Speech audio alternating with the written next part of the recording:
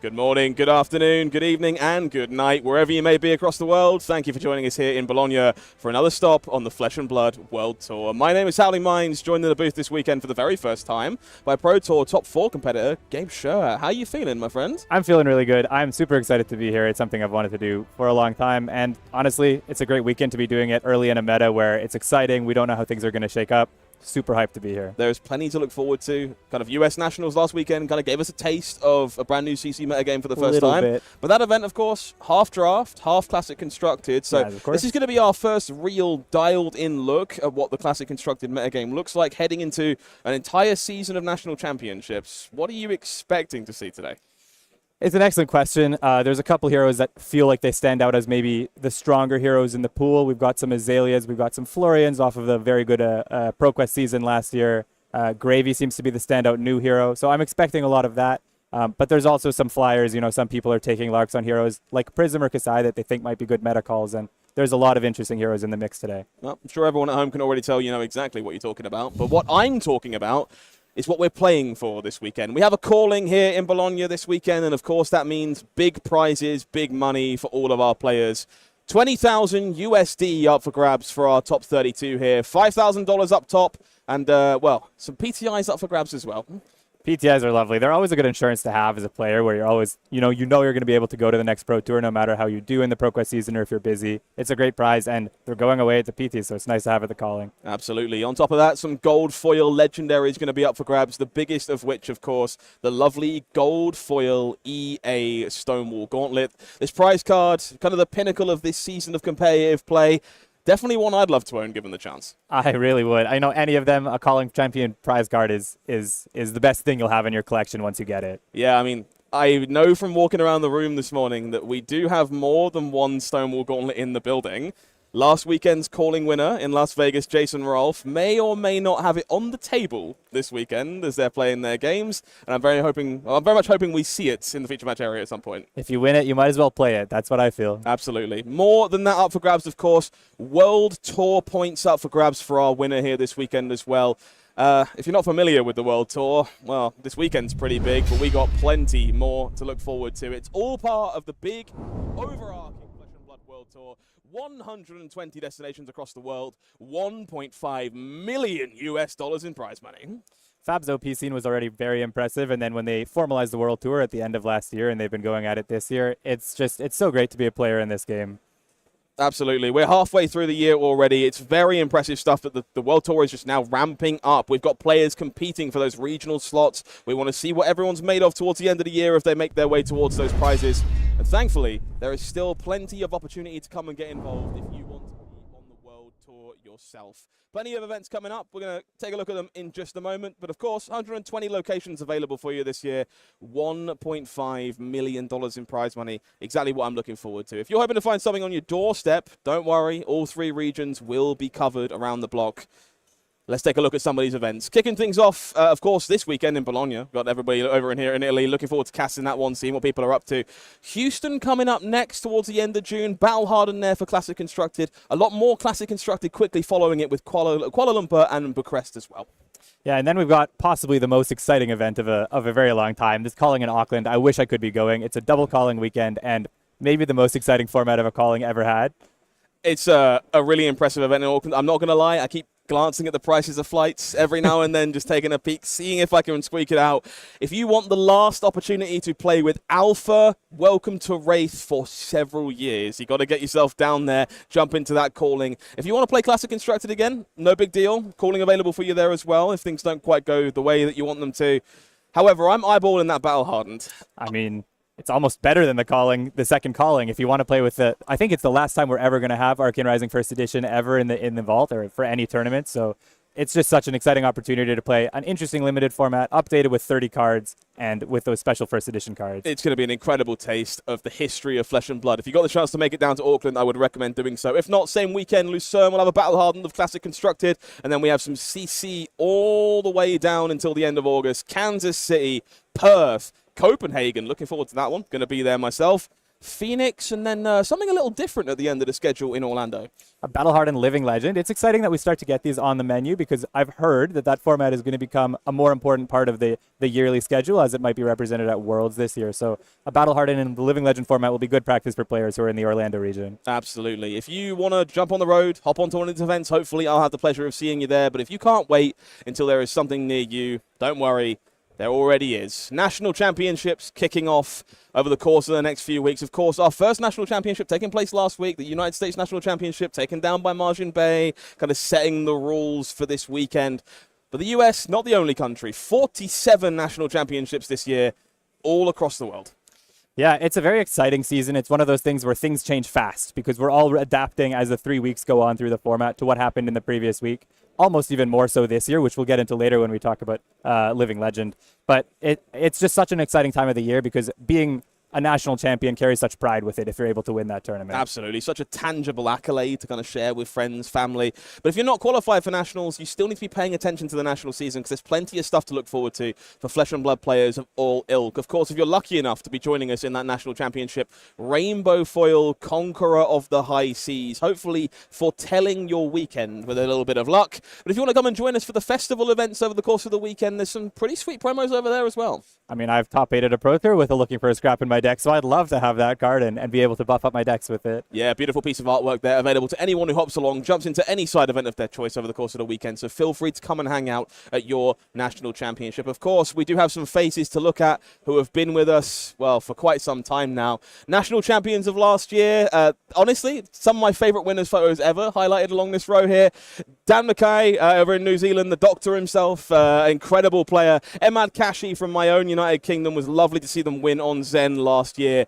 And I can't get over Xing Sang's face. It just brings me joy every time I look at this slide. You can tell how much that win meant to them. A spectacular photo and just spectacular players all up here. Like all 5 players here. Several of them in the room today, or at least 2 of them, and they're just such great players. Absolutely. Evan Hurd and Jacob Trossing, current existing national champions. I'm sure they'll be back to try and defend their titles in the near future, one way or the other, but we'll have to see if they manage to do so in the coming weeks. Of course, 2025 champions, there's a lot left to be figured out so far. Margin kicking things off last weekend in the States. I'm going to say this was a fan favorite victory. This is very exciting. You even saw the photo of the World Tour Weekly where he's giving himself the National Prize Award. He did a great job at the tournament and a great job in general, and it's put Verdance on the map, especially for this weekend as well, which is exciting. And then we don't know who's coming up next. It could be you, Scott. It could be me. We both have our national champions in the next couple of weeks. Absolutely. If you're looking forward to more national championship coverage, don't you panic. The Canadian National Championship and the United Kingdom National Championship will have live official coverage on the Flesh and Blood YouTube channel, so plenty more to look forward to there. We've done enough looking forward. I want to do a little bit of looking back, Gabe. We've got one big story on the weekend that we've got to keep in mind. The Living Legend leaderboard. People slowly making their way towards those lofty heights, but those top 3 heroes, they might not be with us much longer. It's been an exciting year for Living Legend. It's a thing I really appreciate about the Fab metagame that keeps the metagame fresh. We've had several Living Legends as well already this year, and New and Azalea are on the precipice. Both of them able to LL with the recent changes to the LL point system if they win this weekend. Azalea getting 75 and New getting 50. I can't help but notice you're bad-mouthing my girl a little bit, Gabe. Dash, still number 1, still top of this leaderboard. A win will take her over the line as well. I mean, I believe in it. Do you? Look, I think she might die in the national season, but I'm not sure she's going to die today. Well, I would like to prove you wrong. So let's take a look at the metagame for today. Gabe, there's no Dash. There's no Dash. So I was right. It doesn't seem like it's a very well-positioned meta choice or a hero that people are bringing and talking about right now. No, sadly not. I guess my hopes will have to wait until, well, maybe my own national championship. We'll have to wait and see. But plenty to talk about here. Big winners of last weekend. I'm looking immediately at Verdance, a huge uptick in the representation of that hero across the weekend. But our top row here, pretty set in stone. Azalea, really big fan favorite deck going into this weekend. A lot of potential, loved by the Italian community from what I'm led to believe. Florian didn't have the best weekend at United States Nationals, but still a huge contender in this room. New just behind in 3rd. Both of those heroes on the precipice of reaching Living Legend, represented in huge numbers this weekend. We could have a very exciting finals or top 8 if we're able to see several copies of these heroes in the top 8. They, as we said, they're on the precipice of LL. It's a great matchup too. It'll be a very interesting time. Another big looming question from last weekend. Gravy Bones, the Shipwrecked Looter, coming in at deck number 4 on this weekend. Gabe, how are you feeling about Gravy so far? I think in the history of Fab, we've had these board state heroes like Dromai and Enigma and the original Prism that tend to be pretty good and pretty over the top of what Fab Fab players are used to seeing. And I think Gravy, just right off the bat, you can recognize that it's that type of hero. It's worth investing the time into. It's a complex deck that has a lot of lines to figure out, and so it's been a fun one to play over these last 2 weeks. And it's so far proving to be the strong hero of High Seas. Absolutely. A few other heroes here I've got my eyes on personally. Dash.io picking up some new cogs in their machine. That one-off Boltwin down there in the bottom corner. I believe they're a NIMBY enjoyer from what I'm led to believe. So we're going to have to wait and see if Boltwin can show up. Which of these heroes are standing out to you? I'm looking at some of the heroes in the second and third row. So we've got this Prism, which seems like a pretty good meta call. It's got a decent to good Azalea matchup. It's got a very good Gravy matchup, a very good Kano matchup. I believe the Florian matchup is sort of one of those matchups where both sides think they're favored, but a Prism is one of those that feels like a good meta call and is just a strong hero overall. We've also got that Kano, which I already mentioned. It's only 13. It's not highly represented, but it never really is. And it's one of those heroes that just has such explosive potential that it really could sneak this event and beat some of those top decks. You know what they say, the best time to be playing Kano is when no one else is playing Kano. So definitely a number to watch as the weekend continues. Overall, really diverse meta game. Really interesting to see some of the shifts from US National Championships heading into this weekend. I'm sure this will keep evolving as we move forward over that season as well. Yeah, and we've got some new cards which have buffed up all of these heroes, so I'm very intrigued to see what continues to happen as we go from 0-0 at the start of round 1 to as we start seeing which heroes are making 4-0, 5-0, and whether some of these heroes boil to the top, even if they're not the most represented. Yeah, I can't wait to find out. There's going to be all kinds of stories to tell this weekend, but I'm going to look into my feelings somewhere. Chat wants new heroes. There's just something telling me everyone watching along at home wants to see a little bit more High Seas. They want a taste of not Gravy Bones. Not Gravy Bones. We've seen a lot of it last weekend, and I expect, as I said earlier, that I think we're going to see a lot of it this weekend, but maybe some Puffin on the menu. These are exciting new heroes that I think have been a bit underexplored because people have been putting time into Gravy instead of Puffin and Marlyn. I'm excited to see what we see. Absolutely. I'm interested in huffing and puffing and blowing this house down. So let's head on down to the feature match area for our first round here at the Calling in Bologna. Puffin Hightail in the hands of Oliver Kuhrt against Arakni Marionette from Piero Carini. Interesting matchup here. We didn't get to talk about Arakni very much in that metagame breakdown, but a deck that's definitely showing up. What are your thoughts on the hero right now? It's a hero that I've enjoyed putting a lot of time into since the release of Hunted. I think it's gotten a little bit better just by the nature of what's LL'd. We've seen Azalea and Enigma leave, Aurora and Enigma leave, which are two of the tougher matchups for Marionette. But I think this is a strong deck. It sort of plays a little bit between an aggro deck and a traditional assassin with fatigue and disruption. It's got a lot of ability to show up in this format. Love to see it. Okay, very excited to see what Puffin is all about into the interaction and devious mechanics of a hero like Arakni Marionette. Yeah, I think this is going to be a matchup. You know, it's not one I've played. Puffin is a bit too new a hero, and I haven't been playing Arakni that much in the last couple of weeks. I think it's a matchup that traditionally seems like it would go in the Arakni's favor. Puffin is one of these sort of mid-rangey, maybe leans a bit aggro type of heroes, and Arakni is usually able to get over the top of those heroes. Puffin maybe needs a couple more cards in order to create those cogs and then be able to play out a big attack, and Arakni is able to take them off maybe 1 or 2 cards per turn.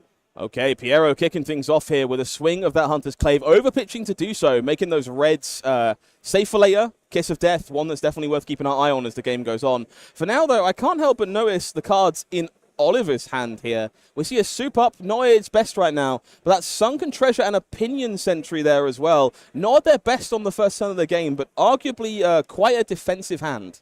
Quite a defensive hand. Another thing it tells us about this Puffin deck is that we're not going to be seeing boost cards. We've already seen a Pirate card, and we've seen well, the soup up is a Mechanologist card, but no boost here from Oliver. Leave no witnesses. Going to be the follow-up here from Piero. This is not ideal. Oliver here definitely getting set up on that first turn. She's going to take it slow, not finding any of that cog generation, unfortunately. And so kind of stuck up creek without a paddle here. Going to try and save that arsenal, but doesn't have an awful lot to work with, truthfully. We see him going towards maybe keeping the Pinion Sentry in hand, which maybe means he's valuing it as a later pick, and he's going to pitch it for the Arsenal, but no, instead he chooses to block with it, and he's got a clean 0 for 4 left in his hand. Yep, seems like a pretty efficient turn there for Oliver. Snapdragon Scalers being cashed in on the first turn of the game here. Piero, clearly a plan in mind to go surprisingly wide. Surprisingly wide and surprisingly fast. I guess if you have this codex, you might as well use it. It's a little bit of surprise maybe that he's picking to use it now instead of just arsenaling it when it could represent that leave next turn. But sometimes codex and arsenal can be very clunky in Arakni. So an interesting decision. Oliver has made the decision to protect that arsenal, so Piero's got to read, maybe I want to take it from him. Yeah, Piero there with an incredibly heads-up play. Happy to see them making the most of that early codex. Oliver here, really awkward situation. That soup up, very potent card. Are we going to see armor committed incredibly early here to keep that Arsenal safe for later? Wow. Surprising amount of commitment from both of these players early in this game. Yeah, this feels like the type of play you'd be seeing on turn 9, turn 10, but we're starting to see it on turn 1. Maybe that card that was in Arsenal, we didn't get to see it at the start of the game, was very important for Oliver. A really interesting hint at what Oliver is running when what we see off the top, the banish off the top there. Yeah, that pummel, if you've not had the pleasure, article written by Sam Sutherland over on fabtcg.com. Very spicy, very unique, ship-orientated version of Puffin. I have a theory, Gabe. Golden Skywarden is simply a block card you can pummel. How do you feel about that? A block card you can pummel is an accurate description. I still think it's better as a block card than a 4-card 11, but it is a really interesting card in this deck, and almost all of the major attacks are targetable by pummel, except for maybe those Sky Skimmers and Cloud Skips, but there's a lot of very important 2-costs in this deck. Yeah, we kind of see these lists with the pummels included leaning towards additional 2-cost cards like Command and Conquer, maybe even Conqueror of the High Seas. So I'm excited to see what comes out of the hand this game for Oliver. For now, back to Piero. It will be that infamous Hunter's Clave kicking things off here. Once again, overpitching, saving that Justinic for later. Do you feel like pitch stacking is maybe something we need to watch in this matchup, or no? I don't know, because I don't know the Puffin side of the matchup necessarily well enough to be able to evaluate that. I think keeping that Justinic in the deck is better than throwing it away for nothing. He wasn't being attacked very aggressively on the last turn. I believe it was just 4. Yeah, it's an interesting position. There's nothing else Piero is doing with the card on this turn. That's what it means when it's going to the pitch zone, so you might as well keep it in the deck. And maybe Piero's also in the spot where he doesn't know the Puffin deck so well, so he doesn't know whether he's going to get to that second cycle or not. Yeah, I think that's a great call. These new heroes, very complex, as we can already see from that pummel being banished. Lots of hidden secrets maybe to consider. And we will see a Tarantula Toxin coming down here on this Hunter's Clave, marking Oliver, keeping them marked. Toxin here, a card that has all kinds of applications in a matchup like this, given that Oliver is pretty happy to block by the looks of things. Toxin has a lot more powerful modes than this, but it's one of those cards that when you have it in the hand and you get given a 5-card hand, at least you can do various things with it, which includes this. Just throwing it on the clave, it doesn't clunk up your hand too much. You're always able to play it. Another back-breaking copy of Leave No Witnesses here from Piero. We can tell that Oliver very set on keeping this Arsenal safe over the last couple turns. Let's see if we can take a cheeky peek at what they're working with in that hand with a bit of luck. They might be keeping it secret from us as well. Seek some Cogwork Zeppelins, maybe another soup up that back card. A bit of a mystery for now. It seems like one of those hands that maybe he's comfortable blocking with at least one of these cards. I don't know what that Arsenal piece is and some of the cards in hand, but he does have a 1 block available on equipment. So throwing the equipment and a 3 block is a pretty safe move against Mario here. That Unicycle, an incredibly powerful piece of equipment for Puffin, will enable all kinds of shenanigans later on. But for now, covering up that breakpoint, keeping that Arsenal safe, it will be a pass of the turn from Piero back to Oliver. Very excitingly, we're ending the turn marked. So we're going to have a roll, and we're going to see a new version of Arakni join the table. 6. Trapdoor. Okay, Trapdoor, a really interesting hero here. If you're unfamiliar, going to search the deck for a trap. Banish it until the end of the turn. Can be played during Oliver's turn for an extra line of defense. How important does that feel in a matchup like this to you, Gabe? And is Trapdoor the version of Marionette we were looking for? It might not be the version of Marionette he was looking for. He's so far been the quote-unquote beatdown in this game. So Trapdoor sort of slows you down, and then when you go back to your turn, you're not able to push very hard. But Oliver did protect that arsenal and might be looking for a bit more of an aggressive turn, which means Trapdoor is an extra 3 points of defense here for Piero. There's also an interesting card called Command and Conquer in Oliver's hand. So if Piero is maybe trying to hold that D-React for the more important attack on the turn, which he thinks might come second, then we might see that Command and Conquer really punish this trapdoor flip. There's some real potency here in Oliver's hand. We kind of briefly alluded to that Cogwork Zeppelin before. It does have the potential to get go again in a pinch with a bit of luck. More importantly, those copper cogs, definitely worth paying attention to. They're not quite as shiny, maybe not as valuable as golden cogs, but I'd be willing to argue they're more valuable in terms of gameplay, sticking around for that extra turn, enabling all these synergies time and time again. It costs a whole card to play out that copper cog, but that extra turn is incredible, and it's not just one turn. What happens sometimes, very interesting play here, which we'll get to in a second. But what happens sometimes with these copper cogs is you're able to keep them around for more and more turns by adding steam counters to them. So the fact that you give it more opportunities to get a steam counter added is what actually extends the strength of that card. Yeah, really interesting choice here from Oliver, choosing to be heads up, maybe accept the IP in this case, leveraging that Command and Conquer in the face of Arakni Trapdoor. Really interesting choice. He puts Piero in a tough spot. That's one card out of deck. Those traps are usually good. You want them in the middle of the game. It's one of the freer ways to get marked against heroes who are very defensive against you.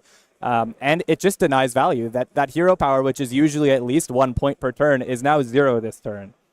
Incredible stuff. And we do see maybe a certain amount of respect here from Piero. Let's see if we can take a look at that hand. I believe that may have been the other 2 copies of Tarantula Toxin.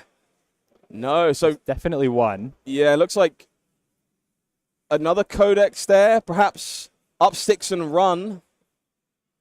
So not a great blocking hand here for Piero, and we do see them taking the damage here, losing their arsenal as a result. And another trap lost as a result of that. Really heads up Command and Conquer there from Oliver. Effectively 2 cards taken out of the Arakni's deck here just from that Command and Conquer. The Arsenal was a D-React, the Banish was a D-React. An Inertia Trap is one of those things that helps you get back into the game as Arakni, maybe in a matchup where or a deck where you don't care so much about marked. It just keeps your opponent off of being able to set up these big turns that can get over your defenses. Piero going to need to find some tempo to rebuild here, and they will do so with a Hunter's Clave, juiced all the way up to 8 points of damage, courtesy of that Tarantula Toxin here.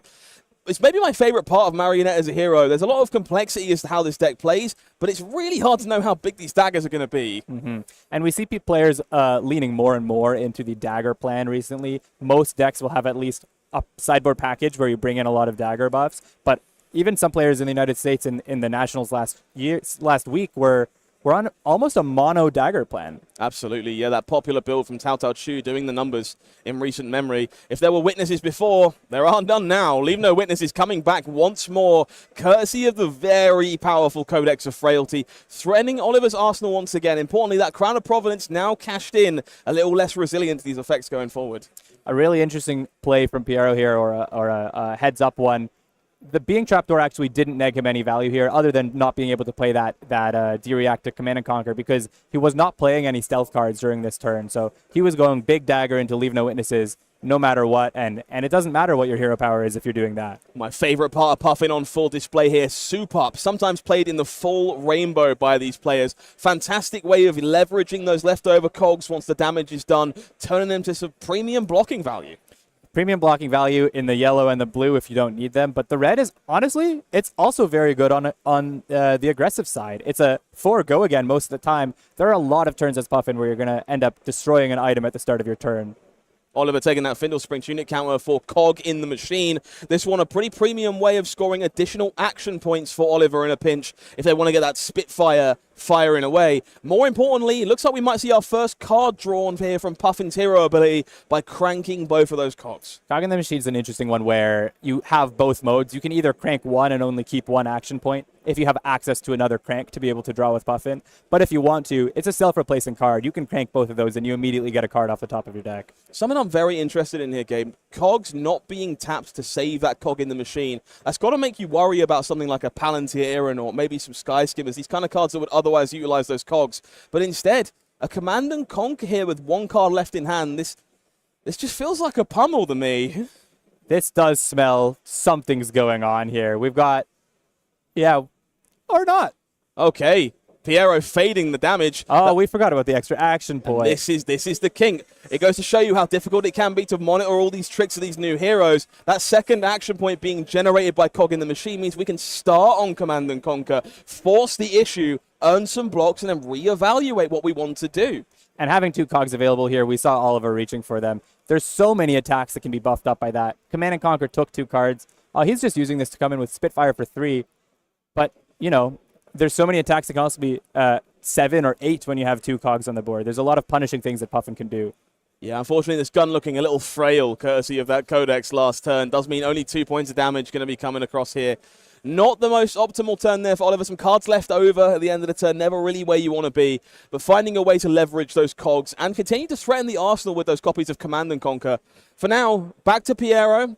Small life gain lead to work with, Savor Bloodshed to start this turn. This card feels like it's one of the more defining parts of these current Mario builds. Absolutely. These dagger builds are leaning into it, but even when you're not running a dagger build, Savor Bloodshed is just one of the best cards you can have. It's a buff 4 on your dagger. 5 on a dagger is so difficult and so frustrating to block. It also works with your Kiss of Death, and some of the time, very often, it draws you a card. In this spot, there's almost no way that Oliver can deny Piero this card draw. Because he is marked, Flick Knives is still available with an extra dagger. Either the dagger's going to hit or one's going to get flicked and Piero's going to get a card. Interesting hand here for Oliver. We do see a soup up blue, a Palantir. There's a Pummel lurking behind that next to yet another Command and Conquer. Worth noting that Pummel is blue, so there are certainly some options here. And another important thing to point out is Oliver maybe didn't get the most value off those golden cogs last turn, but they can also have value on the backside on the following turn. Oliver drawing into a soup up here means he is able to use one of those for Galvanize and block 4 on 1 card. Yeah, we'll be massively committing to this Clave, looking to deny that card draw or at least force the activation of Flick Knives here from Arakni Marionette. Not quite as easy to pick these daggers back up in some of these versions, so definitely some amount of respect being given. Instead, Piero posing the question yet again, using that Tunic counter to send the second Clave across and ask that question once more. It is an important resource to manage as Arakni, your daggers. You want 2 Claves at the start of the game, but you almost want to be flicking one at one point for Orb Weaver if you expect to be drawing it. However, if you have a limited amount of recurrence for your daggers, then flicking it means you might not be able to flick it again for a mark later on. Olivia, they're taking the risk. Chose to take a hit from that Hunter's Clave. Card was drawn, but unfortunately nothing to be done with it this time around. Definitely the risk you run sometimes with those traps and defensive tools in Arakni. However, the roll coming through, we will transform once more into an Agent of Chaos. This time, Orb Weaver, the find. Orb Weaver's a good one. You can expect Piero to try to open up one of those dagger slots on the next turn. This Graphene Chelicera is a very important part of Arakni's gameplay, especially as we get later into the game where it's able to go Clave into Graphene and you're able to threaten this high damage. And then if you're in some of your Arakni modes, your Agents of Chaos, big disruption as well. Oliver here getting the engines running with a copy of Soup Up. You mentioned how good this red copy is on aggression here. We see it at its premium here from the Arsenal. 4 with Go Again from those cogs expiring at the start of the turn. Piero happy to take that damage and see what the follow-up may be. It's a lot of options here for Oliver. We know he has 1 blue. I think... Oh, he wasn't holding a card. I forgot that he blocked with a Palantir there. But this Command and Conquer, he's thrown it several times now at Piero. Arakni, surprisingly not good at blocking, doesn't like seeing Command and Conquer on the backside. Yeah, a whole lot of 2 blocks for those dagger buffs in these lists. Does make you a little more susceptible to this powerful on-hit. A little bit of equipment left remaining, of course. Plenty of options for Piero. Let's see if we can take a peek at what they're working with a bit of luck. Wow. To the point, a very interesting inclusion. Not necessarily standard in these Arakni decks. Used on defense here, but one to keep in mind for the future. As you pointed out, it is a 2 block, so it has that big downside as we lean more into the daggers where we add 2 blocks into the deck. It's one of those cards I saw in a couple lists last week, sometimes as a 1 of or a 2 of. It's a very potent buff in these matchups where you're mostly playing the daggers as Piero has been. Your opponent stays marked for a long time. It's 4 power. That Hunter's Clave going to be coming right back across the line once more for Piero. Sunken Treasure here. A very interesting card in this matchup. Obviously, you can generate some gold in a pinch if you'd like, turning a yellow face down, but more importantly, you can remove those Codex of Frailty targets if you prefer, and maybe save some witnesses with a bit of luck. In this case, unfortunately for Oliver, there are 2 Leave No Witnesses in the graveyard, and 2 Codexes have already been played. Oliver has been starved for gold most of this game, so playing the Sunken Treasure here, or blocking with the Sunken Treasure here, is good for him to just be able to start turning on his hero ability in future turns. That Hunter's Clave here being cashed in courtesy of the Flick Knives. We're going to open up that slot for a Graphene Chelicera. This dagger, there's a reason you're not allowed to start with it. There's a lot of flexibility you can find here from this card. Does have stealth on it, which is rather tricksy, I find. Absolutely. Piero discarding the To the Point to the Graphene Chalice, to the Orb Weaver activation in order to equip this Graphene Chalisaura, it means he's probably very much relying on that arsenal that he protected when he blocked out the CNC, because that To the Point does just represent 4 real damage on this turn, where Oliver is permanently locked and he is just playing 2 daggers. That's absolutely the kind of thing you want to be watching when you're playing at a calling. Your opponent isn't just throwing away their cards for no good reason, but we do see a bit of an awkward one here for Oliver by the looks of it. These Pinion Sentries, great on defense, but Copper Cog, not so much. Well, Pinion Sentry along with this Cogworks is a very interesting ability to block. It generates you, if you want to crank those cogs, you get a free card off the top of the deck, I believe. Yeah, this is a really cool sequence if Pinion Sentry is used. Instead, Oliver here going to be using just that Cogworks Tinkering, saving the blue for their own turn to make things come together, leaking a little bit of damage from this Chalisaur instead. And importantly, not having to crank that Copper Cog, which you would if you wanted to get the benefit off of blocking with the Pinion. So he now has that Copper Cog going into his own turn as well. Yeah, really heads-up choice there. Definitely one of the more difficult skills from playing Puffin, I find. These Copper Cogs very valuable in multiple senses. When do you want to make sure they're sticking around for longer? When do you want to get bonus action points? When do you want to galvanize them away and not lose value that way? Lots of decision trees to think about with this hero, and you can see Oliver having those same decisions in real time. That Copper Cog lurking in hand does give us potentially the flexibility to draw a card this turn. Puffin, of course, capable of gold. Instead, we find a Murderous Rabble going to play the play here. It is Cog in the Machine on top of the deck. 1 point of go again, unfortunately. It's a little bit unfortunate in 2 ways as well. He sees that top of deck. He knows he'll be drawing into it. One of the powers of Cog in the Machine is guaranteeing the card draw when you play it. With this hand, what he's wanting to do is draw a card that will actually do something and deal some damage, because all of his other cards here are working towards the Puffin card draw already.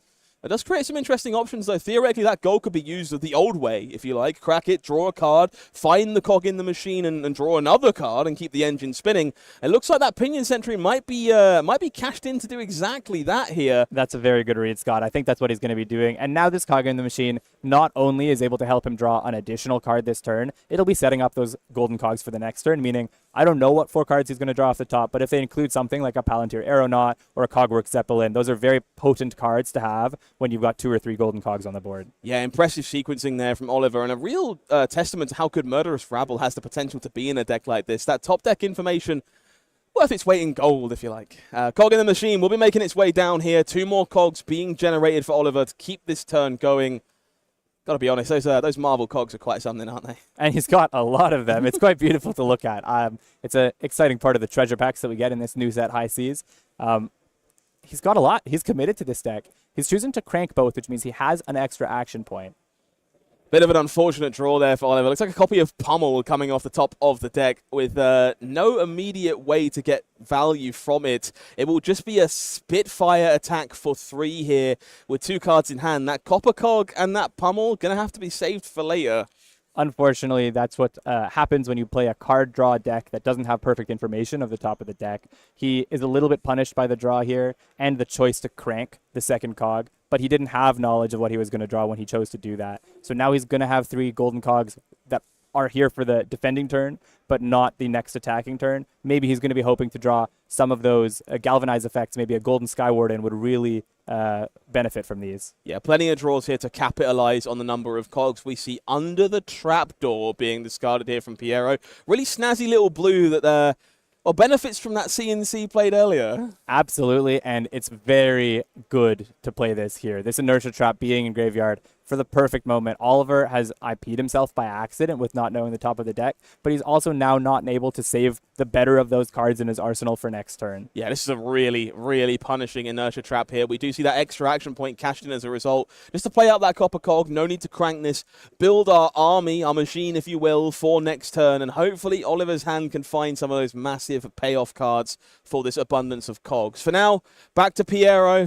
Near full hand to work with here. Going to be kicking things off with Graphene Chalisaur by the looks of things. Bit of an interesting choice, potentially. I was quite excited by the prospect of having that blue Pummel in arsenal and threatening for the rest of the game, but unfortunately it got inertiaed away. We do see a very important card on the side of Oliver here. We did see him draw that Golden Skywarden. There are 3 golden cogs that are about to die on his side of the board. That will be a very big block on 1 card, and it'll create him the gold he needs for the rest of the game as well. Stains of the red back here being cashed in to give this Chalissa a go again. Something definitely felt afoot given the situation. Scar tissue, the follow-up. Piero showing you once again that there is all kinds of nonsense lurking in the shadows. These daggers, often much, much larger than they look, all the way down to 14 points of life here for Oliver. He's found the tools he needs to kind of regain tempo and get back into this game, but not a lot of breathing room to work with. And so unfortunate that the card in Arsenal for Piero there wasn't an attack, because Oliver was really hoping to be able to block with this Golden Skywarden. It's something you don't want to do when you just get attacked with a dagger for 1. You don't want to block 5 into a 1. But in the end, he's not able to turn those golden cogs into the golds that I was talking about. It's an unfortunate result. Not the wrong decision. He was only being attacked for 1, but something that you don't want to see happen. Really punishing sequence there for Oliver. That Skywarden, as a result, kind of trapped instead. Let's see if we can take a peek at the rest of that hand. Those cogs expiring, not ideal. We see Cogworks Workshop. Maybe a Zeppelin as well there. So a few of these powerful options to work with, but not the ideal scenario for Oliver. This hand is modal. There's a lot of ways he could play it. There's a lot of access to the top of the deck between the Cogworks Workshop and the Copper Cog. He probably is able to draw a card if he wants to. Maybe not the most efficient way to play the hand, but if he wants to see what's on top of deck or maybe save an arsenal for next turn, there's a way to play this Workshop and this Copper Cog, and then use Tunic and the yellow to play out just the Zeppelin at the back of the hand there. It will be that Workshop to kick things off. Cog coming in. Steam counters acquired.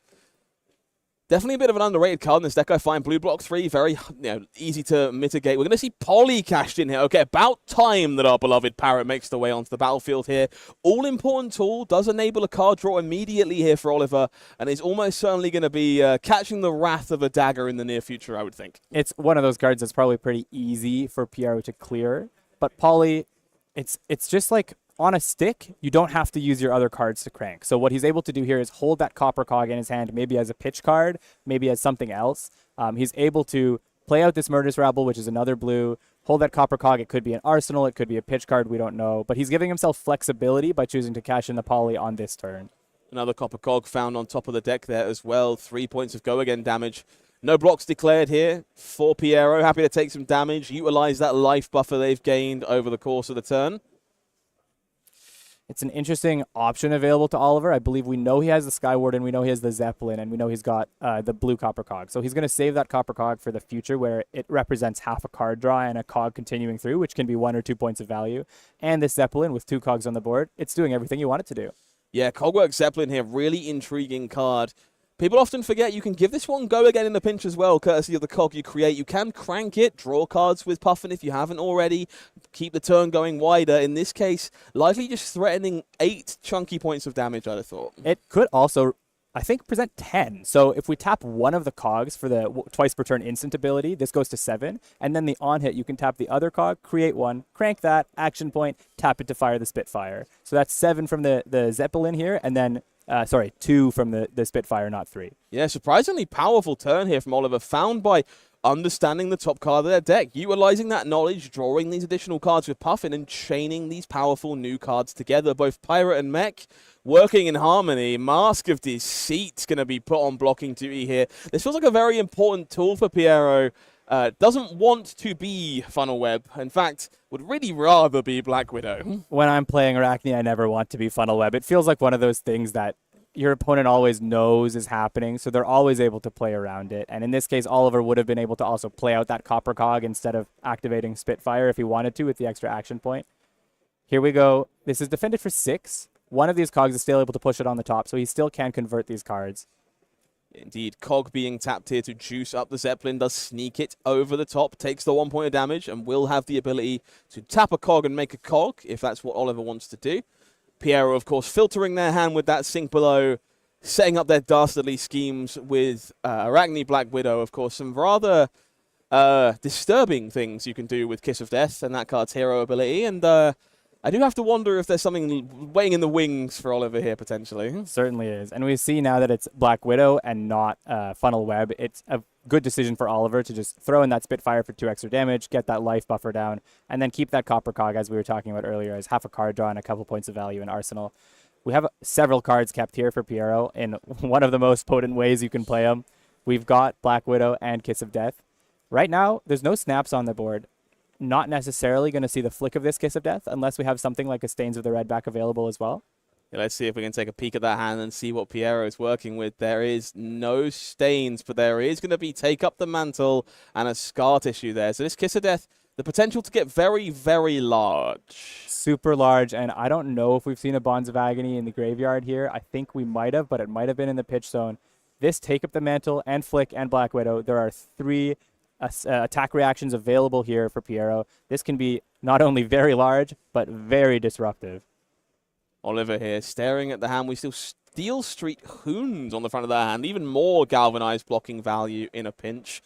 Card that kind of was maybe a bit underappreciated coming out of Bright Lights. Finally finding a home here in Puffin. It's going to be used on defense here on this Kiss of Death, jumping up its block value. But I have the feeling this might not be quite enough to keep this in check. It probably isn't. There's definitely more coming here from Piero. He is reaching for the Black Widow. I like that Steel Street Hoons card. I think it's one of those good blue-based cards that you might as well play at the end of the game.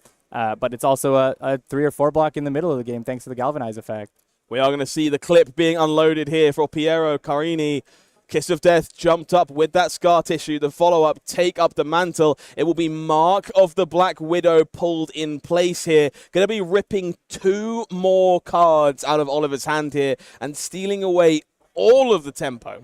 And heads-up sequencing here, I mean, it's the sort of thing you learn when you're playing Arakni, but he played out the Kiss of Death instead of playing out the Mark of the Black Widow so that he could apply that Scar Tissue for 3 extra damage. And then with the Take Up the Mantle, he makes it into Mark of the Black Widow. It's now a very big attack. He's able to make it that card that he had in his hand and hit big and take 2 cards. Yeah, a lot of damage coming through, down to 9 here for Oliver, but interestingly, Polycranker still alive. That last card in hand, the Copper Cog, I believe there might be one in the arsenal here as well. So we can guarantee some card draw, hopefully find some way of putting a turn together. You know, if there's something like a CNC or some other kind of a 2-cost attack on top of the deck, we've got this Poly and this Copper Cog from Arsenal. Then you've got a blue pitch in hand. It's a very good turn. Piero, one of those decks that can clear Poly quite well, Arakni, but why do that when you have access to the turn you just played? Unfortunately, the draw looks to be yet another Copper Cog. The machine maybe stuttering and stalling just a little bit. And unfortunately for Oliver, because of the Golden Skywarden getting stuck in his hand earlier, he doesn't have any gold he can filter to draw more cards with these blues available to him. So instead, he'll just play them out, have a lot of cogs available to him next turn, and then attack for 3, Arsenal another one. Spitfire chipping Piero down to 19. That damage pretty hastily taken. They definitely have their foot on the gas right now. And these Copper Cogs, they're a very powerful part of Puffin's kit. The unlimited text on it, it's the first time we've seen them be able to see a hero be able to play more than 3 copies of a single card. We've seen Oliver draw a lot of them, which maybe means he's on the higher end of that. They are an important part of the kit, and they're quite flexible, but they have this downside where they're a no block that doesn't do anything when you have it in your hand. So maybe you want to be a bit lower than what Oliver's on here. It's still to be explored in these Puffin decks. Big start for Piero here. Save a Bloodshed, that all-powerful Majestic, starting things off next to Graphene Chelicera. 6 points of go-again damage here coming in. 2 cards left for Piero as well here. This is where things start getting really sticky when you're playing against Arakni Marionette. Not a lot of life to work with and potentially some rather large daggers. And I believe we still have Tarantula Toxins available in the deck. I think there's 1 left in the deck, which means blocking this Graphene, it's always punishing, because if it is a Toxin, these block cards don't even block. And we see some of the pain here of these pummels having to soak up damage on that Graphene Chelicera, deny the card draw. Instead, the follow-up, Command and Conquer, threatening to take away that arsenal from Oliver. The damage will be taken, falling all the way down to 3 here. 3 is a dangerous number. 3 against Assassin means that if you are blocking even against any card, then they have the potential to kill you with a 1-card attack reaction activation. Going to be making our way back over to Oliver here. Again, that Poly is still alive, so some potential to remedy a hand, find something new. These Copper Cogs ticking down. Plenty of ammo for some of the best cards in the deck, and it will be a Cogworks Zeppelin, the play here. Does have the potential to go again and crank a cog, which means we could theoretically be drawing another card. Absolutely. It is one of the powerful and glue cards of the deck. It's a card you really want to be playing as much as you can. Unfortunately, this one's the blue.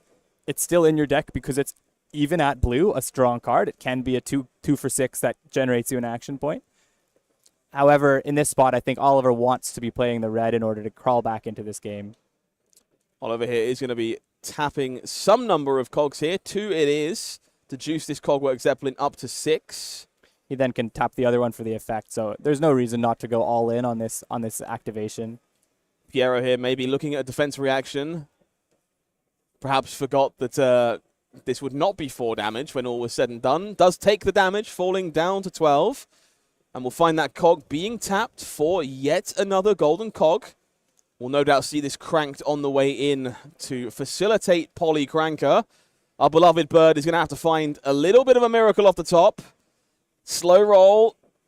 No, keeping it on the table, but not for long. Murderous Rabble going to be coming in for 3 with Go Again here. Not the best find, but not the worst. Not the worst. It's a 1-card 3. You are getting real value off of that card you drew this turn. It's not just sticking there in the arsenal, and Oliver doesn't know how much longer he's alive. So being able to attack for 3 here, and then 2 on the Spitfire, he is actually doing something here. If he can live through Piero's next turn, then he's going to be able to start threatening Piero's life total with real cards on the following turn. Oliver here is cashing in that unicycle to score a bonus point of damage from this Spitfire, pulling these life totals closer than they were previously, but only 3 life to work with here for Oliver and a full grip of shenanigans for Piero.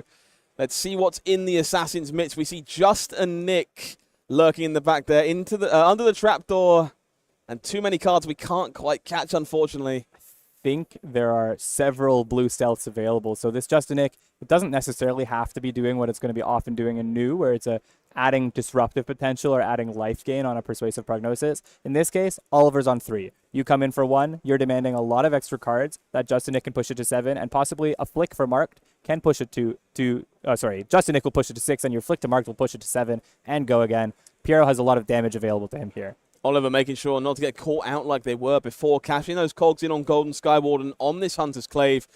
Going to be pretty proficient against a potential trick as well. Keeps you safe from those shenanigans, but it will be a blue stealth attack to follow. Mark of the Black Widow, perhaps one of the more premium ones, and a fantastic target for that Justinic. And I maybe was wrong. He is able to play both a disruptive and aggressive Justinic here, because if he wants to get rid of that last Hunter's Clave, this is going to strip the last card from Oliver's card from hand and deal several extra points of damage. 1 from the flick and 1 from the Mark of the Black Widow.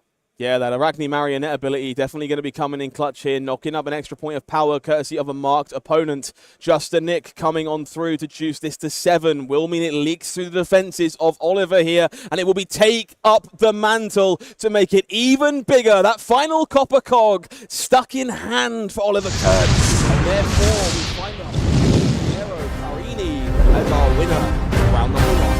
Very impressively navigated game. We saw him rely a lot on the dagger package that was available to his deck there. In the middle of the game, it felt like Oliver didn't necessarily know how to navigate against those daggers, especially with that Golden Skywarden getting punished. It's very tricksy when you play all these dagger reactions and dagger buffs, because you expect maybe to be defending some stealth cards, and then when you're not, you don't know what the mode is that you're supposed to be defending. Are you supposed to be just hitting face? Are you supposed to be giving them a lot of cards? It's unclear. I think that's a really good game to watch back if you're interested in either of these heroes. I think both players learned a lot of things in real time, kind of adapting to strategies as they figured things out. Those daggers, a huge pain in the backside, not literally, thankfully. But watching that kind of gold manipulation, that cog control coming from Puffin as well, something I think that maybe our player featured wasn't the most familiar with, and I'm sure many people at home feeling a similar feeling. It's really hard. With these new high seas decks, you're playing off the top card of your deck quite frequently, and Gravy Bones with the Compass gets knowledge of 1 card per turn. The other 2 heroes are going to be drawing cards, but not knowing what they're drawing. So it's hard to plan out your whole 5-card sequence if you don't know what the 6th, 7th, and 8th cards that you might be drawing are. Yeah, couldn't agree more. If you're interested in cranking cogs and gaining gold, you don't have to just watch along at home. You can join us on the high seas by grabbing yourself a booster box at your local game store. Incredible set, been just beautiful to watch it on display over the last few weekends, and it is out on the market now. It's a set that I was really excited. At first, I was like, it's a pirate theme. It's maybe not my favorite thing. And then as we got more and more of the spoilers and saw what was going on in this set mechanically, it's an incredibly interesting set. The art has been beautiful. I've been really enjoying it. Yeah, from a collector's perspective, a gameplay perspective, it's been a beautiful set. I know it's the favorite of a lot of people coming out of the gates. Maybe some people that were a little skeptical of the pirate stuff coming around slowly but surely. I'll tell you what made me come around. Some of the bling you can find in this set. If you're unfamiliar, treasure packs, 1 in each and every display for you to crack pack open. There's some pretty incredible goodies to find inside these. I opened my first treasure pack yesterday morning. I haven't been able to get my hands on boxes just yet, but oh my god, it's exciting. You feel like this is the pack cracking experience right here. And even some of those commons are very rewarding. Some of these commons are being played in all three of these high seas heroes, and they feel good to get this special version coming out of the treasure pack. These create memories. I think that's been my favorite thing about them so far. I have a brand new player at my local. I've been teaching to play Flesh and Blood recently. Bought their first ever booster box with high seas. Cracked a treasure pack. Gold foil Conqueror of the High Seas, and now that's quite a valuable card, not a bad one to own, but more importantly, that's going to be a memory that sticks with them for their entire time in Flesh and Blood, and I love that about these. Everyone's first pull is always very exciting, and when it comes out of this treasure pack that feels like a golden ticket from Willy Wonka, it's just a super exciting moment to open. Yeah, somehow these aren't even the most impressive cards you can find in the treasure packs. There is all sorts of lost treasure to be discovered. These Marvel tokens, we saw those cogs on full display in our first feature match. Those are gorgeous, but the gold as well. Golkis Rum, my personal favorite from those. We'll get one of those in each and every pack. And then a little further down, there's these some very, very difficult to find amulets and unique treasures. Unique treasures out of the closet of James White himself, and some other stuff, some goodies from the LSS shop. I've been seeing all week on social media, all couple weeks since High Seas released, people post their pulls from these. You've seen some awesome cards from the history of Flesh and Blood drawn in this lost treasure slot. Absolutely. If you want to get your hands on High Seas and stake your claim to treasure that's worth hunting for, there has never been a better time. All kinds of gems, relics, test prints, and iconic memories from the history of Flesh and Blood found in these treasure chests. Highly recommend you checking them out. Well, Gabe, it's been a unique experience so far. I think that was a curious taste of where we are in the format, players feeling things out, getting an understanding of where we are now that we're atop the high seas. I want to see a little bit more of that. How about you? I'm excited. I think we saw that Puffin. We learned a little bit about Puffin watching that game. Maybe both players learned a little bit about Puffin watching that game. I'm excited to explore these new heroes. That's what one of these tournaments just after a set release is very cool about. You get to watch all these new heroes play and bring themselves to the table. Maybe we see a bit more next round. Maybe we see some Marlyn. I think we're going to be hopping aboard with Captain Marlyn for round 2 of this event. So if you're looking to see what the new Ranger can do, don't go anywhere. We'll see you soon.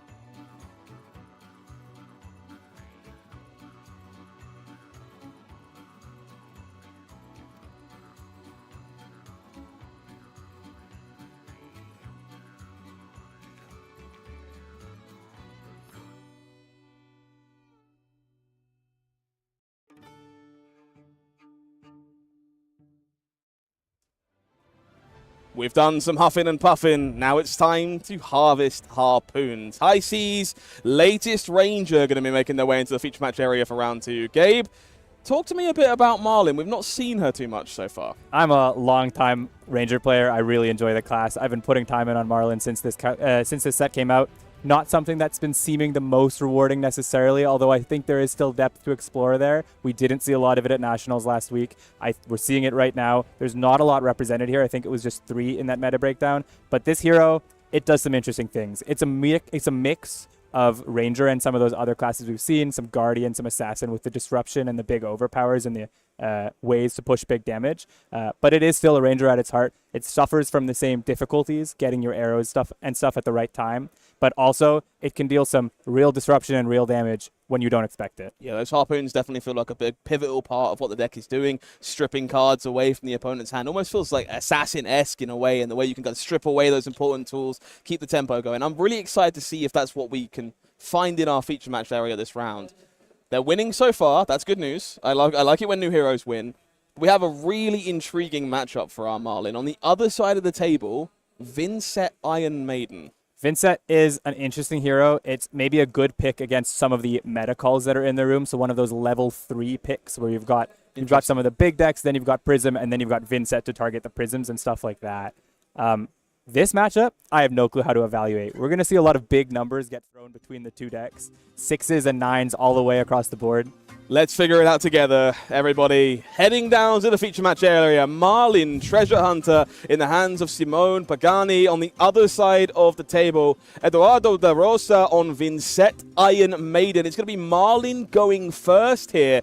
That feels like it might be relevant in this matchup, potentially. I've been finding in practice that going first sometimes is just the right call, especially based on your equipment suite. Sometimes it is the only way you can get a card into your arsenal for that turn going second. There's a big risk where if you go second and you're not given a way to load up that arsenal, you don't have a tipple or a take game or anything like that, then you've actually just gone first, but the bad way. You don't get an arsenal out of it. And so it's important to go first to be able to guarantee that you're able to get a card into Arsenal here. In this case, he's also able to get a permanent resource. It's going to stay with him in that Gold Kiss ROM. So this is actually one of the best things you can do on turn 0 as Marlyn. Yeah, I think more importantly, perhaps taking going first away from Vincet feels very impactful in this matchup as well. We kind of see one lurking in the hand there for Edoardo.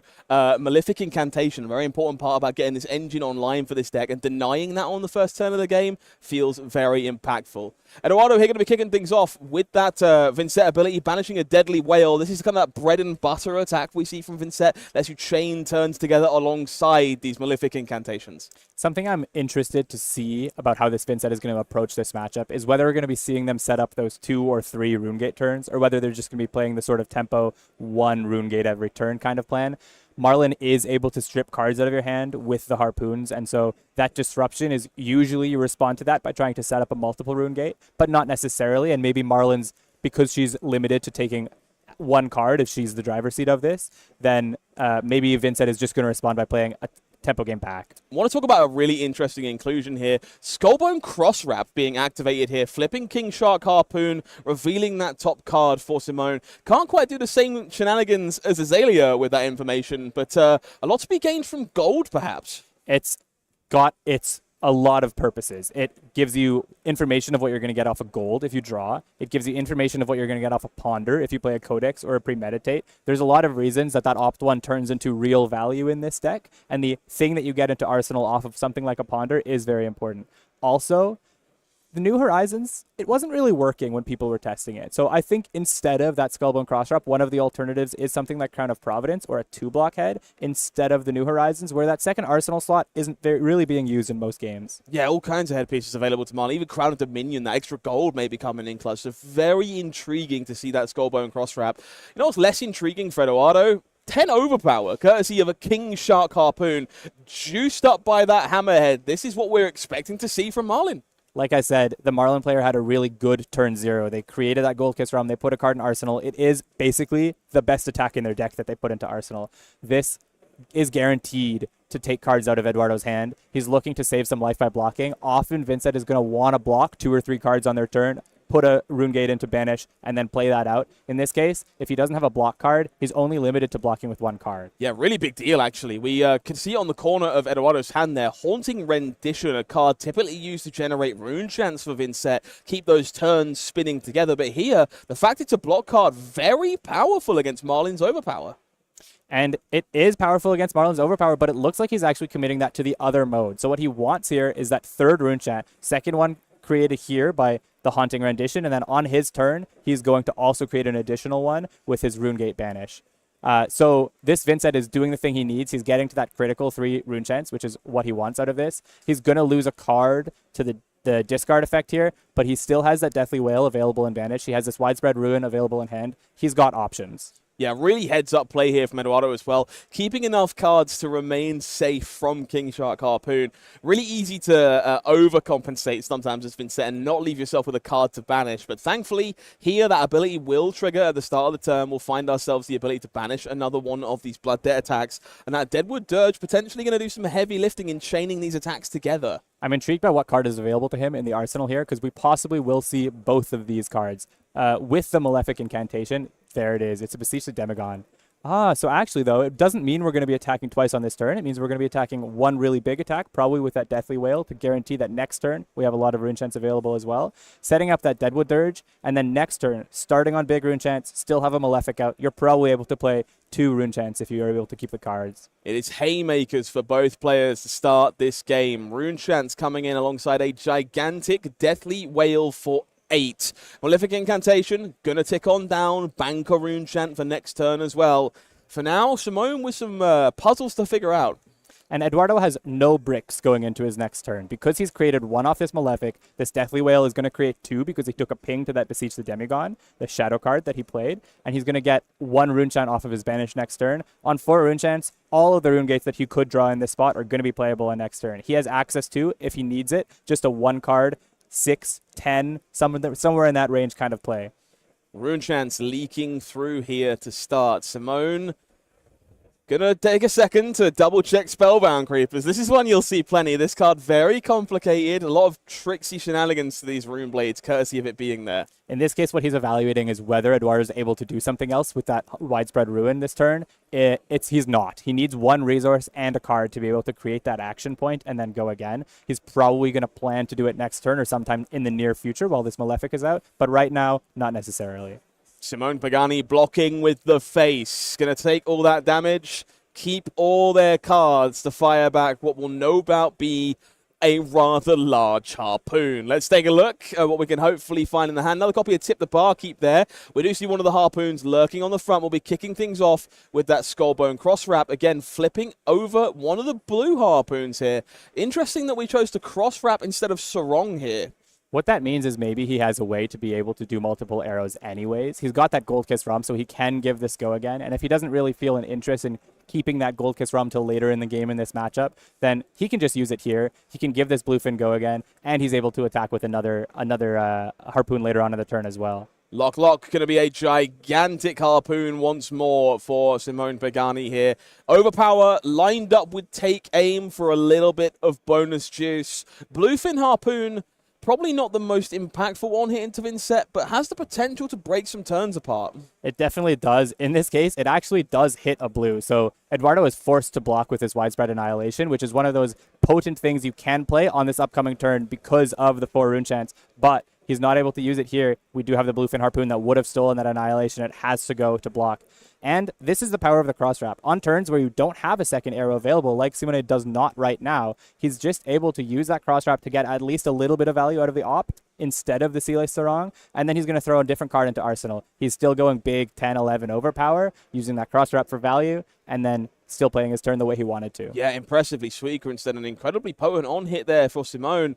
Got a card in the hand for Edoardo that I kind of want your opinion on, Gabe. Mordred Tide felt like a bit of a Viserai specialization at times. Interested to see it showing up here in this deck. Edoardo's probably thinking maybe the tax that I have in this deck is that I'm not able to create rune chants very well. So perhaps what he wants to be able to do is play that Mordred Tide in turns where maybe he needs that vexing, but he doesn't want it to just turn on a Rune Gate 2, or he wants to turn on a Rune Gate 3 or a Rune Gate 4. So he's able to go Mordred Tide into that Vexing Quill hand. And then maybe with something like a Deadwood Dirge in Arsenal, he can get that second chain, still be a Rune Gate 3 or 4 or 5. Well, not 5, but a lot of Rune Chants on the board for big damage. Yeah, those Malefic Incantations also partnering very well with that card. Interested to see if it makes its way into the arsenal this turn. For now, it will be Widespread Ruin, accompanied by 4 Rune Chants across the line here. We do see some Arcane Barrier and even a little bit of Spell Void available to Marlyn here. The deck's quite blue-heavy. How much do you expect Rune Chants to be a consideration for Simone? I think when the number is 2 or 3, we're going to see Marlyn pitching to that Arcane Barrier quite frequently. When the number is 4 or 5, probably not. It's just not worth pitching into this when you're still going to leak one. He does have a Tunic available, so he could pitch a blue and use the Tunic, but it feels like with Widespread Ruin being the attack that we're seeing here, there's not that much incentive to pitch to it. Marlyn is able to block and does have access to blues, so if we're going to be seeing something like Widespread Annihilation or Widespread Destruction, or maybe even a Deathly Wail, which is a good setup card for the Vincet, then we're going to see the Marlyn player start to pitch into these Arcane Barrier and defend these attacks. Yeah, I guess one of the small benefits of these harpoons, you have knowledge of the opposing hand, so tools like Succumb to Temptation, less terrifying than maybe they might be normally, because you've got that information to work with, courtesy of your harpoons. Top card will be banished. CNC, the banish here. Curious choice. Unfortunate. CNC is always nice to have in your graveyard as Marlyn instead of in your banish zone, so that you can pick it off of a Codex of Frailty if you'd like to. We do see that Beseech coming down once again. Target made that Deadwood Dirge that was parked previously, used to turbocharge our Rune Chants and enable a second gigantic Rune Gate attack here for Edoardo. This is textbook Vincet. This is textbook Vincet, and we saw here the activation of the Spellbound Creepers, which is what enable it. So that Mordred Tide is not doing much for Vincet on this turn, but having one more card, which is just the pitch card you need for Spellbound, that single card, that access to one resource, enabled 12 more damage that we see here on the board. We can see on Simone's face a bit of a puzzle to have to go through here. Wants to keep all those cards to tie together another gigantic harpoon. This game feels like it's progressing pretty quickly. Both players sending evasive damage, hard to respect, need a lot of cards sometimes to chain their own turns back together. Definitely feels like a bit of a standoff. It feels like one of those games where both players play decks that win because they throw these big numbers that your opponent doesn't necessarily have a way to respond to. In order to block it out, you're also usually giving your entire hand. So there's just no reason to do that. And they both want to keep doing this at each other. So it's just going to be face, face, face, face until someone wins. And Simone is interested in blocking with the face. Down to 7. We're keeping all those cards to keep momentum with our cannons. Let's see how we can return fire here. This feels like a really big deal. Needs to be a really big hand for Simone. Let's see if we can get a peek at what they're working with a bit of luck. Gold tip at the front of that hand. Looks like maybe 3 of a kind, perhaps. Next to a harpoon already in Ursula. This feels like a big game. This does feel like a big turn. It's quite interesting that he's able to play... that he's holding this whole hand. There are modes of 3 of a kind where you actually want to block with a lot of cards and then hold that 3 of a kind to refresh your resources for the harpoon activation and then attacking with a harpoon. In this case, Simone sees potential for a very big turn. We've got Go Again on this big blue overpower. We've got a gold to tip available. We've got 3 of a kind. We're still going to see another big card after this one. Card that we haven't talked about so much on the equipment suite for Simone here as well. Gold-baited Hook. Not an auto included in a deck like Marlyn, but looks like it could be pretty potent on a turn like this one. It could be. The thing about this card is that you want to activate it when you have guaranteed way to be able to create a gold. And in this case, the first harpoon he's leading with, the one that has overpower, is a bluefin. Usually not going to hit against Vincet. If Vincet has a blue in hand, it's often going to be just 1 because they run only 6 or 9 in their deck. And so Simone not able to get that blue fin for its on hit. And so he's choosing not to activate the Gold Kiss Rum, doesn't want to lose access to the Gold Baited Hook, doesn't want to lose access to the card later on. Definitely a card that can throw some spanners in the works here. We see a copy of Cull for Edoardo on the other side. This one now active due to damage being taken from that bluefin harpoon. Has to be a consideration as Simone sequences the rest of this turn. Absolutely. We see a 3 of a kind being played here. Interestingly, choosing not to play the gold the tip before that 3 of a kind. Maybe they're worried about not drawing the amount of resources that they need for the rest of this turn, and so they wanted to hold on to the yellow to guarantee that they're able to pitch for the weapon, the attack. I can't quite see, but I don't see much to work with in the hand for Simone there. Pitching the trophy shot to draw another card from the gold. I think we're passing, Gabe. That's 4 cards going unused here. 3 of a kind getting in the way for Simone Pagani. 5 cards, no arrows in a row. 3 of a kind can be so punishing. And this is one of those spots where the choice to play a little bit more of a defensive equipment suite with that enchanted quiver doesn't pay off. If he had a quiver of rustling leaves, he could have pitched some of those cards, hope that the next card after the gold was an arrow. He can keep pitching towards that and get a card into arsenal. In this case, unlucky. Back-breaking swing of tempo from Simone there. Edoardo, no doubt, very happy about this scenario. Vincet going to kick things off, banishing that Eloquent Eulogy we saw before. The Vexing Quill hand being cashed in here to get us back to 3 rune chants. Gets us back to Deadly Whale to keep these turns chaining together. And Edoardo was able to get that Deathly Whale from last turn, playing the Widespread Ruin and having activated the hero, the ping yourself from the Beseech the Demagon in the middle of the turn. So that Widespread Ruin hit a rune gate off the top of the deck. Now Edoardo is just chaining these rune gates. He's access to basically a free extra card available to him. It's the power of this Shadow Talent, where sometimes those cards come off the top of your deck, they go to your banish zone, and you have a 6-card hand available to you next turn. Simone here taking a moment, going to be respecting those rune chants this time. It's a little harder to disrespect them with only 7 life to work with. On the upside, there does appear to be another 3 of a kind in the hand here for Simone, so potentially chance to remedy a wrong. I think there's a couple things. One, preventing the Arcane here turns off that Spellbound Creepers, so he's not going to be able to keep it for a future turn. It's going to die, and even if Edoardo didn't plan to use it now, he's not going to be able to use it later. The other thing is, Deathly Whale is one of those where, if you have the access to, where it's just 3 rune chants and 5 damage, blocking the whole thing is very important, because that means Edoardo has a potential to be able to do nothing on his next turn. Yeah, huge amount of respect for that Deadly Whale, and you love to see it. It's going to help potentially catch back up here for Simone, but we're going to need that 3 of a kind to do some of that heavy lifting up front. That's part of the beauty of the 3 of a kind, is he's able to play it the way he did last time, where had he drawn a little bit more luckily, it wouldn't have looked as bad as it did. It would have been a very potent turn with multiple arrows coming in. In this case, he's able to block with a couple cards, opt one down, still play out this 3 of a kind.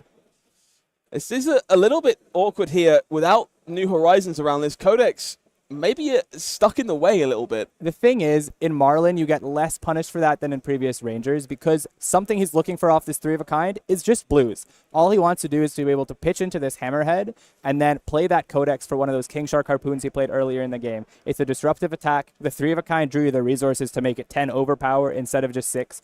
And that overpower can be very important in this matchup as well, for a variety of reasons, not least of which we haven't talked about yet. The Face Purgatory. It's one of those ways that Vincet can get back into the game when they're on the back foot. And if you're against an overpower, you just cannot get the discard and draw effect off that card. Yeah, huge call out there, Gabe. Resources going to be left over here after activating the Harpoon to both discard a card to this Codex to facilitate everything and throw a gigantic King Shark Harpoon here. This one, very real Go Fish ability into Vincet. Has the ability to ruin an entire turn. It does. Unfortunately for Simone, there is actually still a card available in Edoardo's Banish Zone. And so even if he's able to take the last attack out of Edoardo here, as long as Edoardo is able to find a way to get to 2 rune chants on his turn, then he's still going to be able to attack. So it's good and it's bad. It doesn't necessarily shut him down in this spot, but it's still what you want to be doing. And the 3 of a kind enabled it. Look at those blues in the pitch zone, and he was able to discard to Codex and not get punished for arsenaling that card. He's still going to have a ponder, still going to put another card into arsenal. I think that 3 of a kind was perfectly fine for Simone here. Yeah, a lot of things to like here for Marlyn Treasure Hunter. The hand looking a bit difficult to navigate for Edoardo on the other side. Let's see if we can take a closer look. Funeral Moon, Deadwood Dirge, and 2 attacks available here. Plenty of options, honestly. Plenty of options, and frankly, at this stage of the game where your opponent's on 7, it's one of those spots where you wish you could just block 9, hold that Deadwood Dirge, block 6, hold that Deadwood Dirge and maybe the Funeral Moon, and then just come in with that Widespread Ruin. It's not a Widespread Ruin, it's an Eloquent Eulogy. The art's been obscured this whole time. It's not so big, actually, to play that Eloquent Eulogy. It's still something he can do off of a 1-card hand. He banishes any card, creates a rune chant, and attacks with the Eloquent Eulogy. Unfortunately, it's not going to be threatening the life total the way that something like a Runegate 2 or 3 might be able to here. Yeah, that kind of Phantom Wraith, Deadly Delight in hand, then they're good role players for Vincet, but they're not the really big haymakers, the widespread annihilations that we're looking for to really get the door shut on this game. It puts Edoardo in a bit of a awkward spot here, looking to respect some amount of overpowered damage here. That Phase Purgatory going to be committed to just getting 2 block value.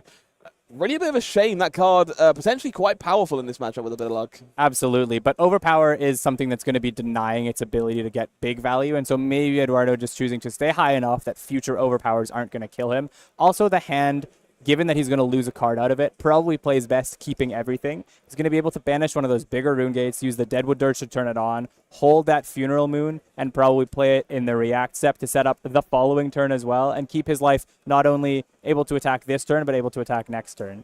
Edoardo very much agreeing with you there, keeping the whole hand, eating shark for breakfast. We'll get 4 cards to take a look at. We know what they are here.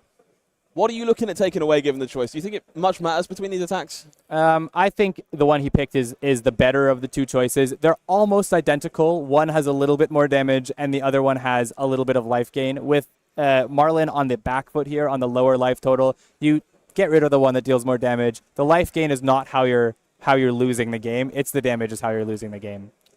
So we will lock and load that Ponder token for Simone. Going to park that Arsenal for a future turn. And we will see Vincet's ability activated to kick things off here for Edoardo. That Funeral Moon not cashed in at the end of the turn there, held for now. It will be that Deadly Delight placed in the Banish Zone. That one potentially playable this turn, courtesy of that Deadwood Dirge. So some choices to be made here. There are some choices to be made. Unfortunately for Edoardo, it looks like, we don't know the Arsenal card, but it looks like he might be taking some points of blood debt at the end of this turn if he's not able to clear both those cards. And now that he's down at 11, that clock does get real. Like we were talking about earlier, Marlyn is a deck that's able to block quite well. So if he's able to identify that there are some Runegate cards left over every turn for Edoardo and starts to just wait him out and let him die to the blood debt that he's promised, then maybe it's a strategy that gets Marlyn back into this game. Right now, you're still being faced down with 8. It's something that's hard to deal with, but Marlyn probably one of the better decks in the meta to be able to deal with this. Yeah, this creates a really interesting dynamic going forward. There are, of course, ways to generate those action points out of nowhere. The likes of Succumb to Temptation come into mind immediately. But Vincet here kind of paying the price for the deal with the demon that she has made here, limited to small amounts of damage per turn when you can't quite chain these rune gates together. And Marlyn very well equipped to soak that damage up and find a window to strike back. Absolutely. And these Funeral Moon type cards that Edoardo has available in his hand, they can be a way to create that action point. With the Grimoire, you can create an Eloquence and then play them for go again. However, because he's a little bit limited on cards and resources here, it might not be the way he's approaching this turn. And that's what we're going to see here from Simone. We do see, interestingly, yellow and red pitched away, blue blocked with very deliberate decision to get those power cards back into the deck. But respect earned. Going to block out that entire attack here, utilize our hand to the fullest. And again, ask Edoardo the question, where are your rune chants? How are you going to put your turns together? How do you intend on attacking me more than once? And that's the thing. Once you've used the Vexing Quill hand, you've played a couple of your Deadwood Dirges, you're out of these free outs that create your rune chants at the start of your turn. Edoardo is still safe with access to that Eloquent Eulogy that is going to be a Runegate 1 playable card for him. But Marlyn playing the right move once they get down low is just start defending out these rune gates that come in for good value, but maybe medium damage where you're able to defend it quite well. And knowing that they were going to do nothing with their turn, why not keep the Codex and Pre-Med in deck and block with the cards that don't really matter, as they did on the previous turn. It was a heads-up play. It's maybe weird to block with a blue instead of pitch it there, but it was quite well navigated. Yeah, love to see it. Edoardo here taking a moment to consider their options. Does banish that Deadly Whale to get things started here. Does have the potential to play it. I believe that the last Deadwood Dirge lurking in hand here. Next to that Funeral Moon that's been knocking around for a while. And Sonata Galaxia, potentially very powerful here, fetching up either Malefic Incantation or its larger counterpart, the Blood one cost incantation. Man, cards are hard. But generating rune chants either way here to facilitate what we're talking about. Get those turns chained back together and put their foot back down. Absolutely. And that Funeral Moon, again, being one of these what seems on the surface like an inefficient one-pitch red, but there are some decks like Vincet that are able to get away with pitching a red for so much value in this spot. It looks like it's an inefficient way to pitch, but he only needs that one resource, and this card translates into damage now, damage later, and most importantly, an efficient way to continue to play the game that he's trying to play. This Malefic, maybe on a game cycle, only deals 3 damage. What it means for Edoardo is he's able to keep playing the game every turn as we go forward. Yeah, it will be that Malefic incantation over the Runeblood incantation here. That one kept in deck for another time, but those turns going to come together looking much more potent now. However, this turn will be another one-attack turn by the looks of things from Edoardo. That Deadly Whale likely to be the attack of choice here, triggering the incantation, sending some more arcane here.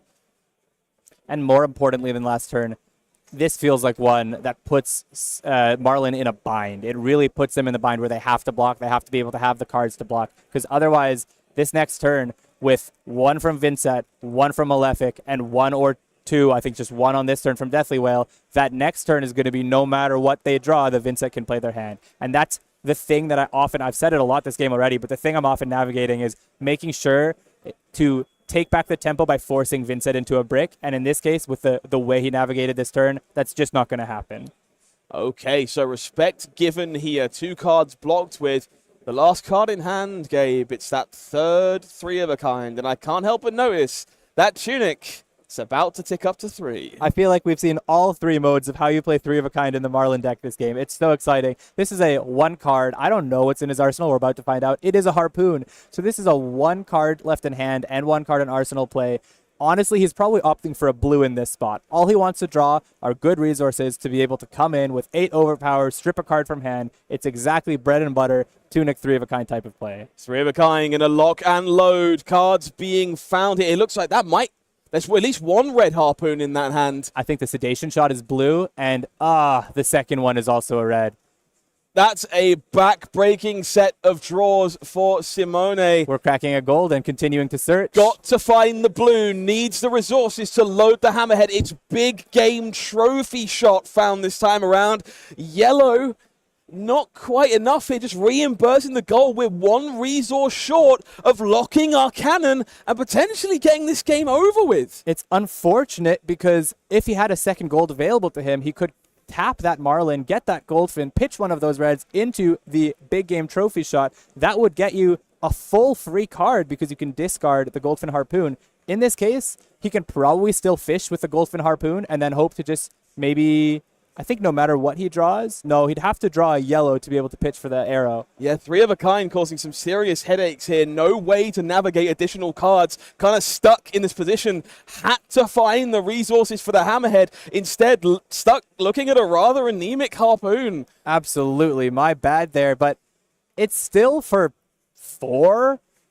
Does have an on hit because often Vincet will have an all red hand, and we do have 1 block available on chess, so Edoardo's going to be able to navigate this by just blocking with that chess piece and 1 card and coming back big time. That is an unfortunate 3 of a kind draw twice in this game for the Marlyn player. Feels like a gift here for Edoardo La Rosa on the other side. Let's see what they're working with as Vincet Iron Maiden.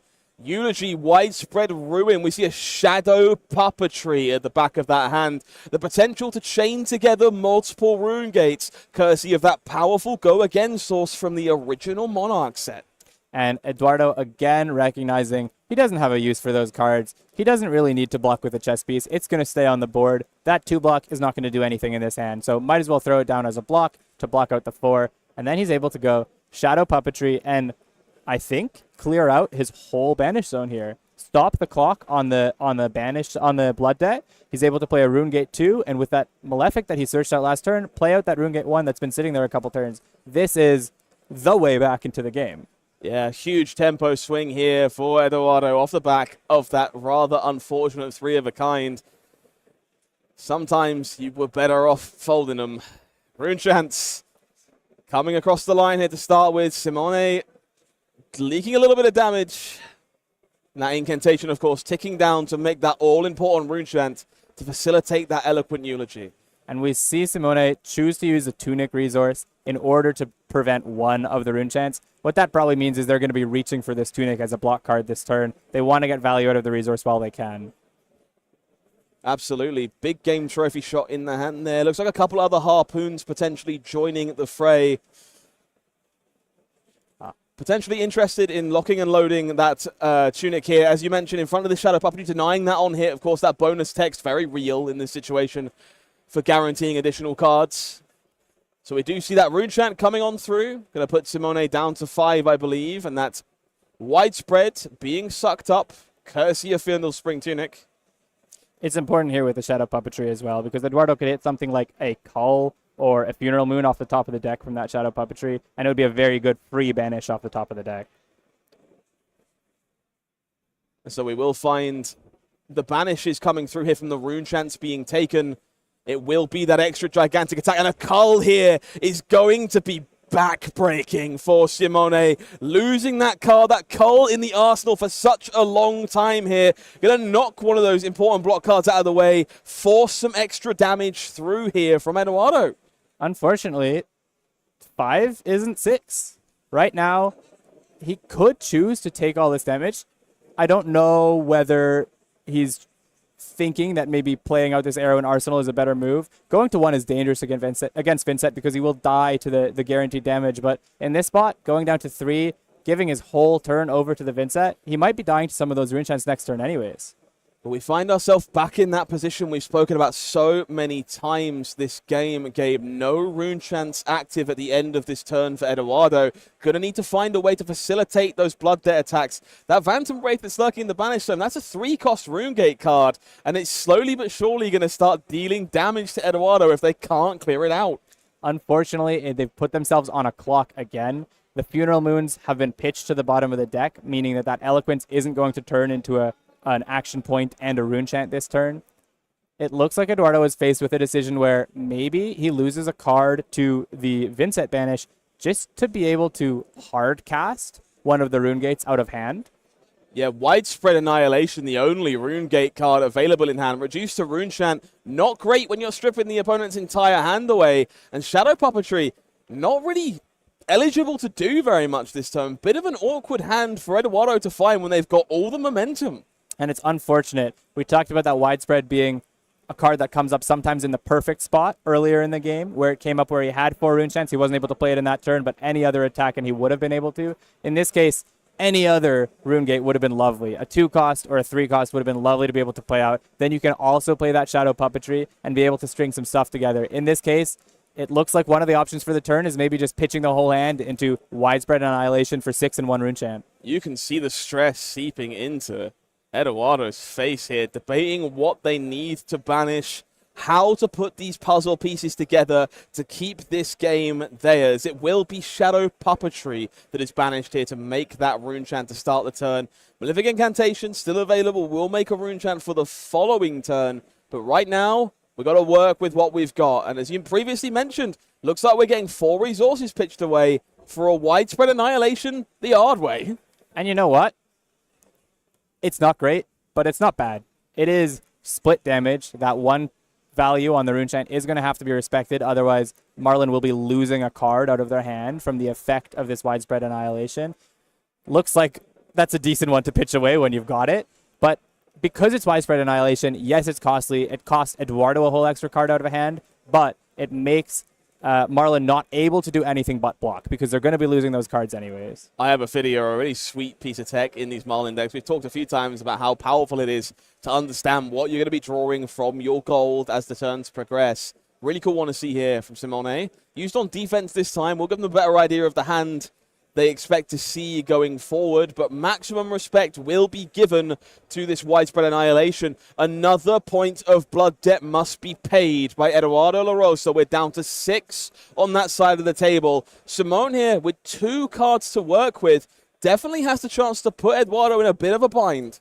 It looks like the game plan has shifted probably to maybe I'm going to throw an arrow every once in a while when I'm able to keep a card, but I want to be able to put that Rune Gate Blood Debt clock on my opponent.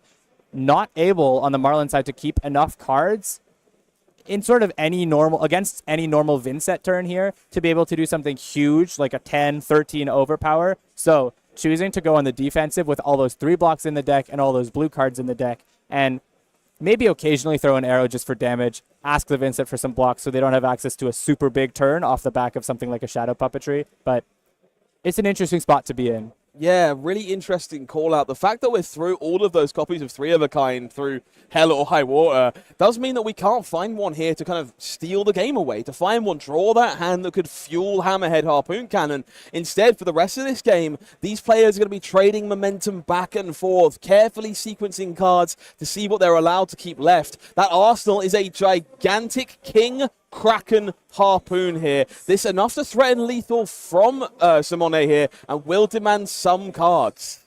And some cards will be given. We're seeing a 2-block given so far. Haunting Rendition being grabbed. Not sure whether it's blocking 4 or creating a rune chant to be able to turn on a big rune gate next turn. I think there's 2 copies of Haunting Rendition in the hand here for Edoardo.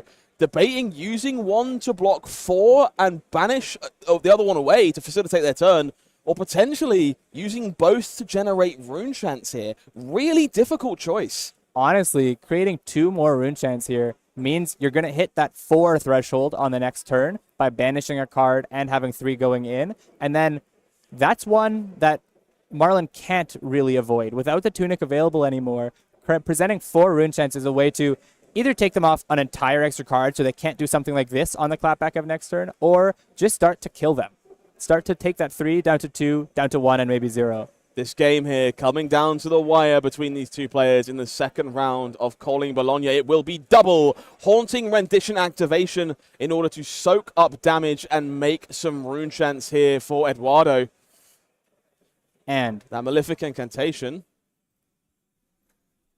Very excitingly here, this call changes the way that this turn is played. He can call with his Eloquence to take a blocking card right off the bat, meaning that there's only 3 cards to be able to block out this Phantom Wraith, or he could have done it in the middle between the 3rd and 4th rune chants.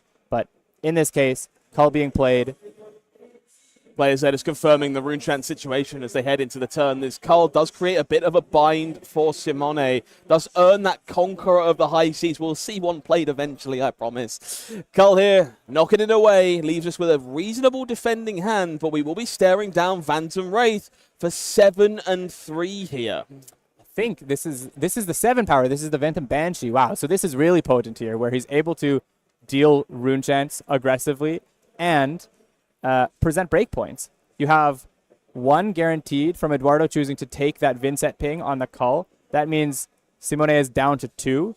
Now 2 more rune chants. That's going to earn a pitch. 7. If Simone can't block 7 off these cards that remain in hand, that's another 1 down, and we're just 1 Vincet of activation away from winning the game on the Vincet side. It looks like that may be where we are. 1 more point leaking over puts Simone Pagani down to 1 point of life remaining. Will they find a way to gain back the 10? Again, we're in this bind again, Gabe. No rune chance available for Vincet. This time, no blood debt attacks either. They have to find the pieces of the puzzle, or they're going to fall behind really quickly here. Absolutely. Fortunately for him, he's always able to create 1 rune chant, even if he banishes a non-blood debt card. So he's always able to present that split damage going into his turn. And it will be that Vincet trigger to start. Banishes the Mordred Tide in this case to make that first rune chant and tie the room together. Looks like another Deadly Whale. A lot of blood debt attacks here. Might have to be played the hard way. Not finding enough rune chants to rune gate them out. Instead, it will just be 7 and 1 again. Almost certainly going to earn the hand here from Simone. With no go again enabler, this is just the better way to do it. You don't want to put yourself on a clock by banishing the blood debt here, so you want to banish that Mordred Tide that's not doing any good, present 1 rune chant, and present 7. You're continuing to clock down Simone until you can play a Shadow non-attack action, and then maybe use your flail to kill with a rune chant here. One worth watching here, of course, Sunken Treasure on the defense for Simone. Will turn down a yellow card to make a gold. That does theoretically represent a harpoon somewhere down the line. We are getting to the point where a Goldfin harpoon partnered with that hammerhead could be enough to steal this game away. That gold token, got to keep an eye on that one as this game progresses. There's a possibility here that you just immediately crack that gold for a harpoon. It's an option available, and it looks like what he's going to do. So what he's planning to do is set up that Goldfin in Arsenal, and then, like you said, throw 6 overpower somewhere in the near future, hoping to catch Edoardo only able to block 3 and maybe dying from 3 if he has to tick down to that with the Blood Debt. Park in that Goldfin Harpoon. Simone Pagani has a plan. It will be an eloquent eulogy being banished this time for Edoardo La Rosa. We make that rune chant. It will be online if we'd like. Big hand here. Shadow Puppetry. Looks like Funeral Moon and Malefic Incantation. That is enough to pay a point of life here for Edoardo. And that it will be Vincet on the win here in Absolutely, and well piloted by both heroes. You can see the power of just that evasive damage we were talking about on both sides coming in, and there was the setup towards the overpower kill that would have been in a future turn, but Vincet able to close the gap just with a couple pings down from when Marlyn started to get low. Some of those life all came down to a guaranteed Vincet ping, and he was able to get that to be worth for lethal. I think that was a really masterful display by both of these players, honestly. I think we kind of talked last round about people feeling out these new heroes. That felt like a lot of understanding on display. From full effect from both of our players there. They understood what mattered. They understood the levels of evasive damage that were available. Totals down as a result. And it created this really interesting endgame board state I really enjoyed. I did enjoy. I enjoy playing against Vincet for the reason that we were talking about, where you're able to shift these modes against the Vincet. You're going aggressive against them, but you can also go defensive later in the game. And that's what we saw. We saw big chunks of damage being attacked early, and then a lot of defense late in the game, where these attacks stopped being for 11 overpower and they started being for 5 and 6. Yeah, definitely some interesting pivot turns there. I think 3 of a kind, maybe a card to watch in Marlyn going forward as to how that one navigates. But round 2 has unfortunately come to an end, but Gem Pack 2 is only just beginning. If you are an LGS player, you want to get yourself down to your weekly armory, you're going to be able to find some real hidden treasures inside this one. I really enjoy gem packs as an addition to the armories. They're an exciting thing to open at the end of the day. It feels like everyone's getting involved in the prizing, and they have some real goodies. You know, I think LSS have really leaned into giving us sort of upgrades to the normal cards in our decks recently, and things like the treasure pack and the gem pack are good ways to distribute that. It's very exciting to get sort of a cold foil of a common or rare in your deck, or an extended art, and then you're able to spice up your deck and juice it up with these gem packs. Yeah, if you've not had the chance to pop down to an armory so far this month, this is now in stores for you. So all the goodies from High Seas will now be available at your local game store. If you want a better idea of what you might find inside, well, I'm sure we can tease you with a few things. Mireille Le Fay, the extended artwork version of that ally available in this product, the cold foil version of Chlorovin Serakai, and an old favorite returning with a micro text box. I gotta admit, I hadn't seen that Nimblism art. That's beautiful. I love that card. Yep, beautiful card. Was lucky enough to open one of those myself in Taipei. It's been in a few of my decks since, and going to find myself with a few more copies in the near future, I think, to really iron that out. So make sure to go find your treasure in stores this month and throughout the rest of the High Seas season. Gem Pack 2 is coming to you now. Well worth getting involved when you get the chance. Gabe, I had a blast looking at some High Seas heroes, but slowly but surely we're making our way into the event, and other heroes putting up a name for themselves. We've got plenty to look forward to in the coming rounds. What are you hoping to see in the near future? I'm hoping to see some gravy. I think there's some very interesting back and forth that can happen on both sides of the game when there's a gravy involved. I'm hoping to see some of those most repped heroes, things like Azalea, Florian, Verdance, see how they're going on. And Prism. I love to watch a little bit of Prism on stream. Okay, duly noted. Let me take a few minutes to try and work some magic, and we'll see what we can put together for you guys for round 3 very shortly.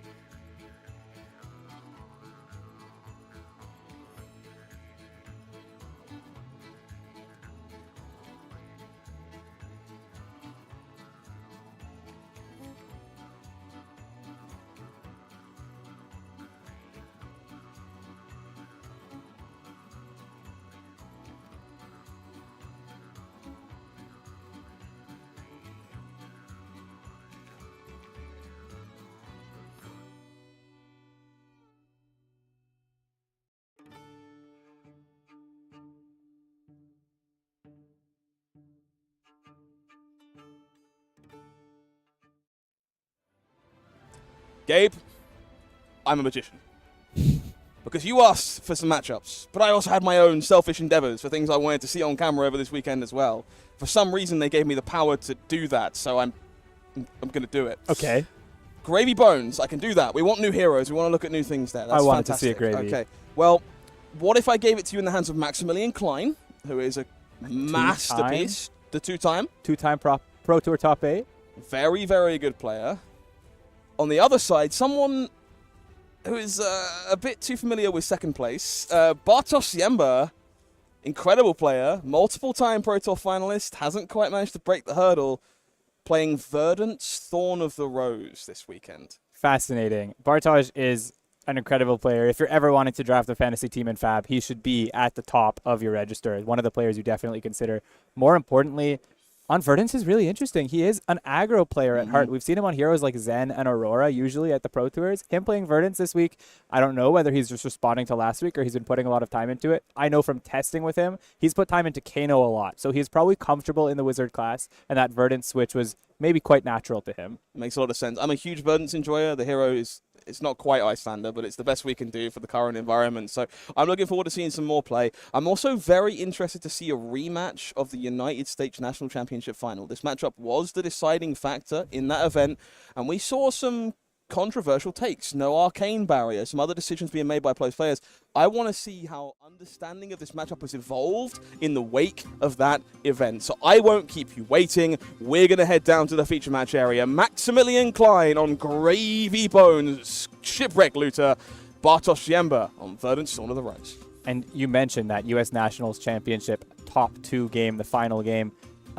Jacob Shaker, the player on the Gravy side of that matchup, did put out a little document, a post-mortem that got circulated on Fab social media, especially competitive player Fab social media. A really interesting breakdown of what makes this Gravy Bones deck tick, why it was such a good pick early, and why it's fundamentally strong, and also why Jacob built his deck that way.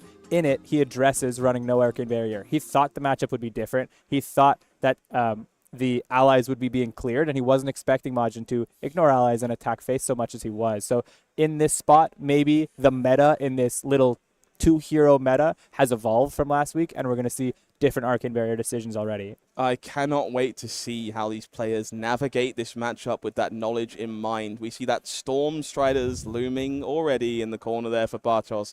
And I've got to be honest, I have to acknowledge both players here repping these Marvel heroes, but if I'm not mistaken, I think that's a Japanese Gravy Bones Marvel, and that's a really nice piece of cardboard. And how did he get it already? I don't know if he was in Taipei last week. Maybe he ordered a case from Japan to get to his door for release day or just after release day. It's a beautiful Marvel.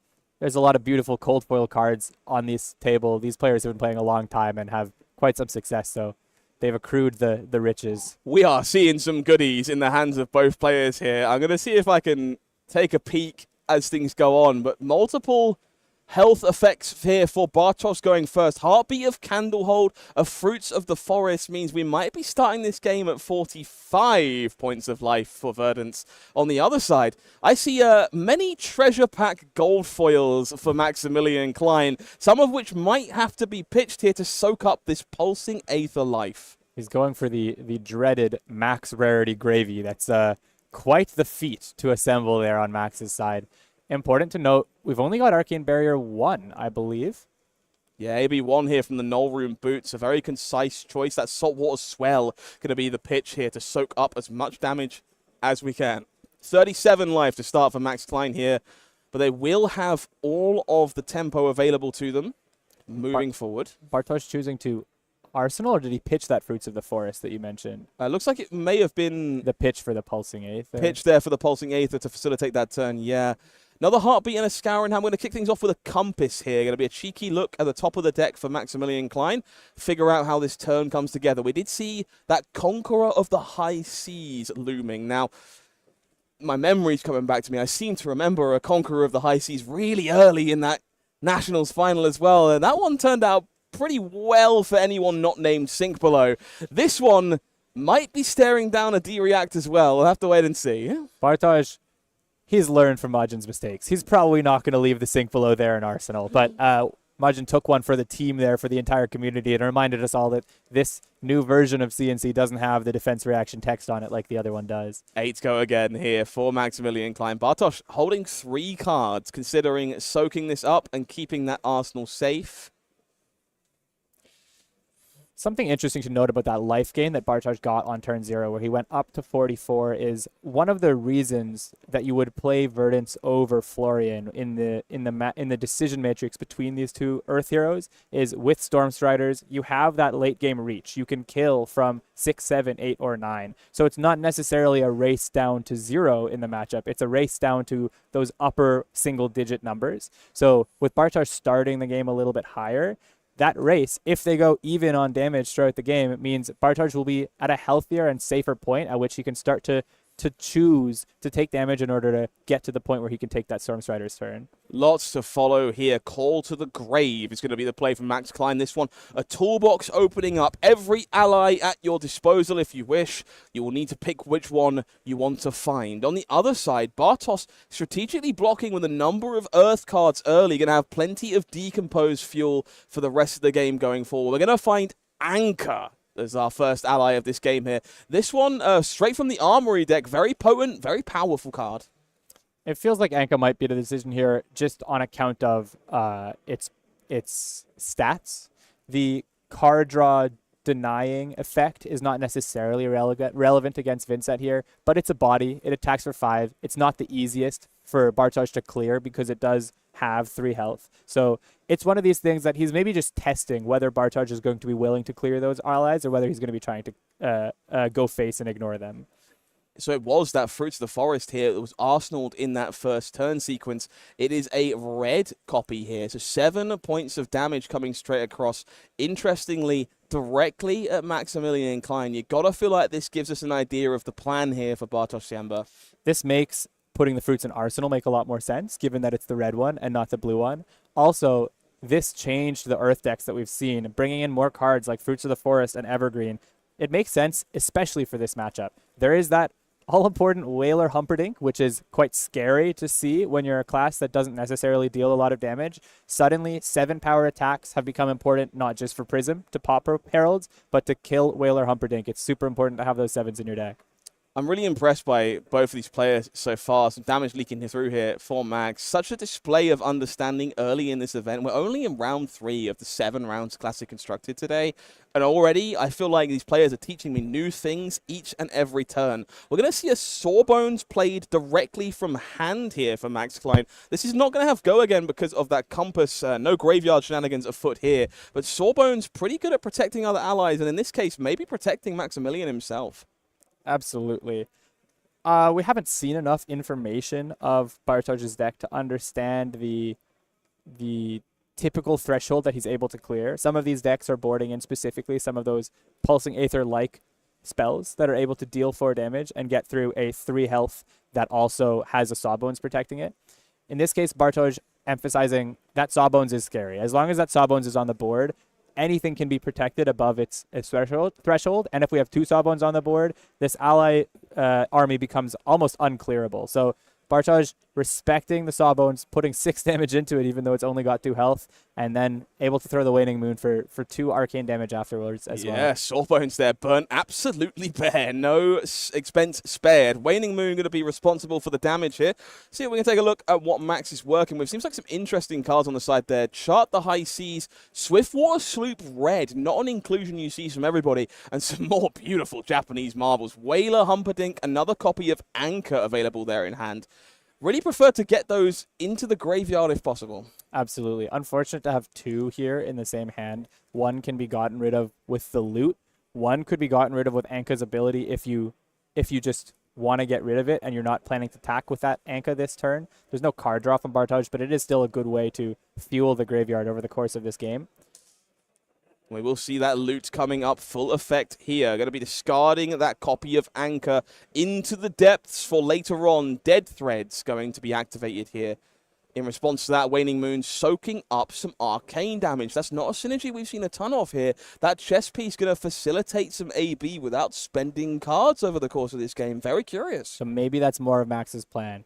the role of Null Rune Boots and only running AB1 is he doesn't actually necessarily be planning to pitch to that AB until he's going to die. Every other turn, it's loot on Bartosz's turn, dead threads, save 1 life. So instead of being a card that gets 5, 10, 15 resources throughout the game, it gets 5, 10, 15 life throughout the game. Speaking of 5, 10, 15, Whaler Humperdinck somewhere in the middle there. 11 points of power going to be coming across here. Locked in play. This one feels like one you've got to respect going forward.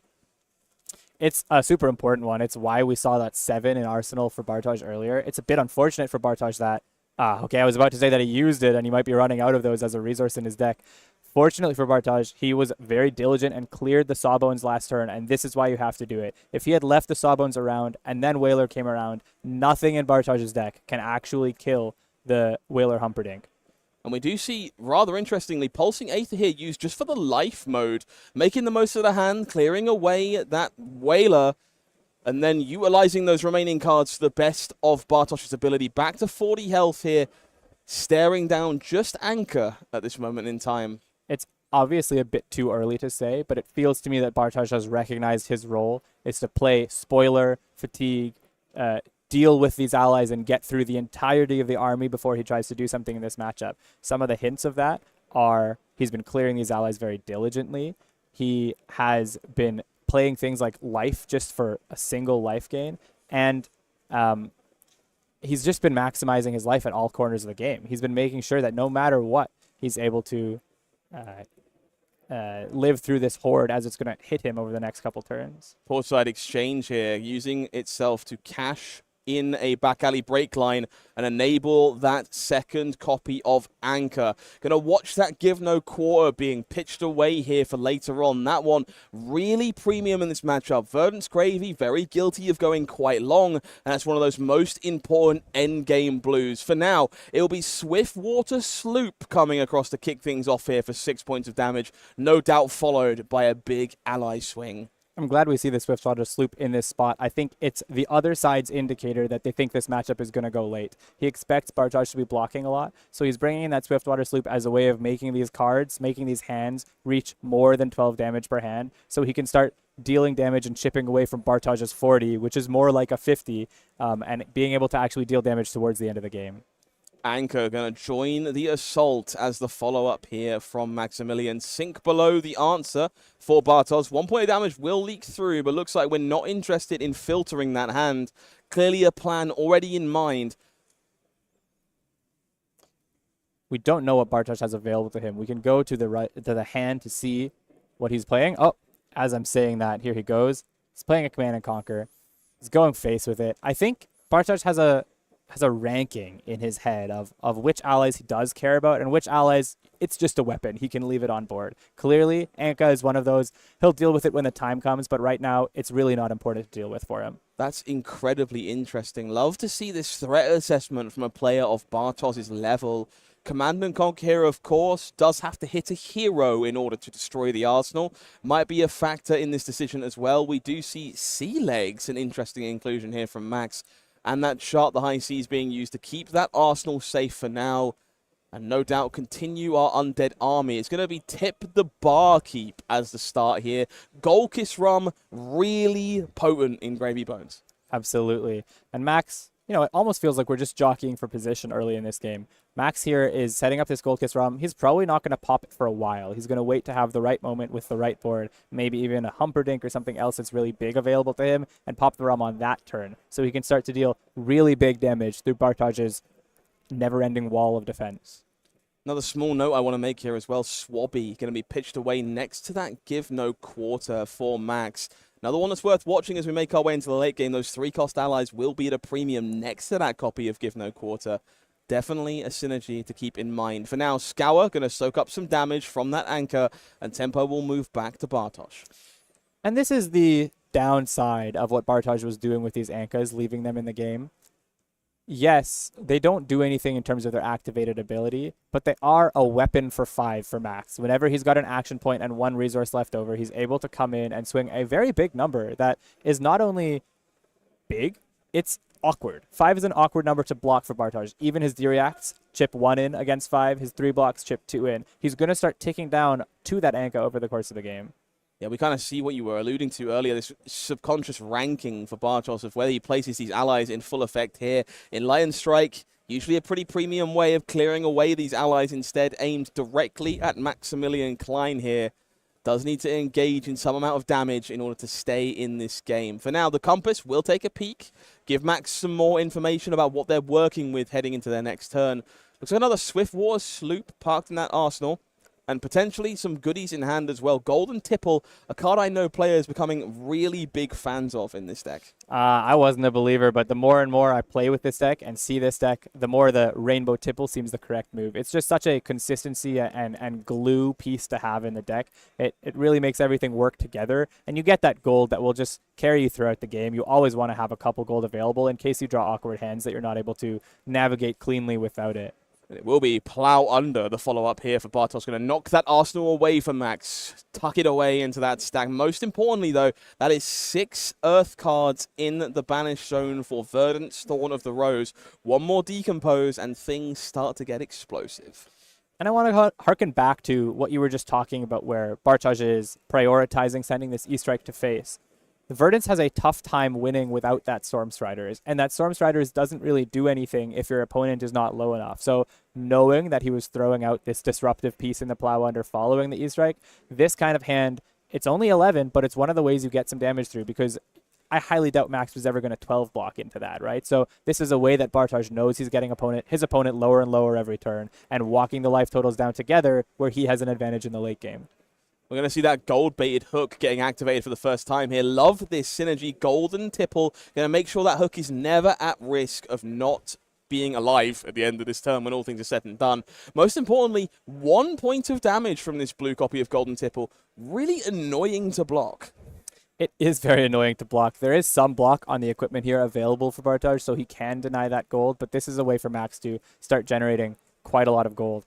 Chowder, a really interesting ally to be hitting the grave here. It's not one that's, I think, standard in the game, but that life gain is a way for Max to continue to prevent Bartosz from being able to do the thing with the Storm Striders. If Max is able to stay higher for longer, he prevents Bartosz from winning the game he wants to. Yeah, this is kind of my cool shot with these gravy decks. I think they're going to evolve. I think we're going to see some more of these allies that can do things without an action point. Utilizing a full board, making your opponents panic for disrespecting the allies you leave in play, and utilizing more of them on every turn cycle. And Chowder is the perfect example of that. A card Bartosz going to have to carefully watch over the course of this game and respect a decent amount. Absolutely. And this is one of those matchups where you expect some allies to be ignored. We've already seen it with the Ankas. We've seen Sawbones, a very important one to get cleared. Whaler Humperdinck, a very important one to get cleared. We don't know whether Bartosz is willing to clear or let the other ones that might hit the grave live.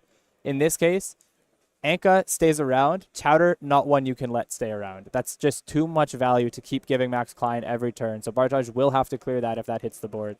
Goal generated from that Tipple connecting. Max Klein taking a moment to consider how they wish to continue.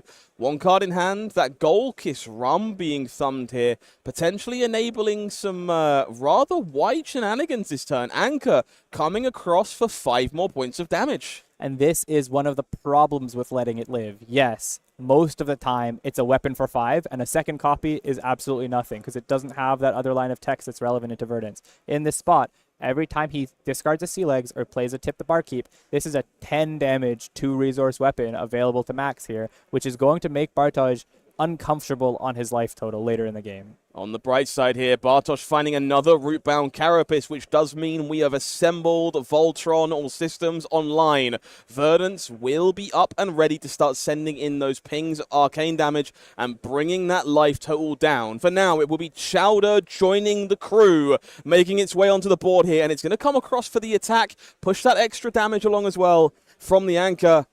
And gaining some life from Chowder in the process here, getting maximum value from all these allies. 3 allies, all 3 tapped, not something you can often see, but a great use of the Gold Kiss Rum, and showing off why the Ignore Allies plan doesn't necessarily work. It costs a lot of cards to clear those Ankas, but every once in a while you're going to be hit with this, frankly, massive turn from Max, off the back of a single Golden Tipple blue. Yeah, incredible sequencing here from Maximilian Klein. Bartosz Ziemba in the blender as a direct result. We see not a happy face on the other side of the table here. Some thumbing of the cards, some decisions to be made. This feels like a really important turning point in this game. Verdance Online enables all kinds of shenanigans, but this army is quickly getting out of hand. That's the thing. I think Bartosz knows he can't afford to keep the life and prevent that damage because he has to make sure that at least that Chowder gets off this board. If that Chowder is staying, Max is getting further and further away from the kill range. Turn shifts back to Bartosz in this case. Sheepishly thumbing their card, deciding where it needs to go. Command and conquer at you is the declaration here. Bartosz deciding Chowder is not a consideration. Arsenal not present here, just 6 points of vanilla damage. A totally different read on the game state from me, and that's why I love this Gravy. There's so much going on both sides of the table when you play against a board state hero, and Gravy has maybe one of the most interesting intricacies in there, with some of these allies not always being usable because of the action points. It's this really interesting new hero we have available to us, and Bartosz deciding the way he's going to tackle it is just kill. He doesn't need to necessarily deal with some of those allies, even the one that cashes in for a free health every turn. Max here making the most of their spare card. Avasti on blocking duty to soak up some damage. 24 life remaining. It will be another golden tipple here, cashing in another copy of Chowder. The crew is growing, Gabe. The life is looming. All kinds of options here for Max Klein, and noticeably a rather large abundance of gold going forward too. Absolutely. That gold is going to help smooth out all of the hands he sees in the future, whether he's using it to draw or to loot with the Gravy ability. Bartosz is ahead on life. Sometimes in these Gravy matchups, you'll see that the real life is your current health total plus the health of your allies. Sometimes when some of those allies are getting ignored, that's not the case. 2 Chowders? I'm not sure Bartosz is really ahead anymore. Golden tipple here does seem to be connecting. I'm half expecting that pirate gold-baited hook to be activated again now that gold has been secured on one of these ally attacks. Try and keep that number ticking up. For now, Max debating that last card in their hand. Clearly some options available. Maybe not the most efficient turn to extend Chowder. Does require a decent amount of resources there. So we're going to be using Gravy to cash in one of those gold. Go finding that top card of the deck. We know what it is, courtesy of that Compass of Sunken Depths. And then reevaluating the turn from there.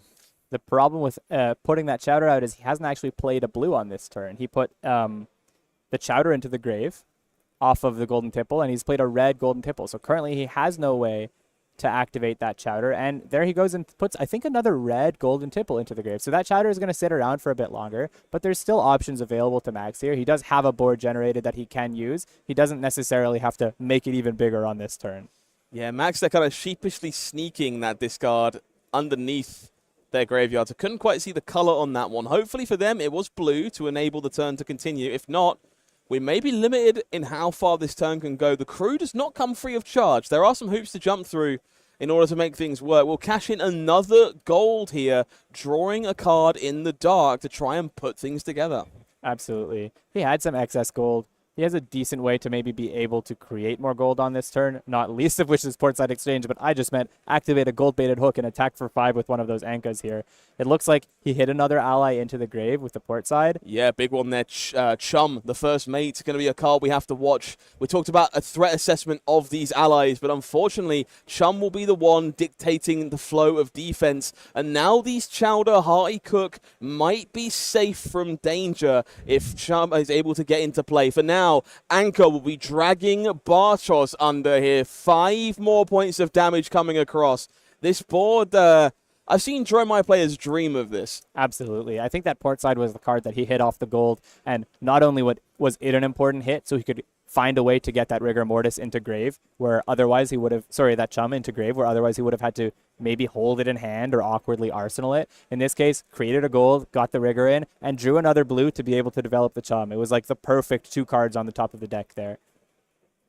So Chum being held for later at the moment, but we see them peeking out of that graveyard. They will be available when Maximilian Klein decides it is time to put up the wall. For now, Bartosz Ziemba with a hand to work with. Looks like multiple meld cards there, including Everbloom Life, a Rampant Growth Life, and a Fruits of the Forest. So multiple means of gaining life, multiple means of potentially triggering Verdance here. But that Fruits could also be looking at one of these allies at this point. These Chowders feel like a serious problem.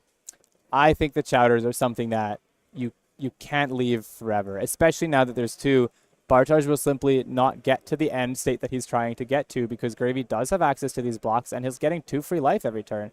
He's not going to be able to do the kill from 9 with a Burn Bear if we have 2 life gain on the board every turn. And it will be that Fruits of the Forest being discarded. Verdance will trigger as a result. So 1 point of arcane damage up for grabs. Going to have a Compass activation in response to that. I love to see this from these top-level players, Gabe. Just Compass activations, carefully timed, carefully considered. Want maximum information here before deciding how to proceed in dealing with this arcane damage. It's important. There's so many ways to access the top card of your deck as Gravy, whether you use your hero ability or drawing gold, that, you know, a lot of Fab is played in the defend step, where you decide so much of your turn in how you block whatever attack or arcane spell is being thrown at you.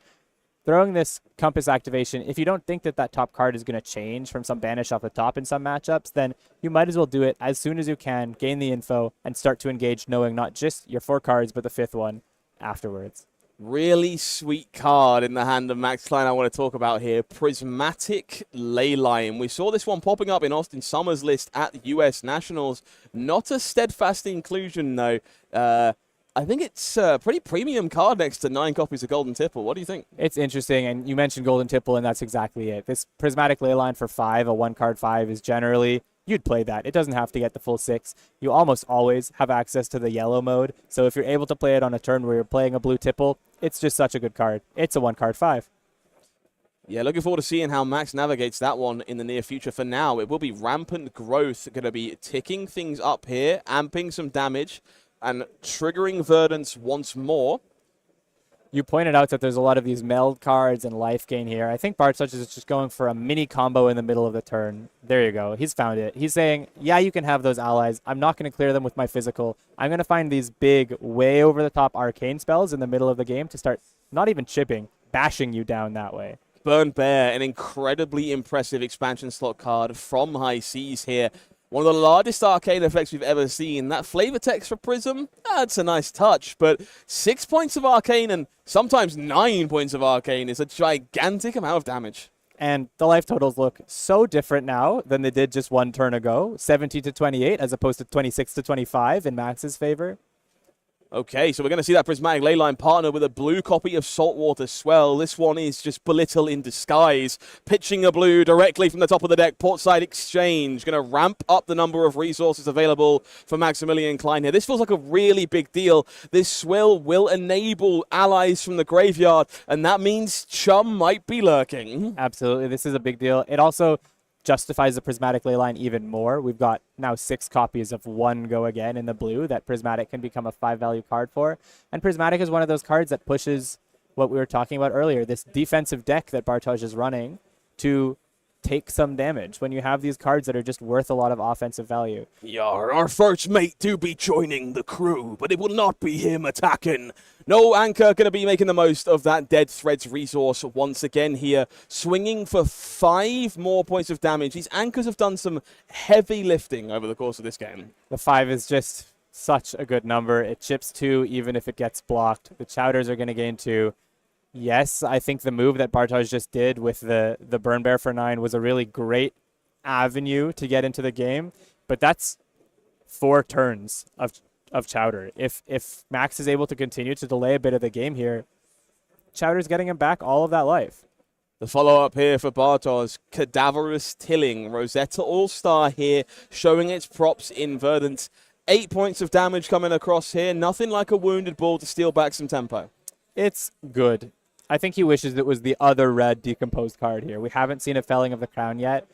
It's a really important card for Bartosz, and it's going to do the thing that Max doesn't want to do. Max wants to be able to have access to some of those cards. He has to play a blue and then pitch a couple cards and then use some stuff from his graveyard or his board. If he doesn't have those cards, it's probably just a swing for 5. So Bartosz really wanting to draw into those Fellings, and it looks like he just did. So this is maybe the type of moment where you're able to start playing those cards and gaining back not only life lead, but tempo as well. And this is where Max Klein gets to make the decision to become defensive, choosing to block with 3 cards there and becoming a Guardian. Just pitching their remaining card here to swing with Anchor, send the hammer, or Anchor in this case, and gain some life with these Chowders. Again, this was a 1-card 7 this turn. Gravy just slowly spiraling out of control. And this is the thing. With Max's board as it is, Bartosz has no hopes of clearing the entirety of that board. Clearing the chowders are going to be hard. Clearing both of the little weapons are going to be hard. So he has to deal with the high value that Gravy has and hope that he can kill by presenting disruption and massive amounts of arcane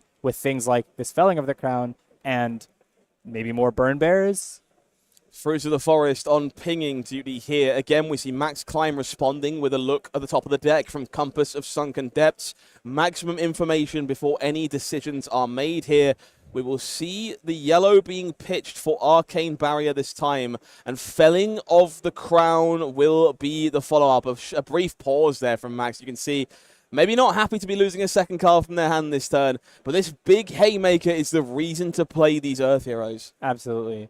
One of the other reasons we held priority on the Verdance ping there was that Chum could be activated in response. You could discard an ally in hand if you have access to one to the Chum, and that will make it so that this Felling actually wouldn't be able to go face. So maybe Max shaking his head there because he got the wrong read on the type of hand that Bartosz was holding. He would have been able to deny the effect of this Felling of the Crown. I think that's a fantastic call out and a great spot in terms of the power of Chum on this board and what needs to be considered in those spots. We see a yellow Saltwater Swell here alongside this Tipple. Looks like Max heavily leaning into these one-cost attacks to pair with Prismatic Leyline, to pair with Dead Threads, and ultimately pair with this pile of allies. And yeah, it's fascinating. I wonder if he's running 3 copies of Back Alley Breakline. The more swells and other top-of-deck effects you have, the more ways you can accidentally get this Back Alley Breakline into your pitch zone, gain an action point, and that would be huge in a matchup like this, where we've got all these extra allies left over. 2 action points just means so much more free damage. Oh, man, this deck is so cool, Gabe. I feel like every time we see Gravy Bones on camera, somebody else is figuring out a different piece of the puzzle, and slowly but surely our undead commander is coming together. And maybe this is his real breakout weekend. So far, looking really impressive for Maximilian Klein.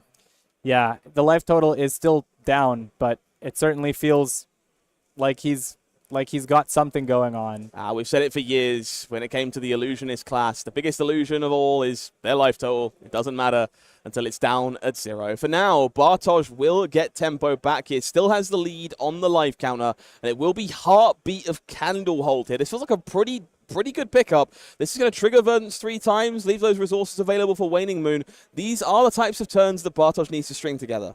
We've been in this mid-20s region of life for so long for both players. It's this really interesting, you could call it, I guess, jockeying for position. It doesn't feel like that. It feels like actually trying to break through a wall on both sides. Both players have this life gain with the Chowder available for Max and just Verdance's entire deck. Both players have this good amount of damage and some disruption they can prevent. I think we're seeing a little bit of the role of Chum, not just with its activation here to cycle another Chum, but last turn it was very important. Max was able to say, I'm going to be the defensive deck now. I'm going to use all my cards to defend your Felling, and then I don't need to keep 1 resource to attack with Anka. It's just attack with 4. So the options he has available to him and his allies are very important.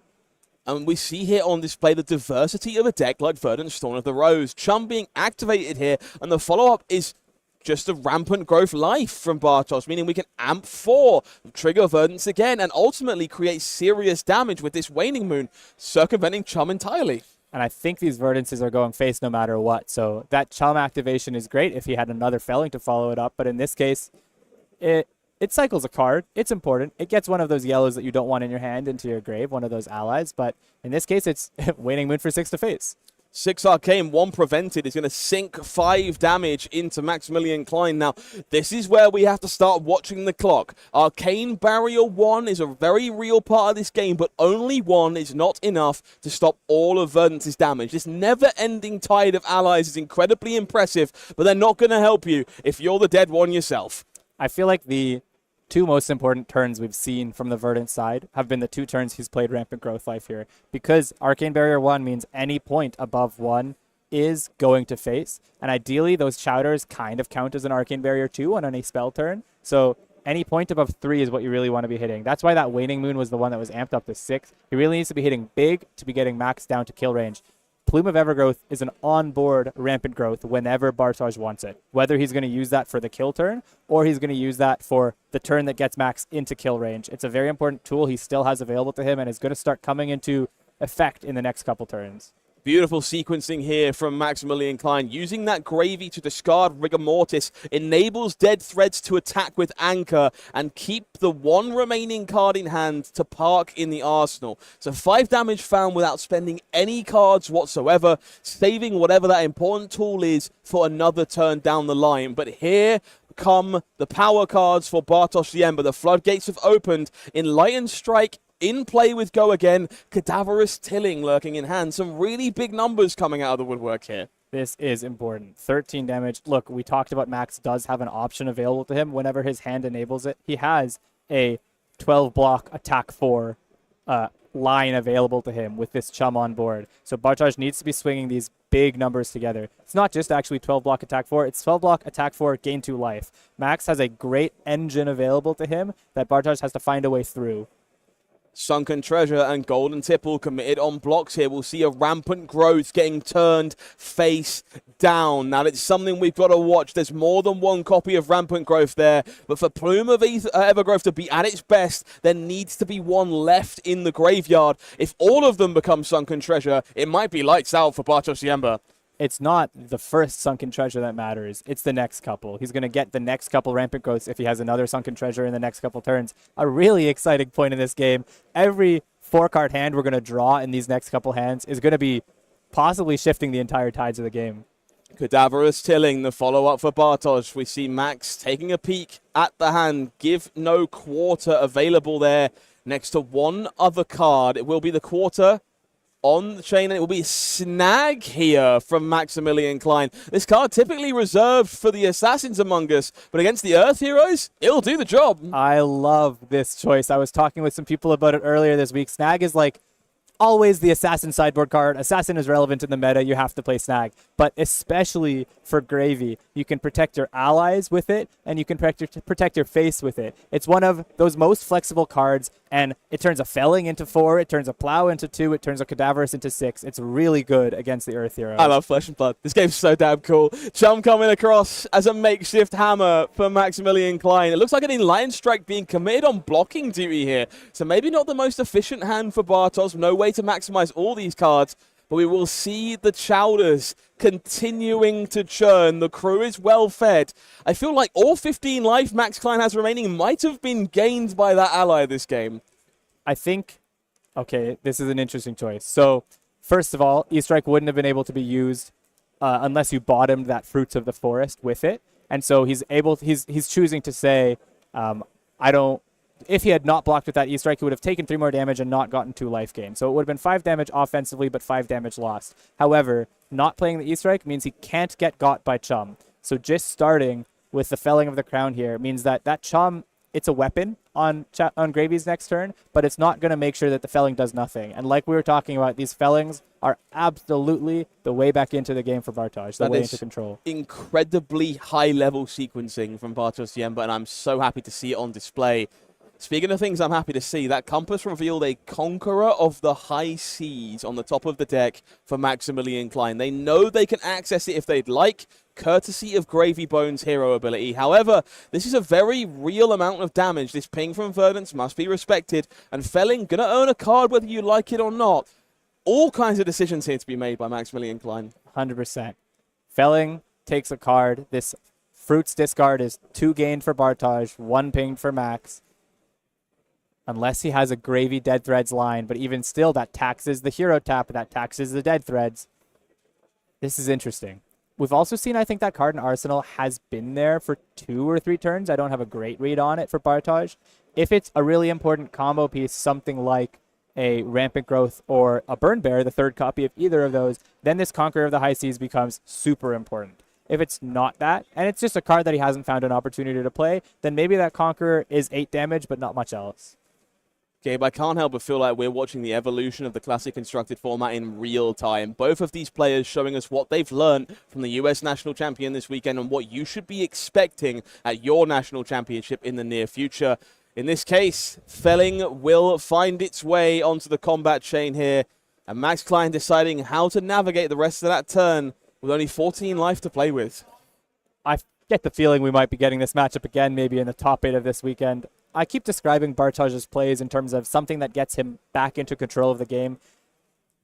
maybe it's just because he's been finding the plays, but I think he actually does maybe have control of the game. Max on 14 is just a touch too close to where it starts to matter, that Bartosz is finding a way. He's finding a way through the defenses, and he's finding a way through the chowders, and maybe being rewarded for letting them stay around. We see that Eye of Ophidia lurking in the hand for Maximilian Klein here. Really powerful card in Gravy Bones, but in a situation like this, can be a liability. No block value on that potent gem. Doesn't narrow the choices available to Max here. You can see they're really struggling with this decision. It feels like a game-deciding turn for these players, and it will finally be that gold-baited hook committed alongside Murderous Rabble here to prevent 4 damage. Max Klein falling to 10. 10 is safe still. First of all, it's outside of the normal kill range without a rampant growth anyways. Second of all, the chowders are 2 life. So there's the ability for, with the chowders on the board and the 10 life, to live through no matter what, and AB1. However, I don't know whether he has the resources for it, but if we go to Bartosz's hand, I think he's got all the nuts. It seems to be there is a Pulsing Aether life and another life card, which I think that might be the Rampant Growth life. I'm not sure how big it can go, but it might be able to go big enough. Some potential lurking in the hand of Bartosz here. I'm sure they'll be doing the math while we're trying to get a peek for now. Saltwater Swell will be the play from Maximilian. Love to see this. Eye of Ophidia, looking at those top 2 cards, found the blue Diamond Amulet underneath the Conqueror. Switched the order, pitched it away, chained the hand together. And most importantly, this turn has the potential to go much wider here for Max, courtesy of this Swift Water Sloop, lined up with gold-baited hook. We talked about it earlier. It's an important card to be able to break through the defenses of these defensive decks. It might have come a bit too late. Bartosz has the life total where he can tank this. And again, I haven't traced it perfectly, but this looks like the perfect hand for Bartosz. The more Max taps out, the more this Pulsing Aether life can go huge. And we can see the consideration here from Bartosz, taking a moment to evaluate the graveyard. He's banished them. What's been decomposed? What have I pitched? What is left? How much of the equation do I understand? That Pulsing Aether at the front of the hand. We see an Autumn's Touch. There is arcane damage available and not a lot of life left for Maximilian Klein. For now, the assault continues. This boat do be boating, coming across that combat chain. 6 more points of damage. And we see Bartosz committing to their turn. More damage being taken. Gold being created from the gold-baited hook. No doubt an ally will follow this up in some capacity for Max. But Bartosz seems pretty content on keeping all their cards. I think what he wants is he wants to keep taking resources out of Max Klein. He wants to see what is the peak of this Pulsing Aether play that I can do at the end of this turn. How much damage can I deal? And possibly, if he does it on his own turn instead of doing it with Stormstriders, it might just be big enough because the Verdance pings are also 1 damage each. So if Max doesn't draw a lot of blues, he's not going to necessarily be able to deal with it. But we see the plume come out now. I think the time is now. Okay, for the first time this game, Max Klein is ahead on life, but maybe not for long. Plume of Evergrowth will cash in. Rampant Growth life is found. And we know there is double Rampant Growth Pulsing Aether in this hand. There is the potential for gigantic chunks of arcane damage here. And Max Klein needs to not only fend off this assault, but the Stormstriders on the way back.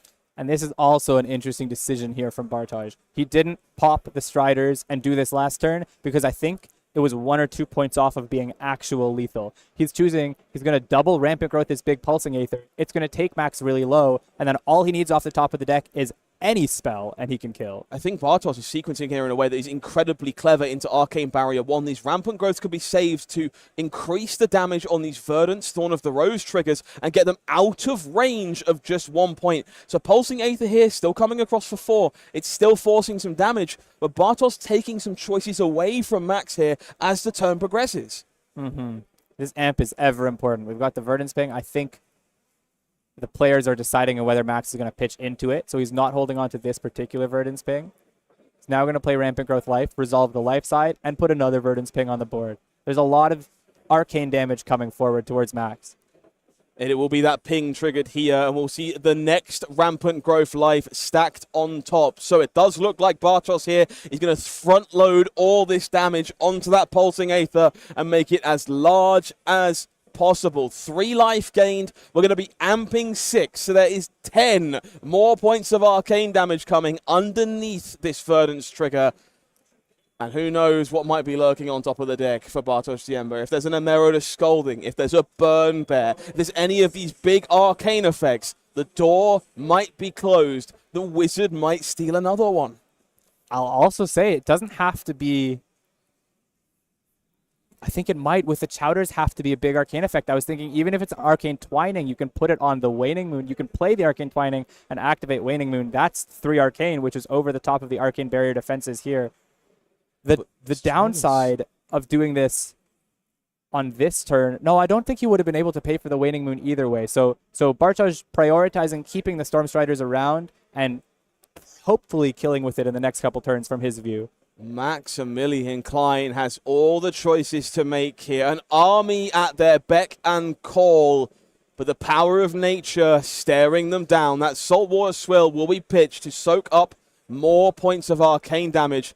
Pulsing Aether for 10 is the name of the game. They have 12 health to work with. 9 of it is gone. 3 points of life remain for Maximilian Klein. They're on a virtual 5. Those Chowders do matter. There's a very relevant amount of life gain in play. But there is an Emeritus Scolding in the hand for Bartosz Ziemba. We will have to see. How does Max sequence this turn? Can they stay safe from the gigantic arcane spell? Is it red or is it blue? Did you get a spot? I can't quite see. Emeritus lurking. Can't tell the color. It will be 2 cards pitched for Conqueror. The shields are almost down. 2 resources. Information is face up. Bartosz knows what they have to do to clear, but it looks like we have some red stuck in this hand alongside the Scolding. Felling of the Crown. Not what you're looking for when you need resources. It's double Emeritus Scolding, but no way to tie the room together. We're going to have to commit all of our equipment to saving the arsenal and blocking out this Conqueror of the High Seas. If this is a red and a blue Emeritus, that's still 4 arcane on his action phase, keeping the Stormstriders to the following turn again to look for another Emeritus or another Burn Bear. It's still a good play for Bartosz. Anchor will be the follow-up to this Conqueror of the High Seas here. 5 more damage coming across. 1 less resource to work with in the name of safety. Damage will be taken from Bartosz Ziemba. We fall to single digits. We know those Emeritus Scoldings are in the hand. And we'll go over in response to the Chowder. It's going to be enough. We'll respond to the first activation. Burn Bear from the Arsenal is going to set Maximilian Klein alight. And it will be Bartosz Ziemba going to be highway in round number 3. Solid top 8 game right there. That was a fascinating game, back and forth. I never was quite sure who was in the lead, but Bartosz, I think he controlled that game start to finish. He knew exactly which allies stay alive and which one died. He knew exactly when to go for the big rampant growth plays. He knew exactly when and how to go for the felling of the growth plays, felling of the crown plays. That was a masterclass of Verdance from our usual aggro player. Go Bartosz right there. If you want to play either of those decks, study that game. There felt like so many decisions, so many card choices before the event even began, so many sequencing choices, and such an intricate understanding of which allies matter, where the arcane needs to go. What do I do with my CNC? Both these players played an immaculate game, and I've never felt worse at Flesh and Blood than I do right now. I am absolutely in the same boat. Bartosz deciding to send CNC for 6 at face with no arsenal because he knew the possibility of a block here, of a non-block here, is just so important to his ultimate game plan. Was fascinating. Ignoring the Chowders when they gained possibly 16 life together in the course of that game. Those Chowders, I would have thrown something at them. They just felt too strong. But he was still able to get through the defenses despite 2 life gain every single turn. Remarkable. I've got homework before Nationals. That's all I can tell you for one fact or another. If you're looking at that Gravy Bones deck and you're thinking about playing your national championship, I have some good news for you. You can pick up an Armory deck at your local game store to get your hands on your first taste of this first Pirate Necromancer. It's the easiest way to get started with the deck. There's a lot of Majestics involved in the deck, but this Gravy Bones Armory deck is a good start, and it gives you some of the important ones as well. It's also got some of those allies that we only see in the Marvel slot in the actual pack. So if you want to have the full suite of Gravy Bones cards available to you, which I'm starting to think is going to be very important for Nationals, you have to get this deck. Yeah, certainly getting the feeling that Gravy is going to be one to watch one day or the other. Of course, they are not the only Armory deck you keep your eyes on. I will mention this one, designed for dual format. Blitz and Classic Constructed, really big deal. We don't have those Blitz precons we used to have, so having a way to play into both formats, really interesting from this product. I'm very happy to see it. Absolutely. And this other Armory deck we have coming up is... Oh, we're still talking about Gravy. We were talking about this earlier. We've got the Sawbones, the Majestic. It didn't play a huge role in this game, but we saw that it could have. Bartosz deciding, as soon as that Sawbones hit the board, I have to kill it. I have to use one of my Burn Bears, which is a super important resource, to kill this Sawbones. Yeah, it definitely feels like one of the biggest inclusions from this Armory deck that we expect to see in the deck going forward. Sawbones, a premium card, and the best way to find it will be in this product. Of course, if you are more aggressively inclined, there is an Armory deck on the way for you as well. Armory deck Ira, not so far away now. The original Ninja makes her way back into the limelight, and I couldn't be happier to see this personally. This hero has been such an important part of the history of Flesh and Blood. It was fun to see her re-announced for CC. I'm excited. I've heard some talk. I think you were on stream with Brian when he rumored that this deck might change how we play Ira, might interact with the interesting Edge of Autumn weapon that we've had available to us for a long time. Absolutely. We know there are some goodies lurking inside. Least of all, Enact Vengeance, a fantastic way to make the most out of Edge of Autumn. That looks like a Command and Conquer to me. I mean, that's just the same card. That's pretty incredible, I have to say. I mean, Edge of Autumn is a one-cost weapon that has Go Again, so this is a 2-card 7 CNC right off the bat. It's just Command and Conquer. So if you enjoy playing with 6 copies of Command and Conquer, make sure to grab yourself a copy of Armory Deck Ira, releasing in stores near you on July 11th. I'm really looking forward to this one. I want to see some Ira in the metagame. I learned to play with that hero, so for me, it's a really big deal to have her back. I learned to play against that hero, not with that hero, but it was one of the big players back in the day, and it's exciting to have it back and hopefully get some buffs in this Armory deck. Fair enough. Okay, folks. I got to work some more magic. It's going to be really hard to top that game that we just watched, but I think we can do it. So I'm going to go digging through the pairings for this next round, go and see what people are up to. We're going to take a very short break, and we'll be back with some more Killer Flesh and Blood very, very soon.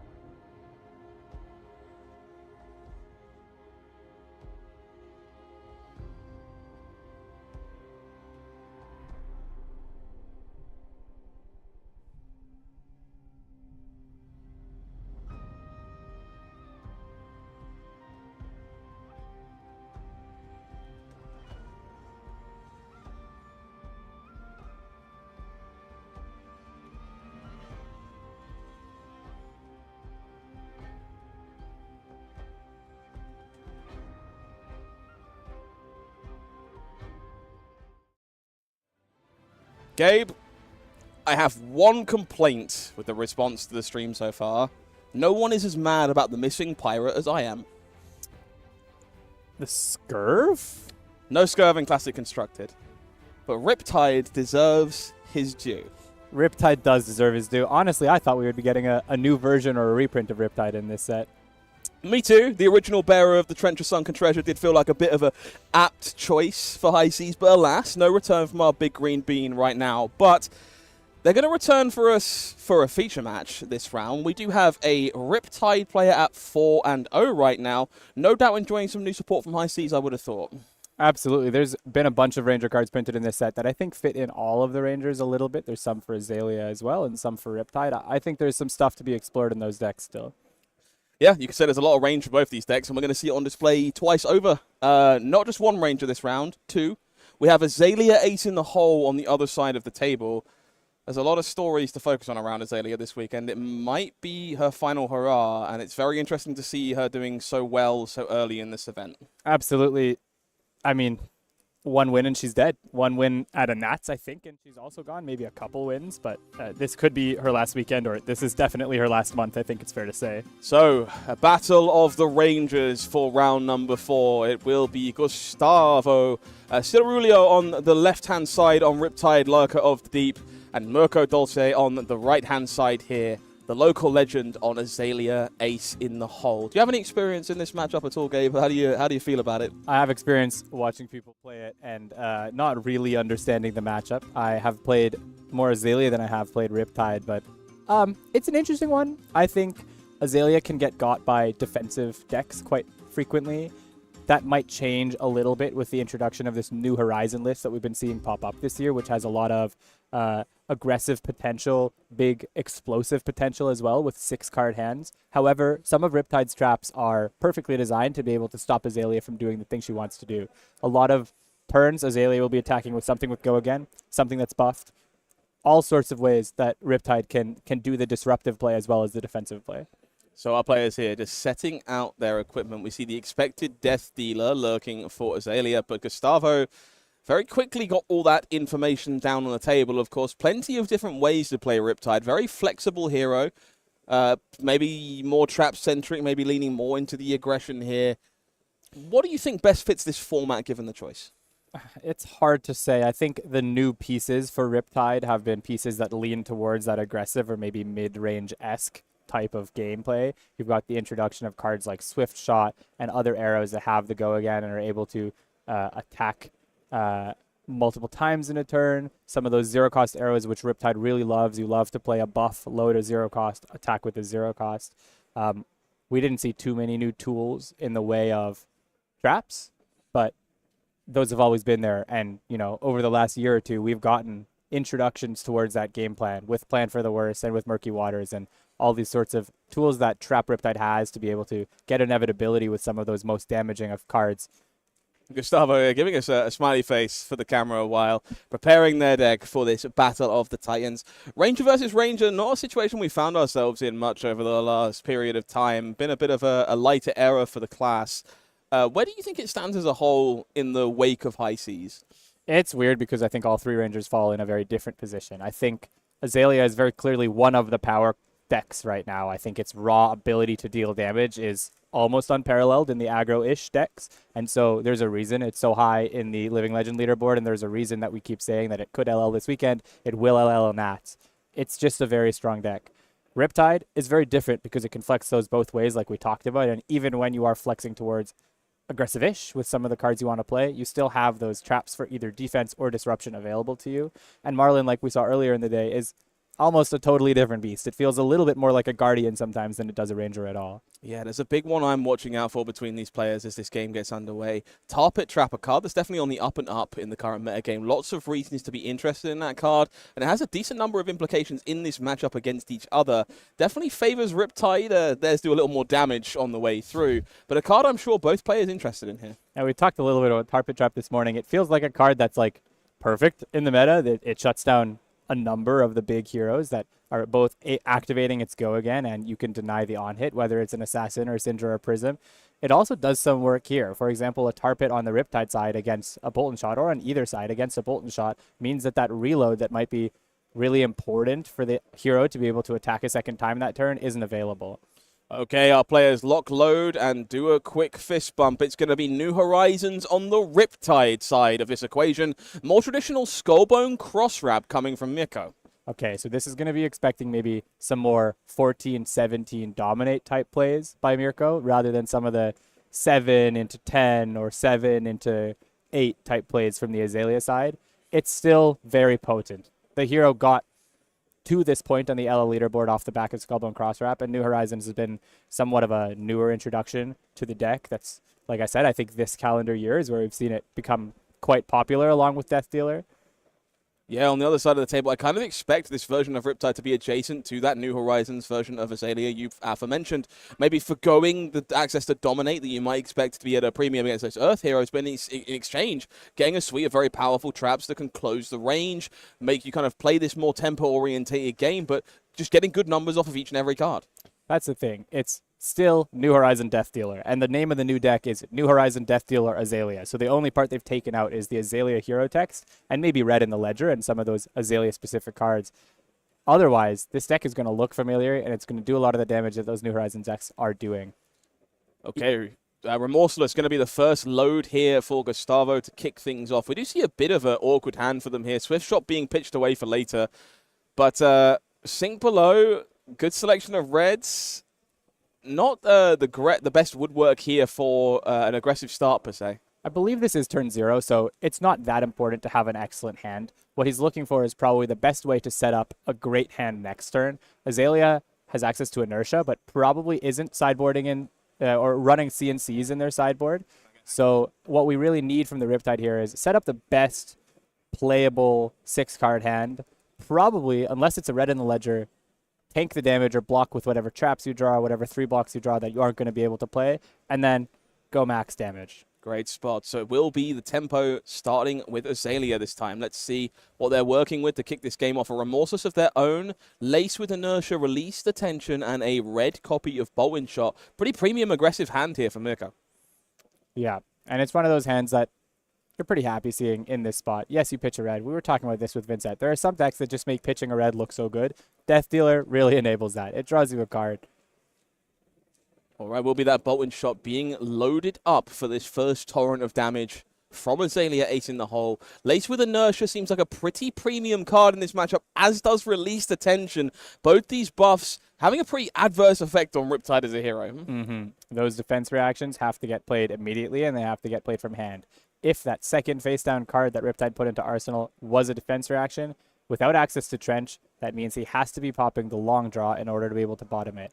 Based on the block and the way he's reaching, it doesn't look like he's put a trap in Arsenal here. It looks like he's happy blocking 10, denying this on hit, and swinging his 8-ish with the Remorseless. Yeah, I just want to call out that decision actually there from Gustavo. Chose not to Arsenal that Sink Below. We saw it in their opening hand, chose to keep it in their hand instead and park a different card in their arsenal, and pretty happily rewarded for that in the face of Release the Tension. As a result, gets to send that Endless Arrow from their arsenal instead, alongside Premeditate here, threatening to keep those 6-card hands coming together. Super interesting.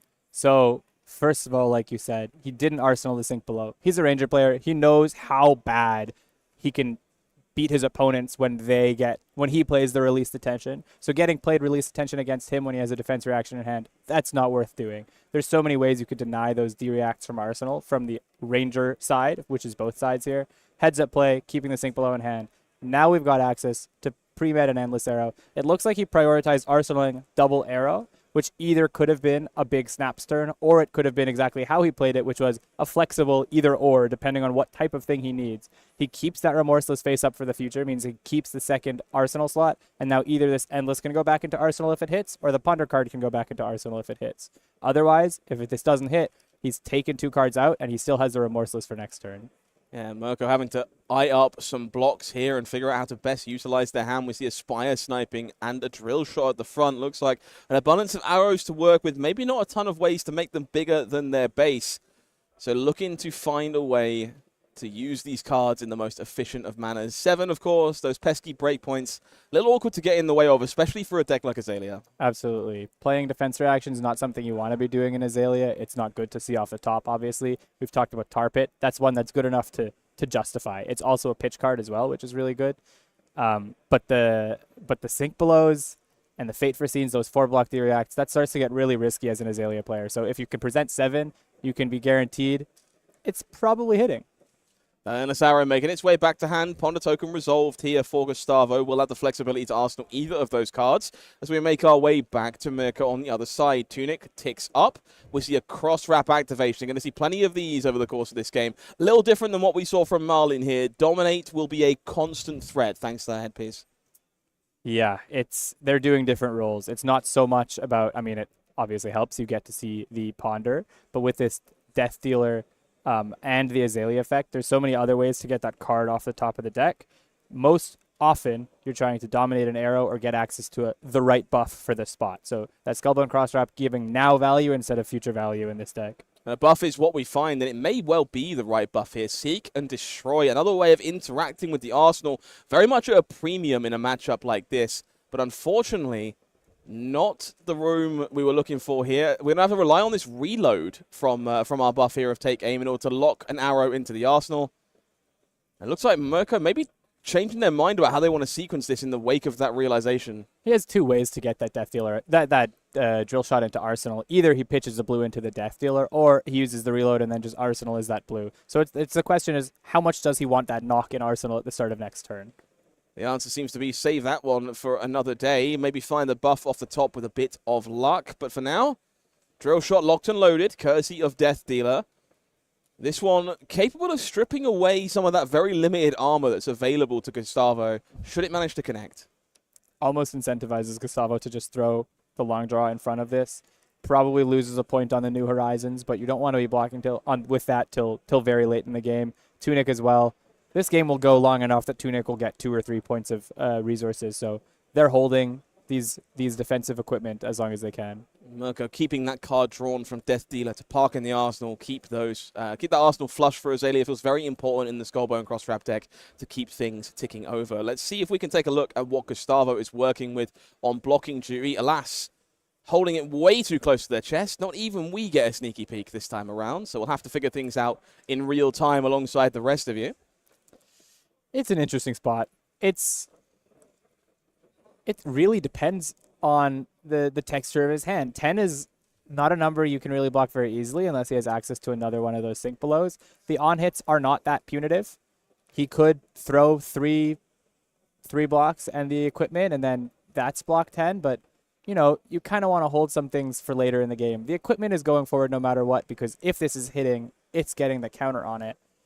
But it's fine. He doesn't really care about the Seek and Destroy. He's found a way to use all the cards that are remaining to him anyways. Yeah, that long draw half club, as you say, being thrown onto the combat chain here to gain some value before Drill Shot steals it away. Seek and Destroy going to lock up that Arsenal for Gustavo next turn, so they will need to make the most of all of their cards where possible. And that New Horizons, as you say, being knocked down a peg and made to block significantly worse when that time finally comes. For now, Gustavo will have a chance to return fire here. We see that Remorseless face up in the Arsenal already. We know the Endless Arrow has to be in the equation somewhere. The rest of the hand, a bit of a mystery to us right now.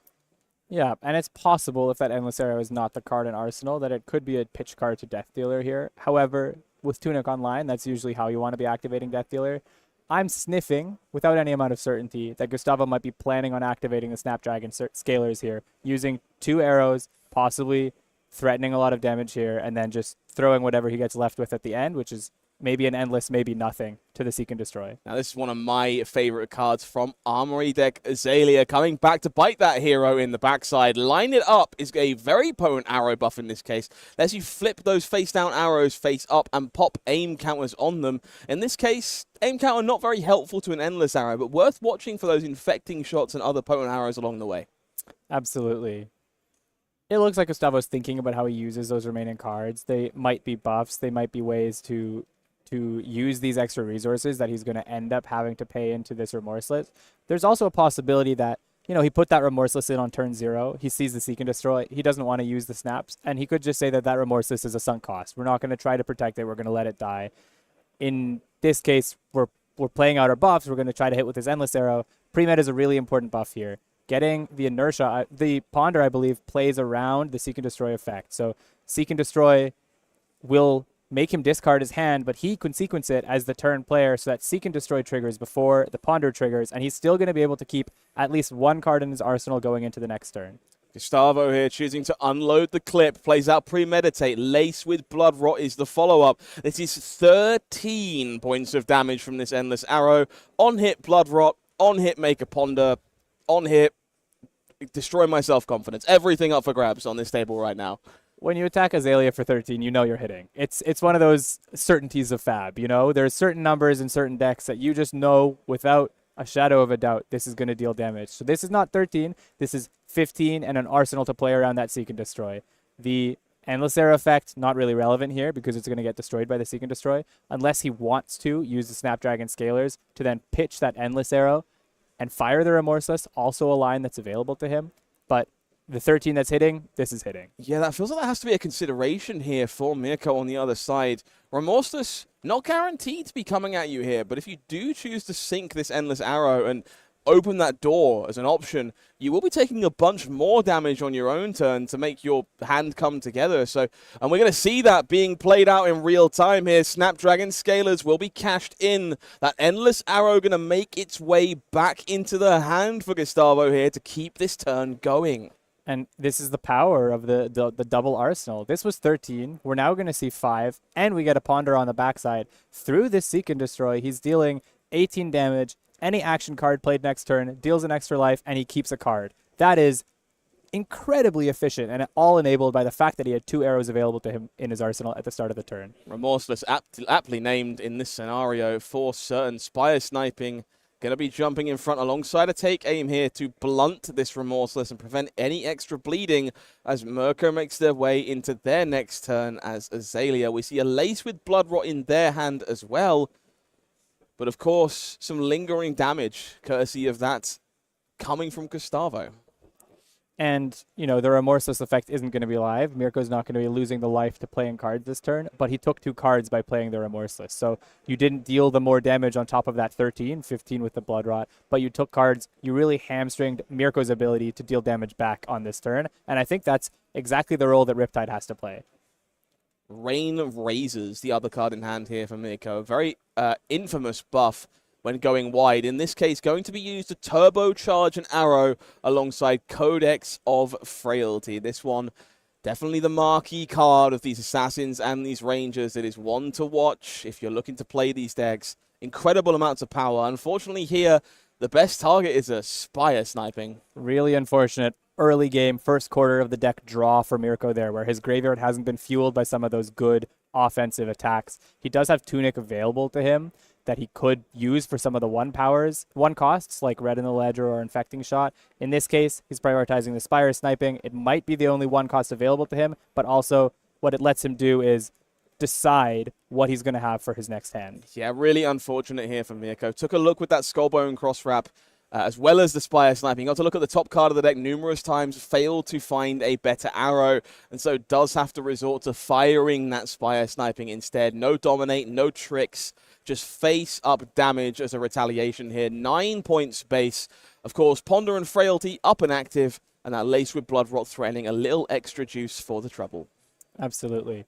Still a potent clapback. He could have found a great arrow off the top, off of Spire or Skullbone.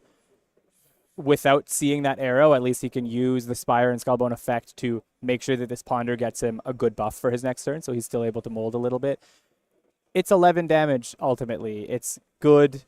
It's not game-changing. The Frailty is also good, being able to play those Codexes first. The Frailty always translates to 1 health gained, basically, in the Ranger Mirror, so there's a lot going for Mirko on this turn, but it's a lot less than I think he would have wanted.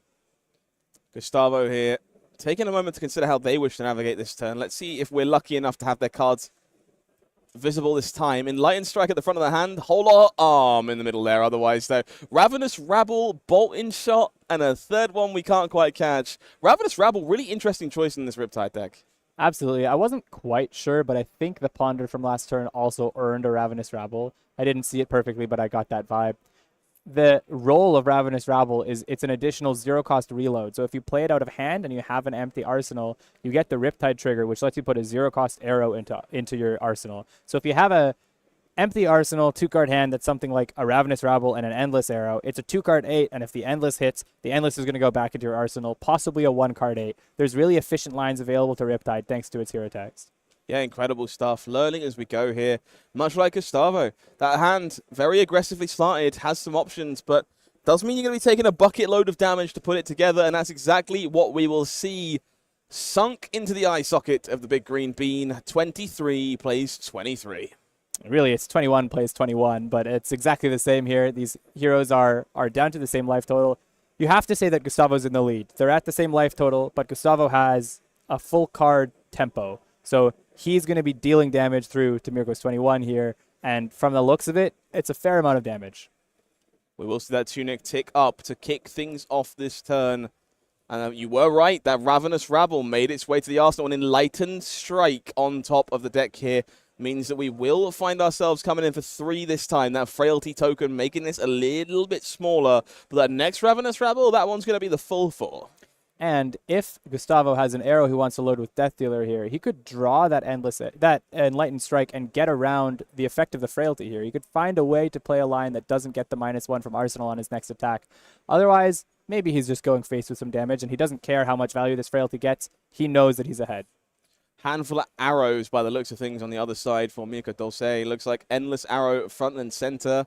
Bolt and Shot just behind, so not a lot of buffs to work with there. It does mean we have some decisions to make. Maybe this is the turn to stake a claim to a little defense. I think that's usually the hint of a 4-arrow hand or a 3-arrow hand in Azalea. They block 3, which is really nice, and they don't do anything together. He does have access to Snapdragon Scalers. He has a way to maybe put 1 or 2 of these arrows together in a bigger turn, but as it stands, he took the 3 on Ravenous, and he might just continue to take he might just be waiting for a more relevant on-hit to be able to defend with all of this excess defense in his hand. Well, he may have found one here. 6 points of damage from this Bolt and Shot. Locked and loaded, courtesy of Riptide's hero ability, thanks to Premeditate, which, of course, threatening a Ponder token here as well. These Ponder tokens feel so impactful in these Ranger Mirror matches. Both players eager to keep their arsenals stocked and full of goodies. And so being able to use all your cards efficiently and restock that zone at the end of the turn, really big deal. Yeah, in order to get this pre-med to do the thing he wanted to do, he had to load a card into Arsenal here, unless he wanted to front-load it on the Ravenous. The value of this pre-med on this turn is it's partially the +3. That's good. That's just what a card is worth. But the Ponder is really it. And importantly, the Ponder you get the next time a card hits. So even if this Bolt and Shot and the reload that it offers gets denied, this Ravenous Rabble, the second one in his hand, will be coming in for 4 again, and that could still be threatening the Ponder on hit. So Gustavo still has a way to empty his hand and be able to put that E-Strike into Arsenal at the end of this turn to load up next turn's Arsenal as well. We see Mirko taking the appropriate amount of consideration here before blocking 6, committing to shutting off this Bolt and Shot. Does not want that Ponder if possible. Does not want the turn to go wider with that reload ability either if possible. What they don't know is there is an Enlightened Strike waiting in the wings. Now, this time around, the mode being chosen, rather interesting, going for that +2 because we're expecting to make a Ponder token.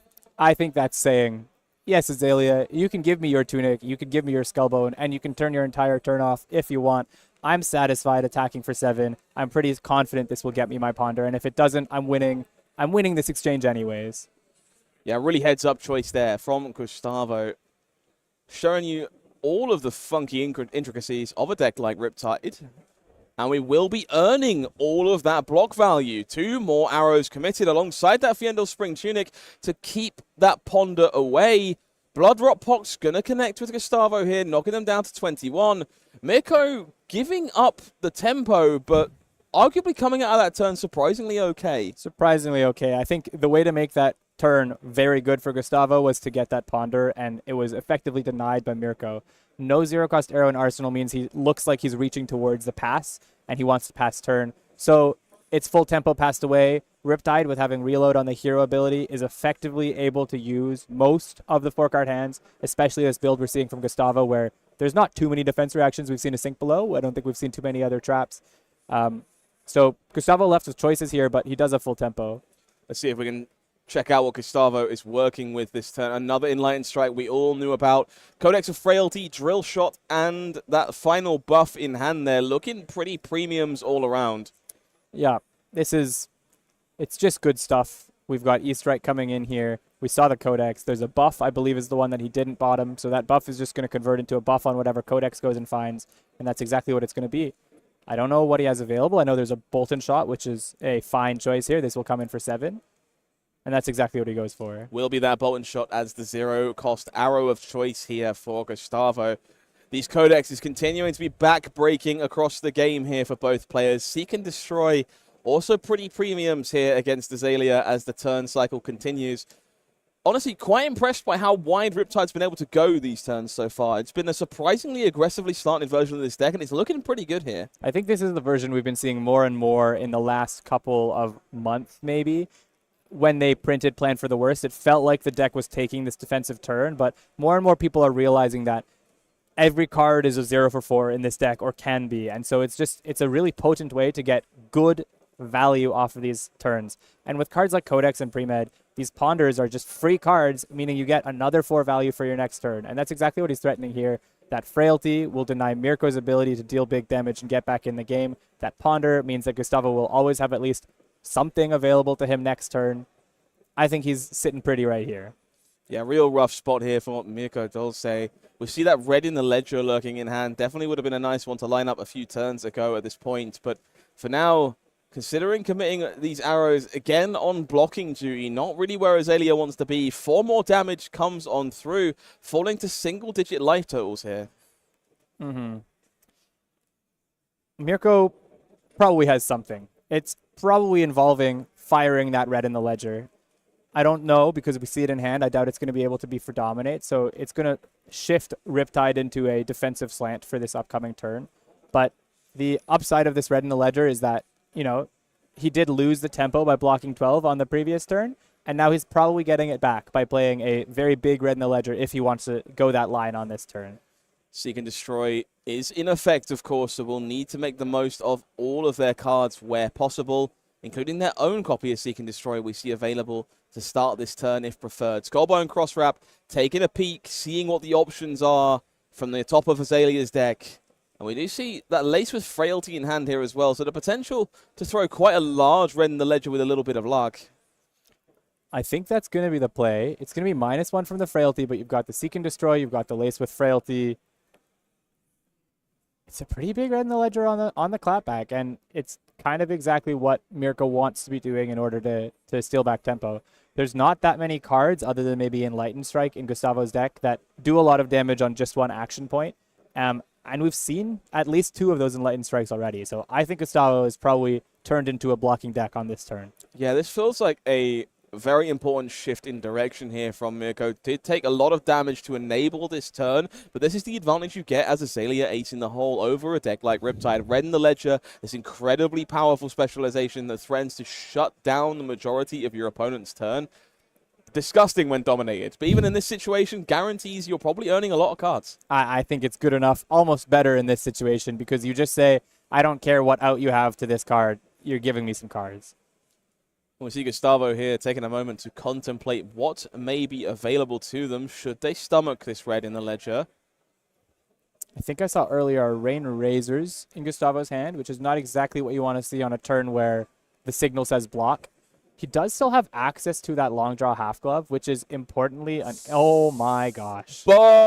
Buzzsaw Trap, the premium specialization for Riptide, returning the favor. And we see we have a chat, we have a reader. You always got to take a look at this. I'm going to take your gigantic arrow, and I'm going to shrink it right back down to size and pretend it was never big to start with. And that's 2 cards blocking out that 10. We said that was a way for Mirko to take back tempo, but Gustavo had the one piece in his deck, a 1 out of 60 card that was the right response in that spot. Nothing like a bit of specialization on specialization action there, front and center for both these ranges. It will be Death Dealer loading up a Bolton Shot to keep things spinning. We're going to lock and load another card, courtesy of New Horizons there with Riptide's ability, and kick things off with a Bolton Shot for 6. The reload here, not threatening. The other card is face down, so no need to panic there. But this is technically lethal damage. I don't think it matters whether that was threatening a reload. I think this is just 6 go again when your opponent's on 8, 6 go again with a Blood Rot. And you're going to follow it up with, I don't know if it's another 4 or another 5 or something, possibly even 7 if it's a buff and a 0 for 4. There's a lot of options for Gustavo here, depending on what those cards are. Yeah, we do see a Rain Razors in the hand for Mirko. Not the time you want to see that card. No block value on that powerful instant. Does make it a bit of a liability in situations like this. And you just reminded me that I said earlier that's what the card is available for Gustavo. So most likely he's used that Riptide trigger to put an arrow into Arsenal. That Rain Razors is going to bring this one up to 8, probably get that Blood Rot Pox through, meaning it's effectively 4 going through on this chain link. And whatever arrow is following this up is also going to be for hopefully 6 if he's lucky with what's in Arsenal. The tide is certainly rising on this feature match so far in round 4 of the Calling in Bologna. Mirko looking to find a way to hold on, keep their dream of making Azalea reach Living Legend alive. It will be a sheepish block from Released Attention in this case. That Rain Razors will come over to punish. More damage coming through. That Blood Rot Pox, that's now going to cause a bit of a problem next turn for Mirko. There is a blue available to Mirko, so if those other 2 cards are enough to block out this chain, he can block with the 2 cards, pitch the blue, and stay alive, keep hope alive. But at this point, this feels like all but done for Riptide.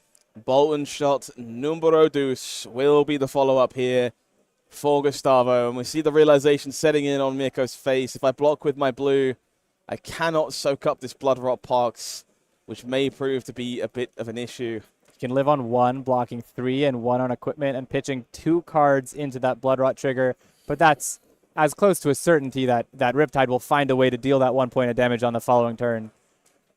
One leaking over here, and as you say, going to be kind of forced to stay alive here and leave a full 4-card hand to Riptide. Not really somewhere I'm eager to be anytime soon. Yep. And Mirko deciding, he's saying, you took that Blood Rot, I actually still want it because I have to pay for it, pitching 3 into it. Gustavo's hand is the critical factor here. It's what does he draw? Is he able to present enough of those pesky 4 breakpoints with cards like Ravenous Rabble, maybe 7s with Enlightened Strike, or with any arrow and some buffs? It's going to be hard for Azalea to defend. Let's see if we can take a glimpse at the hand one more time. Never lucky. Never lucky with Gustavo. Likes to lean back and take it casually. Clearly very relaxed as this game comes to an end. Sink Below being pitched to load up a swift shot.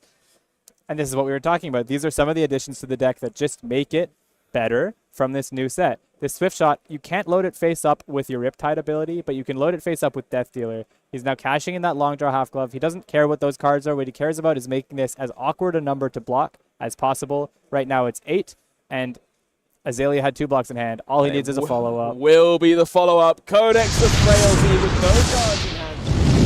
Victory for Gustavo Cerullo on Riptide. This particular Pirates now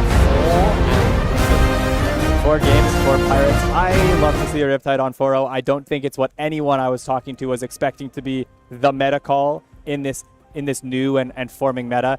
We're yet to see whether the other Riptides in the meta have been having success, whether it is really a meta call or whether it's just Gustavo really understanding that deck like he showed in this game, really understanding ways to play around other decks, possibly like pitching that Sink Below or holding that Sink Below in hand. So he's shown he's put the time in on Riptide.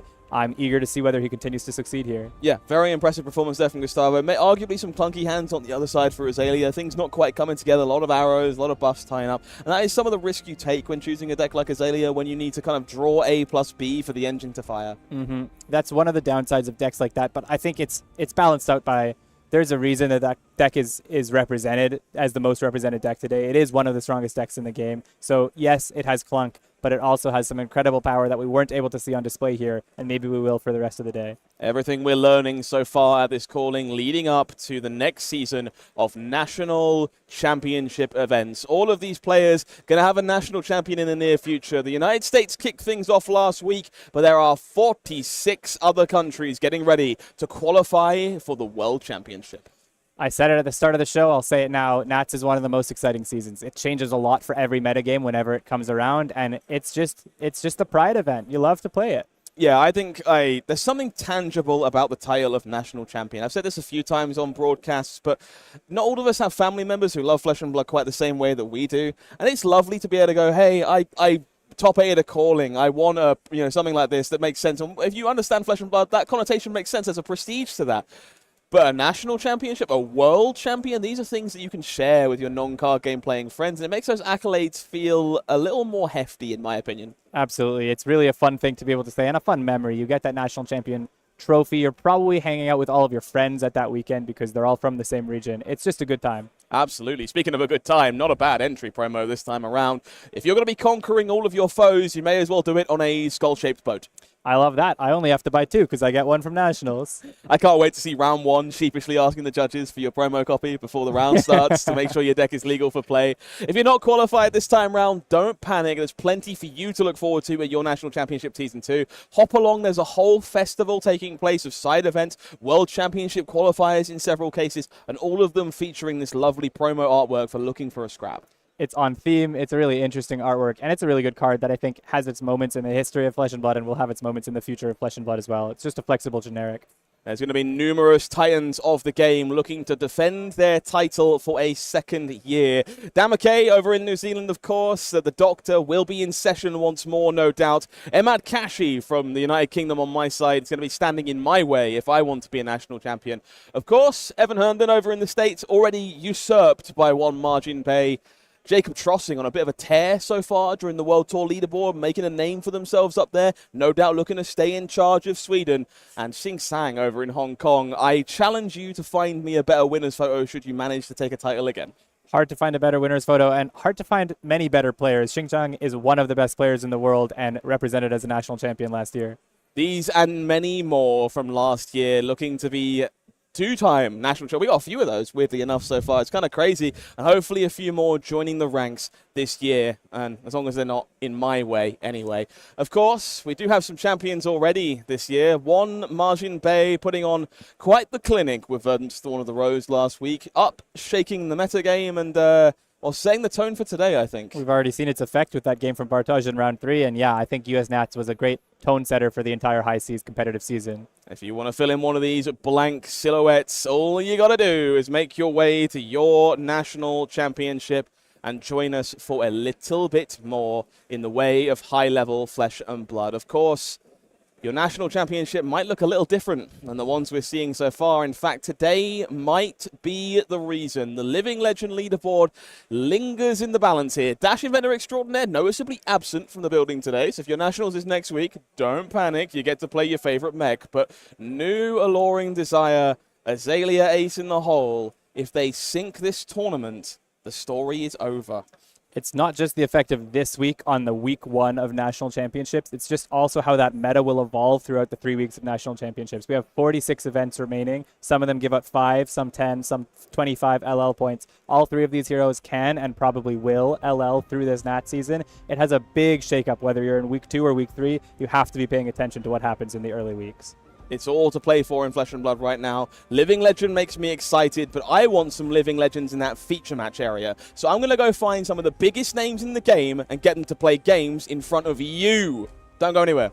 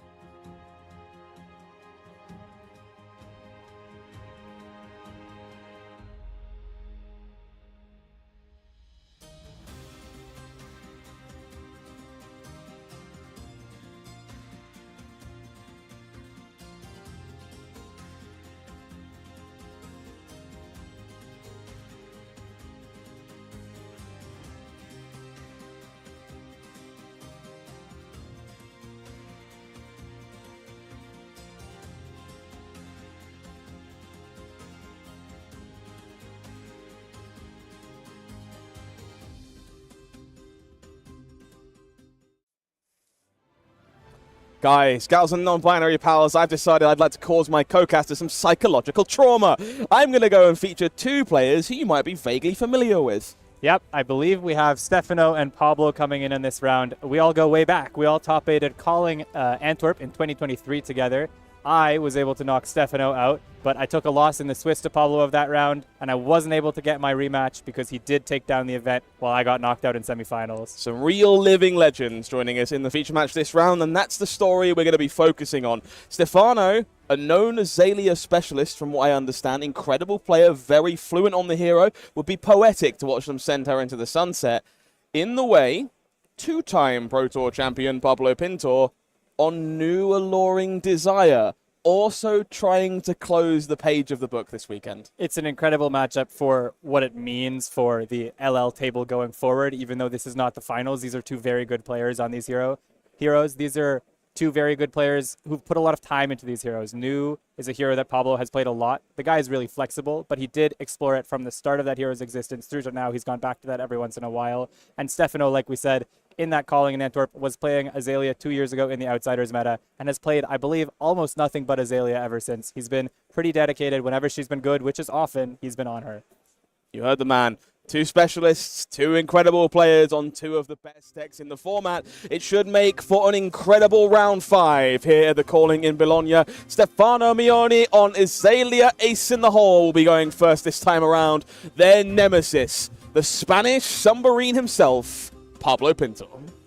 Pablo rocking that new haircut, showing us what's what, how to look good in Flesh and Blood, and how to be good at Flesh and Blood. I wish I had a head of hair like that. Pablo making me feel self-conscious about my ability to play Fab and my physical appearance, all in one. I'm with you on that. One swift shock to the system. Thanks, Pablo. Love you. So, this matchup, very popular one this weekend. A lot of moving pieces. How much experience do you have? What are we expecting? A fair amount of experience. I've played New a good amount, and Azalea is one of those decks. It's just been around for quite a while. I think back last year, the way it was worded was, it feels like on the surface, this should be a new matchup. This should be a matchup where you probably can fatigue your opponent. You can be quite defensive and quite disruptive. But Stefano is a very good Azalea player, and results speak for themselves. Azalea tends to find the way to knock New out in this matchup. So maybe on paper looks one way. In terms of practice, it looks the other. I have to take a moment to admire the Pablo showstopper sleeves on Pablo's deck there. Lovely pirate hat adorning the top of his head. I believe that's him photoshopped onto the rather robust torso of Bravo's showstopper. Art is the only word I will use to describe what I'm seeing in front of me. There's 3 pieces of art on Pablo's side. We've got the Bravo showstopper, which is Pablo as a pirate. We've got his dog, I assume, or at least a dog, a corgi on 2 of those sleeves. And then an honestly beautiful picture of a little cabin in the woods on his deck. And yeah, I mean, the hero's not bad either. That copy of New Alluring Desire, the Japanese promo. Big fan if you're able to pick this one up over in Osaka, that big celebration at the World Championship last year. Might be the final time we see her gracing the table this weekend. We'll have to see. Certainly feels like the tables are set for one of these heroes to LL this weekend, and I really hope we get to see that happen. Both these players sharing a laugh to start things off. As you kind of allude to at the start of this, just incredible players all around. Both these players have an unquestionable number of top finishes at this point. Specialists to the nth degree. Pablo winning games that feel illegal on several feature matches over many, many events. I cannot wait to see what kind of magic they both put together as soon as this dance begins.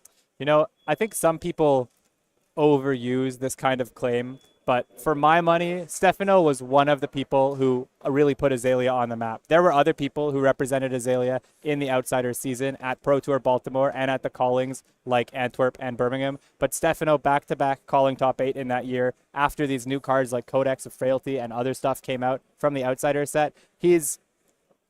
I credit him with a lot of this hero being so dominant in the last 2 years. So equipment reveals here show us 2 important factors. It is Skullbone Cross-Wrap again on the Azalea side here for Stefano. Interestingly, Spider's Bite, the dagger of choice for Pablo, who is kicking things off just with a sheepish Arsenal and pass. Now, I don't know whether the Skullbone Crosswrap is a Stefano's comfortable on that version of the deck. He still thinks it's better. He understands it's better, and he's sticking with it. Or if it's a sideboard decision here, you probably have it in your sideboard anyways for the Arcane Barrier. And New is really able to keep you off those arsenals, find those Codex CNC type plays. Maybe Stefano doesn't want to leave himself vulnerable to losing 2 cards to a CNC and chose instead to go with his old favorite, the Skullbone Crosswrap. Yahtzee! We're going to lock and load this Death Dealer to kick off the first turn for Stefano. It's 3 buffs to kick things off, including Premeditate here, threatening to make a Ponder, strip the Arsenal courtesy of Seek and Destroy, and send 13 points of gigantic armor-shredding arrow directly at Pablo Pintor. Yep, this is big, and Pablo is responding with the same amount of, I'll just flash my cards on the table in response.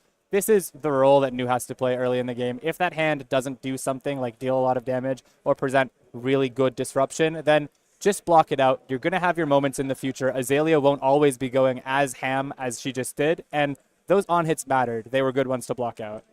Stefano gets to try again to find another chamber full of damage to keep tempo in this game. Let's see if we can take a peek at what they're working with in their hand.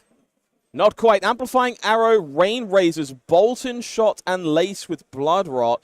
Does seem like there might be some of that hybrid potential you were talking about a moment ago. Some of these cards really at their best alongside New Horizons, but perfectly serviceable here.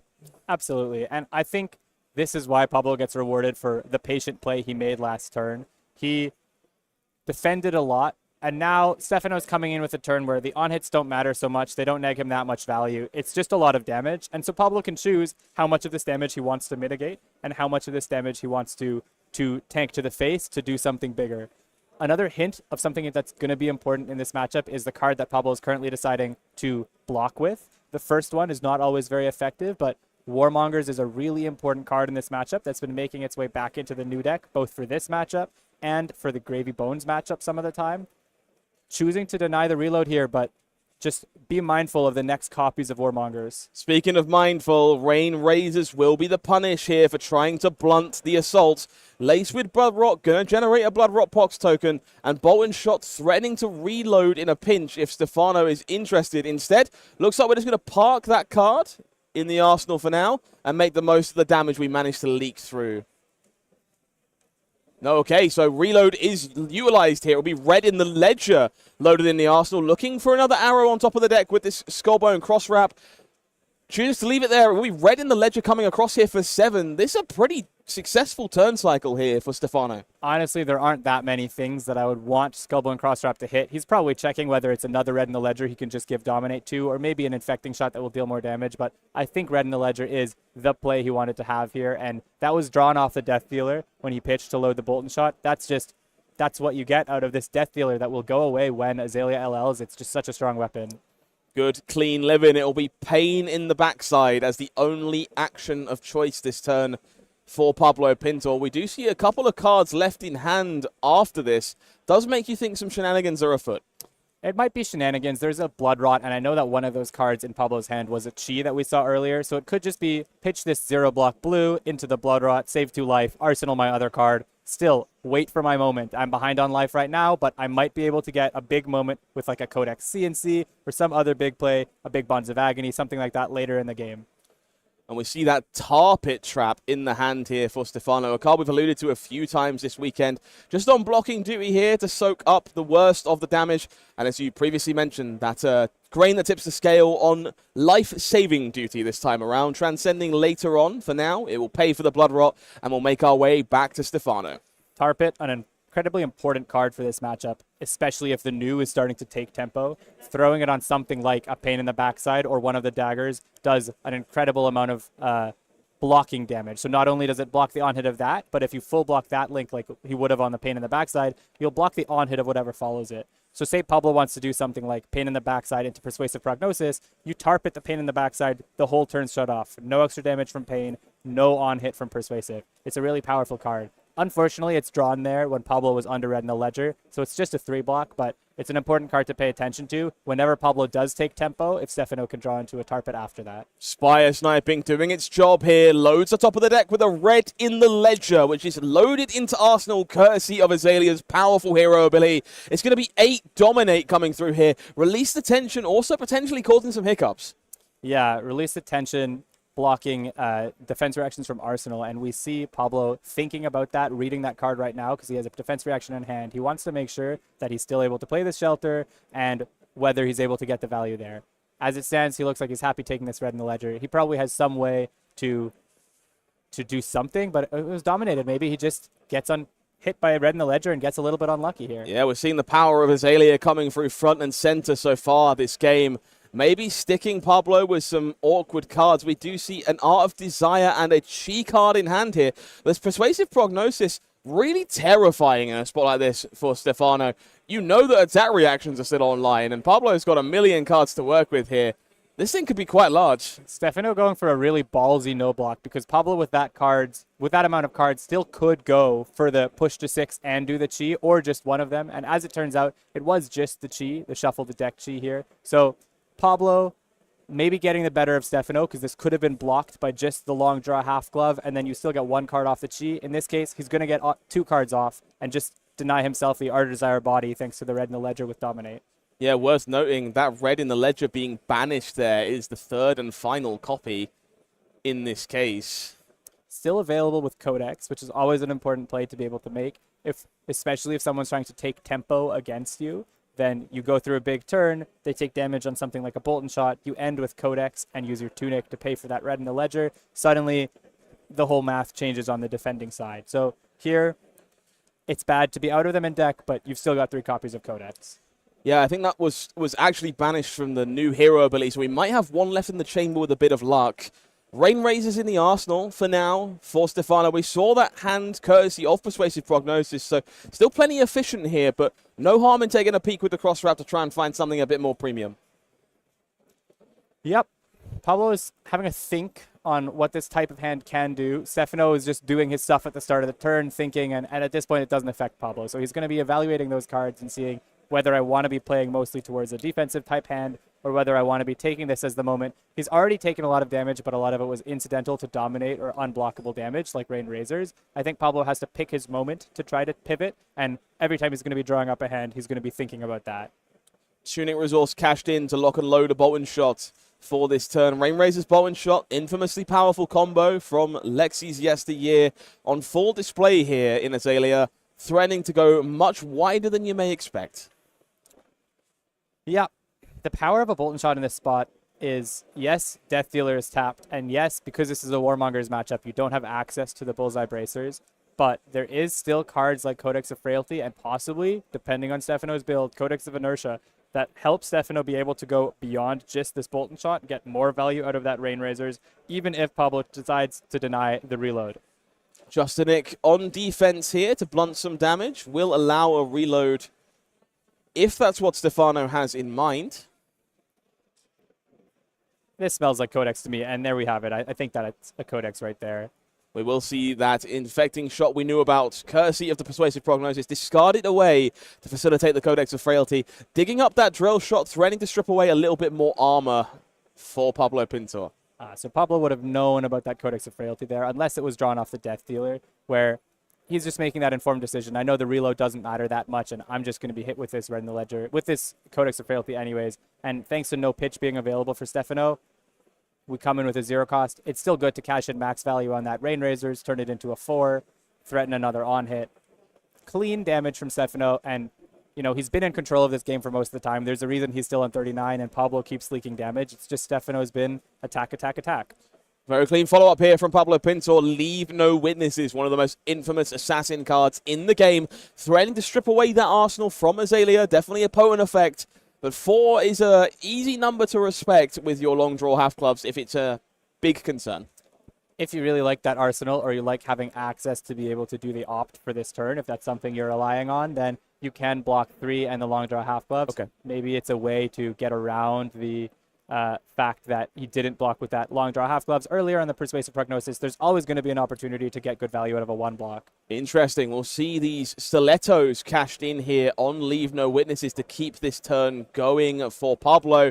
With only 1 card available lurking in that arsenal, you gotta feel like maybe there's another Codex of Frailty in our future. It's such a powerful play if this is a Codex for Leave No Witnesses, because he gets a card off the arsenal with this first Leave No Witnesses, and then he's going to make Codex play Codex to make you discard a card. You get an extra card out of your hand, one into the arsenal that also gets got off of Leave No Witnesses. It guarantees steal 2 cards from your opponent. Impressive sequencing from Pablo Pintor here, making the most of the hand they drew, and a very potent 2-card hand as a direct result. Forced to load more cards into the arsenal is Stefano, and we'll see that Leave No Witnesses making its way back into the red zone again and threatening to strip it away. And I don't know whether that Codex in the Banish Zone came off of the top of the deck with that Leave No Witnesses, or if it came into the arsenal off of the Ponder from the previous turn. But either way, really punishing for Stefano to lose access to that Codex here, not just because it's a really efficient 1 or 2 card play, but more importantly, it is almost his only access to red in the ledger for the rest of this game. So it's a super strong card, as we know. It can be worth 8 or more, but in this game, if what he wants to be doing is continuing to lock Pablo out, that's one of the few ways he can still do it. Leave No Witnesses, of course, damaged by the Frailty token, and therefore much easier to respect for Stefano the second time around. Does choose to do so and keep that arsenal intact. Tunic will tick up. We'll make our way back with a Skullbone Crosswrap activation. That drill shot revealed once more to see what we find on top of the deck. Yep, and there's a Frailty back at Stefano here because they've been trading Codex of Frailties. So this drill shot, which was just traded for another drill shot, is only going to come in for 3 base, but I think he's pretty happy with it no matter what. And this is some of the power of the Azalea ability. He just traded the same card for Dominate, but he's able to empty his hand and make this as big as possible thanks to that Premeditate, where he knows he's going to still be able to go into the next hand with a 5-card hand. 9 points of dominated damage coming across here for Stefano, threatening to strip away even more equipment from Pablo as that Dominate becomes more of a factor as the game continues. Premeditate, as you mentioned, that Ponder token, worth a premium here as well. I know these players are both excellent at the game. They're both excellent at these heroes, and this is a result of a little bit of the heroes in this matchup, but Stefano looks so collected in the way he's been playing this game. He knows exactly what every card has to do. There's been 1 or 2 times he's had to think and he's planned out his turn, but generally I think he's able to look at these Azalea hands and know not only the optimal way for the biggest number, but the optimal way for the game plan of his responsibility in this Azalea new matchup. Pablo, on the other hand, having a lot of thinks, having to think about what his outs are often and whether this hand is good enough to choose to not block, or how much more Dominate he's going to get hit with later in the game, how much life he can afford to give up with things like his equipment as an option to block with here before they lose block value from the on-hit. Yeah, you can definitely see some of that muscle memory coming into effect from our specialist. Stefano looking calm, collected, understands the intricacies of the matchup, and that's the reward you get for playing a hero for this long and being as dedicated to a hero as they are to Azalea. It will be 1 point of damage leaking over here. The 2D React's doing a reasonable job, but we will lose another point of block value on our Fiendel Spring Tunic. That Ponder token secured from the Premeditate does mean that things are still going the way of Stefano here. Absolutely. It was a bit more than 1 point of damage. Because of the Dominate, it wasn't able to be a Shelter played as a defense reaction. It was Shelter just discarded. Pablo saying, yes, I can't get 4 off this card, but I can get 1 point of damage or health off this card. So I'm going to discard it, prevent 1 of this, and just keep a higher life buffer, because if Stefano keeps throwing these Dominates, eventually the number is going to be too big for Pablo to deal with. So he just has to keep life as long as he can and make the best use of his cards as long as he can. We see another Codex of Frailty in the hand for Pablo Pintor, but the arsenal stocked up and no efficient way to get those cards out of hand means we will be sending a Spider's Bite instead here. Looking to loosen up the block value before sending in Art of Desire Body. This one, pretty potent little stealth attack. It's a great one. It's a great addition to these new decks, and there are just some matchups where, there's some matchups where it's your red stealth card in the deck, that's fine. There are some matchups where it is really, really good. It draws you cards, it gains you life because most of their deck is red. Pablo choosing to play Just a Nick here in a mode that a lot of people don't see. He's just going for the banish off the top of the deck. He doesn't want that Just a Nick clogging up his arsenal in case he's able to draw the 3rd Codex of Frailty somewhere in the next couple turns. And he knows that this Art of Desire body is likely to hit a red off the top of the deck from its own ability. That's going to gain him a life and draw a card. Just a Nick possibly gains him a life and draws him another card. He wanted to cycle that out for at least some value. In this case, 1 point of life and a new card. I think that's an incredibly heads-up play there from Pablo Pintor. I think a line that a lot of folks would have missed. It's just getting the value you can out of your card and making sure you maximize those draws against a hero like Azalea, where most of the deck is red. You're very likely to draw some cards courtesy of Art of Desire, so getting the most value you can out of it. Every card you find is Probably the Pablo Pintor Manta at this point. Absolutely. And Justin Nick was a card that you don't typically want to arsenal as new. It can be really clunky with several hands that you draw where you either need that arsenal open or it just sticks around for a while and you can't arsenal another card because the Justin Nick wasn't playable on this turn. Pablo got it off a Ponder. That's why I went into the arsenal. So when you see an opportunity to clear it, especially you get at least 1 point of value off of clearing it, you're still converting that Ponder for value. You're happy as Pablo. Death Dealer here, locking and loading a copy of Remorseless. This one has some potential, but unlikely to be the arrow of choice here. Knock the Death Whistle is going to take a peek at the deck for Stefano, figure out the best arrow for the job, and then give them potential to give it Dominate. So we're going to find out here whether we were right or wrong earlier with how many red in the ledgers are left in the deck. But I think the important part of this play is it hints at Stefano's actual game plan. It's not necessarily about playing big things like red in the ledger that lock your opponent out of playing their turn. It's about dominating as frequently as possible and stopping yourself from running out of arrows and running out of buffs at the end of the game. In this case, we have seen Stefano go for that dominate so frequently off the back of the Azalea hero power. He knows that's his way of maximally beating Pablo. If you don't do that and you just let them block, you can very easily run out of arrows in this matchup. Another smart thing is choosing to get Endless Arrow here means because this is likely to hit with the Dominate, that Endless Arrow to play it and attack with it is actually not a card out of his deck. It's another arrow that's still available later on, either next turn or at the end of the game if he cycles it again with his Azalea hero power next turn. It's the power of Skullbone Crosswrap. And again, we don't know whether this is Stefano's main board headpiece or whether it's his sideboard for new and maybe matchups where he needs Arcane Barrier. But he's able to line up these Dominates significantly more efficiently than some of those New Horizons players are. It's looking really good here. Endless Arrow, 10 points of Dominate, laced with a couple of diseases for the trouble. Pablo here considering which one card best served to stop, well, dying, for lack of a better phrase. We'll see what they can work with. Surgical Extraction in the hand there. Leave no witnesses. Levels of Enlightenment. It will be double trouble on blocking duty here. And another defense reaction coming from the Arsenal does blunt some of the assault. But this Endless Arrow, truly endless. Too big. And will still make its way through for a couple points. Again, Stefano gets to go into his next hand with a 5-card hand. This time off the back of Endless, not Ponder. Pablo only able to block 7. Takes 5 effectively with this Blood Rot. This inertia means that he has to make use of the hand that he's throwing back. So hopefully Pablo can find something here, but another efficient play for Stefano. And we'll be kicking things off with the lovely little dagger here, threatening to give some go again to that levels of enlightenment that we know is lurking in the hand. Misplayed here, very potent, and I love to see this from Stefano. They understand the power of that dagger, and after all of the brutal attacks we've seen, long draw half gloves saved for this moment. It's an interesting choice to line it up this way because of the long draw half gloves. It shuts down the extra value on levels enlightenment. I think it's maybe Pablo's only real way to use all 3 of those cards, given that he was attacked with Dominate last turn. He's bought that 1 block for now, meaning it's not available for later. That is still real value as a new player to buy your opponent's equipment defenses. But if he had had something like a Tunic counter up, there were other lines that really could have brought this turn even bigger.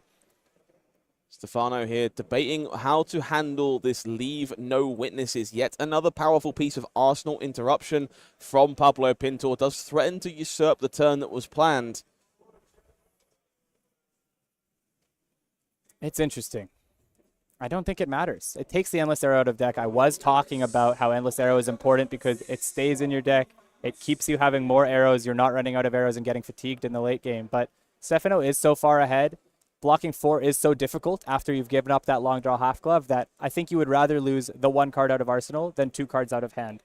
And Pablo there, yeah, he didn't get the 2 points on the levels from because Mistblade got blocked out, but you're already seeing the value of I have to buy my opponent's equipment as new because then he's able to make sure that leave no witnesses hits.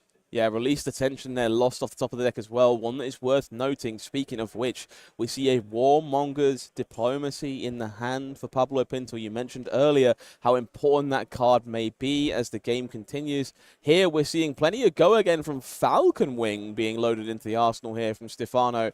Lining up just as well with a buff as any other arrow, but potentially enabling a slightly wider turn with a bit of luck.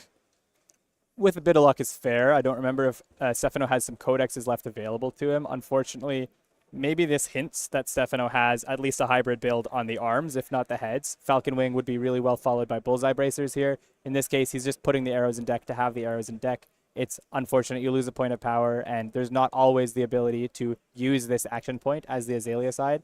With the Warmongers in Pablo's hand, if, based on the structure, based on the fact that Stefano didn't start the turn with an arsenal, if Stefano can't find a way to give whatever arrow he fires with this turn dominate, it might be a hint that Pablo's turn is defend as much as you can, play that Warmongers, keep Stefano off a big hand. He'll only come in for 8 or 9 the following turn, and then keep it going. So we'll be that Falcon Wing to kick things off here. 6 points of go again damage.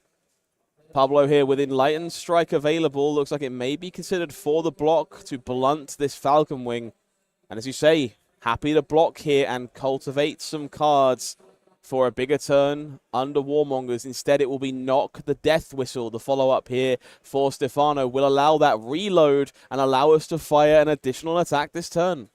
There we go. We found at least some Dominate. He has 1 buff in hand, so this is going to be 7 Dominate as a fire-off. Again, the Endless Arrow that I've already talked about this game, but Knock the Death Whistle being another way to still use that action point even without a Codex or without your Death Dealer or without the Bullseye Bracers.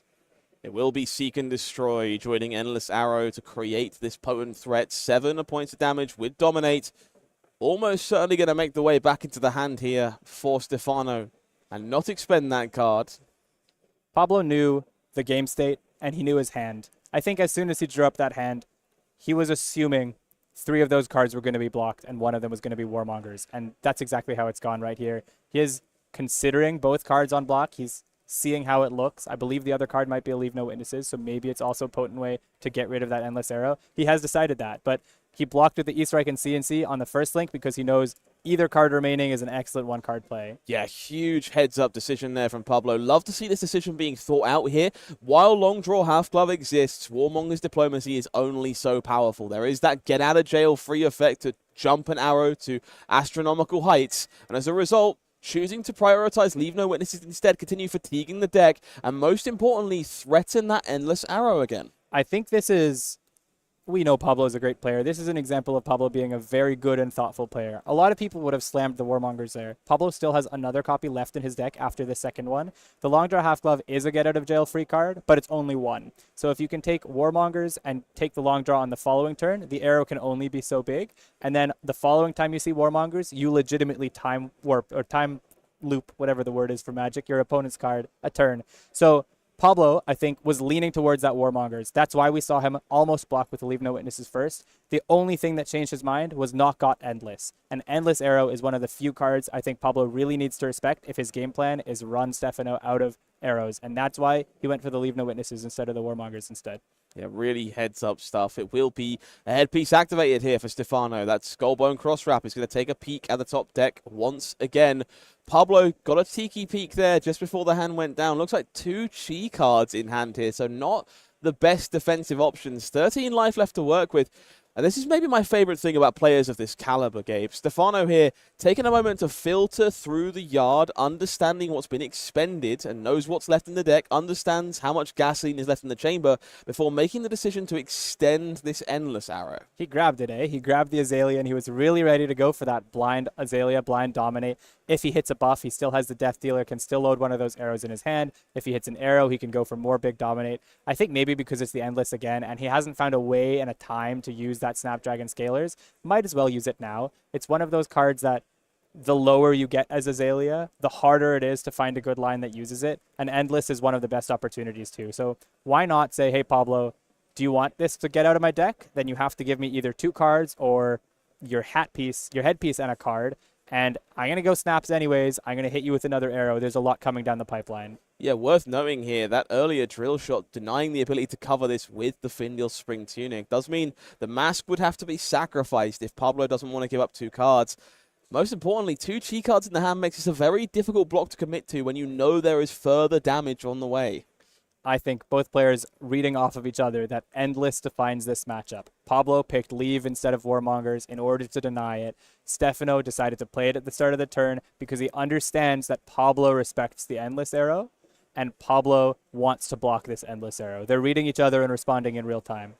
Okay, so Pablo here going to take the time to respond with both of these Transcend cards before the chain link closes. Utilizing them on opposing attacks, going to draw another Chi card here with that look from Rising Sun, Setting Moon. Will find themselves with 2 Chi in hand. Interestingly, Stefano now going to be aware of that fact as well. In theory, he doesn't know that both of them are Chi. One of them could have been bottomed. We saw Pablo let out a cheeky smile, so maybe Stefano is paying attention to that and is able to read that Pablo didn't get exactly the kind of card he wanted, but there's always that layer to the game. Yeah, take aim off the top here from Death Dealer. Pretty brutal. Infecting shot. The premium arrow to line it up with. More Blood Rot Pox being threatened when this one inevitably connects. And 8 points of damage coming through. Does mean Pablo here falling to quite a significant life deficit. And again, we see Stefano change tack from earlier in the game because he knows that the game state is in a different place. Earlier, he seemed to be prioritizing an arsenal. Now he said, this is 10 damage I'm threatening. I would much rather make this hard to block with that take aim, push this to 8. I know Pablo has at least 1 Chi. He can maximum block 2 from the hat and 3 from a 3 block that he drew. So playing the take aim there pushes the infecting shot on hit of a blood rot through and really brings Stefano that much closer to winning with a dominate arrow a couple turns from now. We do find our way back to Pablo in this case. Looking to find things to do, but unfortunately, Chi alone, not often enough to put a turn together. And that Blood Rot Pox kind of looming here. Dangerous range to be in. Pablo saying, I think I lose the normal game regardless of whether I take this 2 and go to 3 with a Blood Rot or whether I stay at 5. So cycling using his silver and trying to find some top deck, maybe that 3rd Codex of Frailty that can actually get him back into the game with Stefano off an Arsenal, as opposed to prevent 2 damage and Arsenal a Chi. So unfortunate for him, he only saw the Bonds of Attraction and he wasn't willing to risk the last silver for it, but still works out. He's able to push some damage, take an extra card off the top of the deck for Stefano, and maybe gain a life here as well. Yeah, interesting to see Stefano agreeing on the change of tact in the matchup. This Endless Arrow this time being committed to blocking duty. No longer a required need as this game goes on. Pablo here, you see, taking a moment to count those Endless Arrows. Understand how many are left. It wasn't Codex that he found, but I think this is still a heads-up play and a very good out for Pablo. He gets the Bonds of Attraction, buys a 3 block because Stefano doesn't want to give him the extra life. He had that hiss from one of those silver draws. He's able to go 1 over the top for damage, banishes the Endless Arrow that blocked, banishes the top of a deck, banishes another red from grave. Pablo's going up to 7 here. More comfortable than he was. And then back down to 5, but still more comfortable than he was with the Blood Rot. It will be Death Dealer loaded here to kick things off for Stefano. Remorseless, the arrow loaded. Card drawn. Going to try and make this a little bit bigger given the choice. We might be able to get a peek, if we're lucky, at what's in the hand. Nope, slightly just out of frame here. It's not going to have any idea as to what's coming up alongside this Remorseless. We see Stefano here taking a look at the Banish Zone as well. Needs to understand again, just down to the wire here with the deck. Going to need to know what arrows are left available, what bumps may be available to make them slightly larger.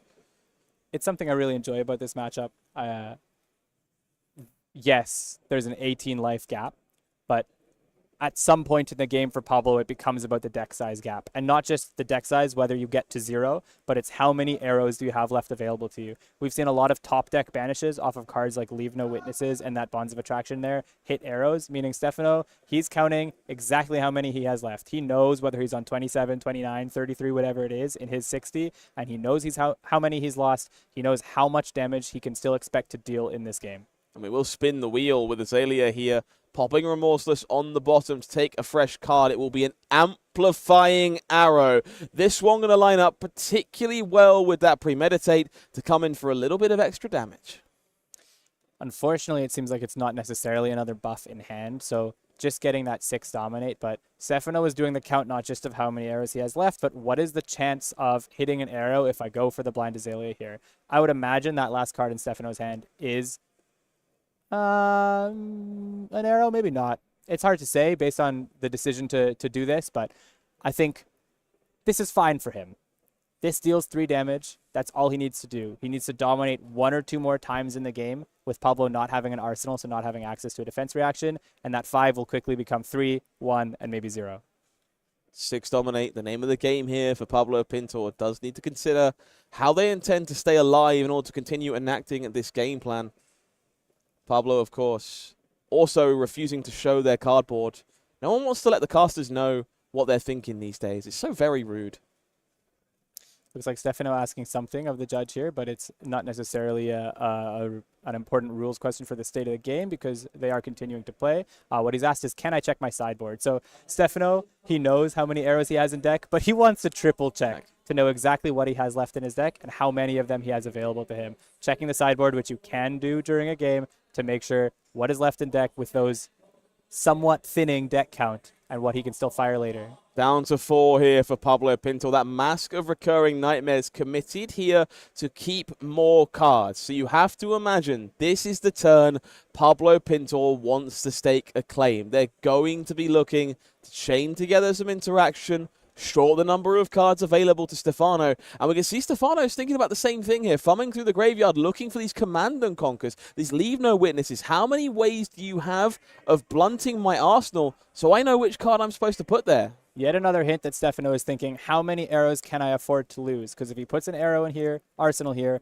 and then gets hit with a CNC that he cannot block, maybe off the back of a spider's bite, that would be really punishing for him if he only has 3 or 4 left in deck. So making the informed decision based on what's available to Pablo about what to put in his arsenal and what card to keep in his hand. Pintor also processing the same information here before enacting their turn with the 3 cards they have remaining. We'll kick things off with Surgical Extraction. Now, 1 card left in hand here. We could always be looking at an Arousing Wave, but with the damage being taken there for Pablo, the Mask being committed to keep things in check, I have to think they've really wanted to keep that card. This feels like, I mean, you can count the graveyard and see how many Hisses and Venomouses are in there, but there are a few cards that would be other than that. It could be something like a Chi to do the bluff, but also, you know, Chis are a unimodal card. There's only one way to use them, well, 2 with the pitch. Or it could be a D-React that Pablo is prioritizing putting into Arsenal. Maybe we've seen all the releases and he's counted that, and then he's putting a D-React into Arsenal and threatening this Venomous, threatening the bluff of it. When with this card is held, usually from Pablo's side, what he's hoping or expecting would be that Stefano says no blocks, because it's so hard for Stefano to prevent against this as a deck that doesn't have defense reactions and doesn't have very good equipment block. He might block 4. That would be weak to a Rousing Wave, so he'd probably block 5 if he's going to block at all. A lot of people would just say no blocks here. The question is, does he have a turn available to him? If there's only 1 arrow in Arsenal and 1 arrow in hand and none in Arsenal, then his only access to an arrow on this turn would be from Azalea off the top of the deck. So weak to Surgical if that's the case. I think that's a huge testament to Stefano's play skill here, taking a moment to consider the permutations. Interestingly, no reactions here from Pablo, so we will see Tar Pit Trap, Codex of Frailty, the buff, and Spire Sniping here. Not the most efficient hand, going to be rather hard to make a big arrow here for Stefano. And an informed decision for Pablo there. Yes, you want to be taking your opponent off as many arrows as possible, but Lace was actually the most threatening card in that hand. If Stefano wants to play this Codex, those other cards are probably getting pitched and discarded throughout this turn, whereas that Lace was, no matter what, it was going to be played for 3 damage. Remorseless being flipped here to the Skullbone Cross Wrap, taking a peek at the top card to put together a bigger, more powerful turn. Stefano here doesn't seem overjoyed with what they see, having to reconsider how to sequence this turn, perhaps. He's having a think with the opt card still left, quote-unquote, on the stack there, on the side of the table. Remorseless is a good card to have put in Arsenal, and he got paid off with his Arsenal, with his graveyard counting last turn, making sure that he Arsenals the arrow instead of the buff or the Tar Pit Trap or whatever it might have been. Chooses to leave that card on top. All right, we're going to see that long draw half glove cashed in here. Warmonger's no longer much of a consideration. We find a way to buff our arrows with one way or another with no Lace with Frailty. It will be that Remorseless cashed away to make this happen. Tunic will load with Death Dealer. Going to load that Spire Sniping we knew about. Draw the card that was seen with the cross wrap. Going to opt 2 more to give ourselves another shot at Azalea finding a buff here. Finding a buff is a great read, Scott. What he wants, actually, is to find a buff to be able to play that Codex of Frailty that's in his hand. So smart to sequence this way. Get rid of that Remorseless. Yes, it's a very important arrow, but you want 4 more. And then that Spire Sniping lets you look for what cards are on the top of the deck. He puts a buff on top. he's going to probably, possibly, Azalea into a buff and then play a Codex for just a very big arrow. Alternatively, he found a red arrow and he thinks the buff is enough and he just wants to dominate that. And it will be that buff found. Laced with Frailty is the name of the game. Take aim to lock and load. Codex of Frailty, that final card to pick up an arrow. It's going to be gigantic here. Pablo Pintor staring down the barrel of the world's largest death dealer. It doesn't matter that he doesn't have Dominate. This arrow is going to be for 14. If Pablo has a single chi in hand, that's game on the spot. So here, Stefano, considering the arrow options, that amplifying arrow is available and will get some additional juice from its ability, but that may not be more potent than a 4-power red arrow. You can see them doing the math in real time, considering what makes blocks more difficult for Pablo, and it will be the amplifying arrow being selected. So +5, +4, +4 in this case is going to make this a 15-power amplifying arrow. It takes the entire hand away from Pablo Pintor, leaving them on just 1 point of life. Choosing the amplifying arrow, having played 3 buffs on that turn, means that that amplifying is basically a 0 for 5 arrow, and that's exactly the type of thing that Stefano wants to see in that spot. Now what he needs to do, 1 times Dominate, or enough of the buffs left in deck to be able to do what he did on the very first turn and just shove his hand 3 buffs into an arrow. Try to get Pablo on an awkward breakpoint or a chi in hand. The Ponder token finds a tar pit trap, not the most spectacular, but Azalea does not care. We'll flip it away into a bolt-in shot with Dominate. Do we have the ways to make it bigger? It will be Lace, bolt-in shot. Job done. It will be Stefano Mione making their way to fight the Azalea Living Legends. Very much on the table. Very much on the table, and an enhancement player who I respect a lot. I think really would be the right person to take this over there. He navigated that game perfectly. I talked a lot through a couple rounds today about the concept of game plans and understanding your role in a matchup, and I think Stefano knew exactly what his role was. He was playing to the dominates, and it won him the game. Yeah, absolutely. Stefano played a masterclass there on Azalea. Also want to give credit to Pablo where credit's due. Definitely tried to find the spots, and I think that's the important part of playing in this matchup from the new side. You understand that you're going to take some damage, whether you like it or not. So blocking correctly, trying to navigate those windows and find the spots for those attacks to sneak through, representing those bluffs in spots where they matter on surgical extraction, maybe persuasive prognosis. That's how you steal games away from a premium Azalea player, and we saw that played out in real time. We definitely saw that. Pablo played a great game. I think it's a matchup, we talked about this at the start, that's not great for the new in terms of practical results. It tends to go the Azalea's way. Stefano had some good hands, and Stefano navigated it perfectly, which always pushes a favored matchup into a really favored matchup. But Pablo found the outs he could, as much as he could. It just wasn't enough in this spot. Yeah, great watch. Looking forward to enjoying that game again later date. Speaking of later dates, there's a few things coming up that are rather exciting in the world of Flesh and Blood, but one that's a little adjacent to us. Have you heard of a little show called Gen Con, by chance? I have heard of Gen Con. Never been able to go, but I would love to go one day. Gen Con, one of the largest shows on the planet, something that is well worth looking forward to if you can make your way out there. Flesh and Blood will be all weekend dominating the play space at Gen Con Indianapolis. You can jump in for a Super Armory if you'd like, but most importantly, you will be able to get your hands on Mastery Pack Guardian and Smash Palace for the very first time. And there is a competitive event available at Gen Con as well. You do have the ProQuest Plus that weekend. It's going to be really fun. There's probably going to be a lot of players. I'm not sure how many people in the Indianapolis region or the type of people who go to Gen Con are Fab players traditionally, but it'll always attract gamers. I think that'll be a big one. There's a lot to look forward to here if you fancy making the trip. Lots of events on the schedule. We'll kick things off with the Crack Shuffle Play Arena. If you want to get yourselves into Mastery Pack Guardian, all those Guardian-centric cards, and jam them by just cracking open packs and seeing what you find for the very first time, available every day of the weekend for you to try out. It's going to be fun. I think Crack Shuffle Play is a fun addition to some of these sort of semi-products, like the not draft sets, but cards like the Mastery Pack Guardian. I think this pack, it shows a lot of potential. It's going to bring Guardian back along with the LL of new, hopefully. I think Guardian will be a relevant part of the meta again, and this will be a good way to introduce yourself to those cards. Yeah, if 3 packs isn't enough for you, don't worry. You can have a whole box if you prefer. If you've never tried full box sealed, it's quite the unique experience, and Mastery Pack Guardian should be an interesting twist on that format. With every card you open being a Guardian card, I'm sure there'll be some very powerful decks there. That's going to be a fun one. Full box sealed. always a fun side event. Absolutely. If you're looking for that more competitive event, as Gabe mentioned, that ProQuest Plus will be live and active on the Saturday and the Sunday. So regardless of your format of choice, a little bit of Blitz, a little bit of Classic Constructed, you can find your way to the next Pro Tour. ProQuest Plus is surprisingly fun events. They're less competitive and stressful than maybe a calling or a Pro Tour, but they can have a lot of players and a lot of players from a big region, and it gets exciting usually.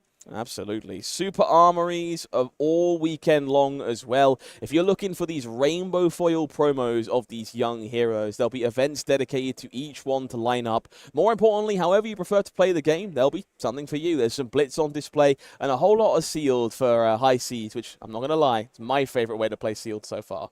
It's a very good Sealed format. We don't often talk about Sealed formats the way we talk about High Seas. I think the introduction of that landmark macro in Treasure Island makes this format way more interesting than some of the stuff we've seen in the past, and a real joy to play. If all you want to do is smash the odd palace, don't worry. You can jump into Smash Palace for the first time. It will be a first taste of this brand new way to play Flesh and Blood. I got a lot of board game fans out there who are excited to dip their toes into this because it appeals more to what they're used to than a card game, and I'm looking forward to, no doubt, getting smashed. I think Smash Palace will be enjoyable. It's a product for kind of everyone, kind of maybe a different type of person than the person who's in this hall, but I think Smash Palace will just be a joy. It'll be the first time we've seen it. We don't know all of the cards, but I think it'll be fun to play. Absolutely. Launch events for Smash Palace available for you on the Thursday and the Friday at Gen Con. Well worth stopping by if that tickles your pickle. Of course, if you're joining us this weekend for the very first time, you're learning how to play Flesh and Blood and you want to learn more about how to get involved, there is dedicated Learn to Play events all weekend featuring the first showcase of our new demo deck with Bravo Flattering Showman. Blitz legal as well, not like all of the heroes in the Smash Palace, but this Bravo, we've had some historical Bravos throughout the game. I'm excited to get some reps in on this. Absolutely. Gen Con, quite the weekend all around. Flesh and Blood, quite the game. It will be there each and every day, and hopefully we'll have the pleasure of seeing you for some of those games. However, we've got plenty more games to play this weekend first. I'm not jumping off to Gen Con just yet. So, stick with us, folks. We're going to bring you some more high-octane Classic Constructed in just a few minutes.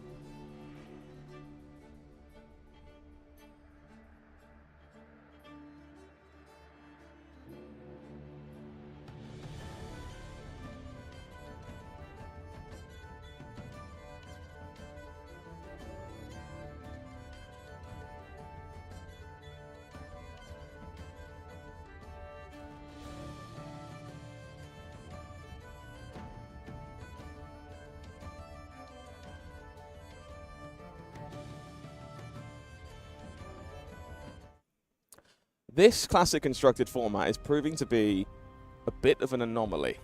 We've seen lots of different decks so far this weekend, but for round 6, I'm going to show you 2 undefeated players playing heroes we haven't seen yet at all. It's exciting. I think even the fact that we saw a Riptide win on an undefeated table, we've seen these incredible matches all day. Some of the ones we were expecting, Verdance, Azalea, but some of the ones we weren't, like Riptide, and maybe what we're going to see on this matchup where these players are still undefeated. Yep, one of them in this case. We have, things are narrowing. There are 7 rounds today, of course, so we're getting into the real meat and potatoes of the event. We have Yorgos Samaras, previous national champion of Greece, I believe, if I recall correctly, on Syndra Drakai of Retribution. This is a deck a lot of people have still been bringing to these events and trying to target those Earth heroes, but the conversion rate really hasn't been there. What do you think about this result so far from Yorgos? I think Syndra is almost always a threat to be able to do this, especially in an open field. It is relatively simple to play. And that's not to deny any Syndra players. That's to say, you're playing 7 rounds today, 5, maybe 8 rounds tomorrow. You can keep your mental acuity and get maximum value out of every hand a lot better on Syndra than on some of these super complicated heroes like Gravy and Verdance, where you're struggling with that. Otherwise, it's got some good matchups. It's got decent matchup into Gravy. It's got decent matchups into the Earth heroes. It's not bad as a position in the meta. Okay, interesting stuff. On the other side of the bracket, 4-1 this time, but the pair up. So in the good 4-1 bracket, you know, they're hanging well, it's going well. Filippo Barbane on Victor Goldmane. Victor, look, I wouldn't have brought it this week because New is still around, but Riches of the Tropaldani, that new Fabled we've seen in this last set, is a really big pickup for Victor. And we see some Victors doing some tech across the field where they're still able to beat this Illusionist-style Necromancer hero, bringing in cards like Performance Bonus in the sideboard, which is a 3-go again, on-hit, create gold. So Victor has a lot more ways to get that card draw off of the gold creation that we've seen on its hero ability, and this set was good to them. Absolutely. I'm excited to see what Filippo is up to. If they're playing up against Yorgos so far, want to make a quick note, actually. Very impressed by the amount of Italian representation we've seen so far this weekend. These players, maybe not super familiar to the larger audience, depending on how things are going for them, but in general, absolute juggernauts of the game. Yeah, we've seen a lot of Italian players today. We've seen a lot of Italian players top events in the past. We've seen several Italian top 8 PT and Worlds competitors. We've seen, as we talked about last round, Stefano be high up in several callings in a row with Azalea, and other Italian players have a lot of accolades to their names. So I want to talk to you about something very innocuous here that maybe players might not be familiar with from Yorgos' side of Syndra. Mask of the Pouncing Lynx. Now, Syndra is known as a deck that really utilizes Mask of Momentum, gets the most out of that card. What does Mask of the Pouncing Lynx suggest to you? Now, when we evaluate cards, especially equipment, we're trying to see how many points of value it can be worth over the course of the game. In a deck like Syndra, this Flick Knives worth a lot of points. In the deck like Syndra, against a deck like Victor that wants to be blocking and has access to a lot of blocking cards, thanks to the possibility of clashing and drawing an additional blocking card from Trounce or test of Strength, then that Mask of Momentum, it actually doesn't do much. It's good. It makes your opponent block, but Victor wants to be blocking anyways. So here, what Pouncing Lynx is going to translate into is actual real cards and the actual ability to deal more damage, which Mask of Momentum wouldn't necessarily do. And we see an early back-breaking choice here, having to cash in the gold from Crown of Dominion on this Trounce to try and remedy the situation. Oh no, a Test of Strength finds a pummel as the first reveal here. And these players, they're going to find themselves with no gold on Victor's side to start this game. Trounce arguably kind of wasted. Trounce wasted on turn 0. Also didn't even block out the card here because we get 2 Ancestral Empowerments from Yorgos'. So Yorgos is chipping some damage early, which is his game plan in this matchup, is chip. Take 1, take 1, take 1. And denying the extra gold, taking him off that Crown of Dominion gold already, this is a good turn 0 for Yorgos. Really big deal as well to know that Test of Strength is going to be stuck at the bottom of the deck here as this game continues for Filippo.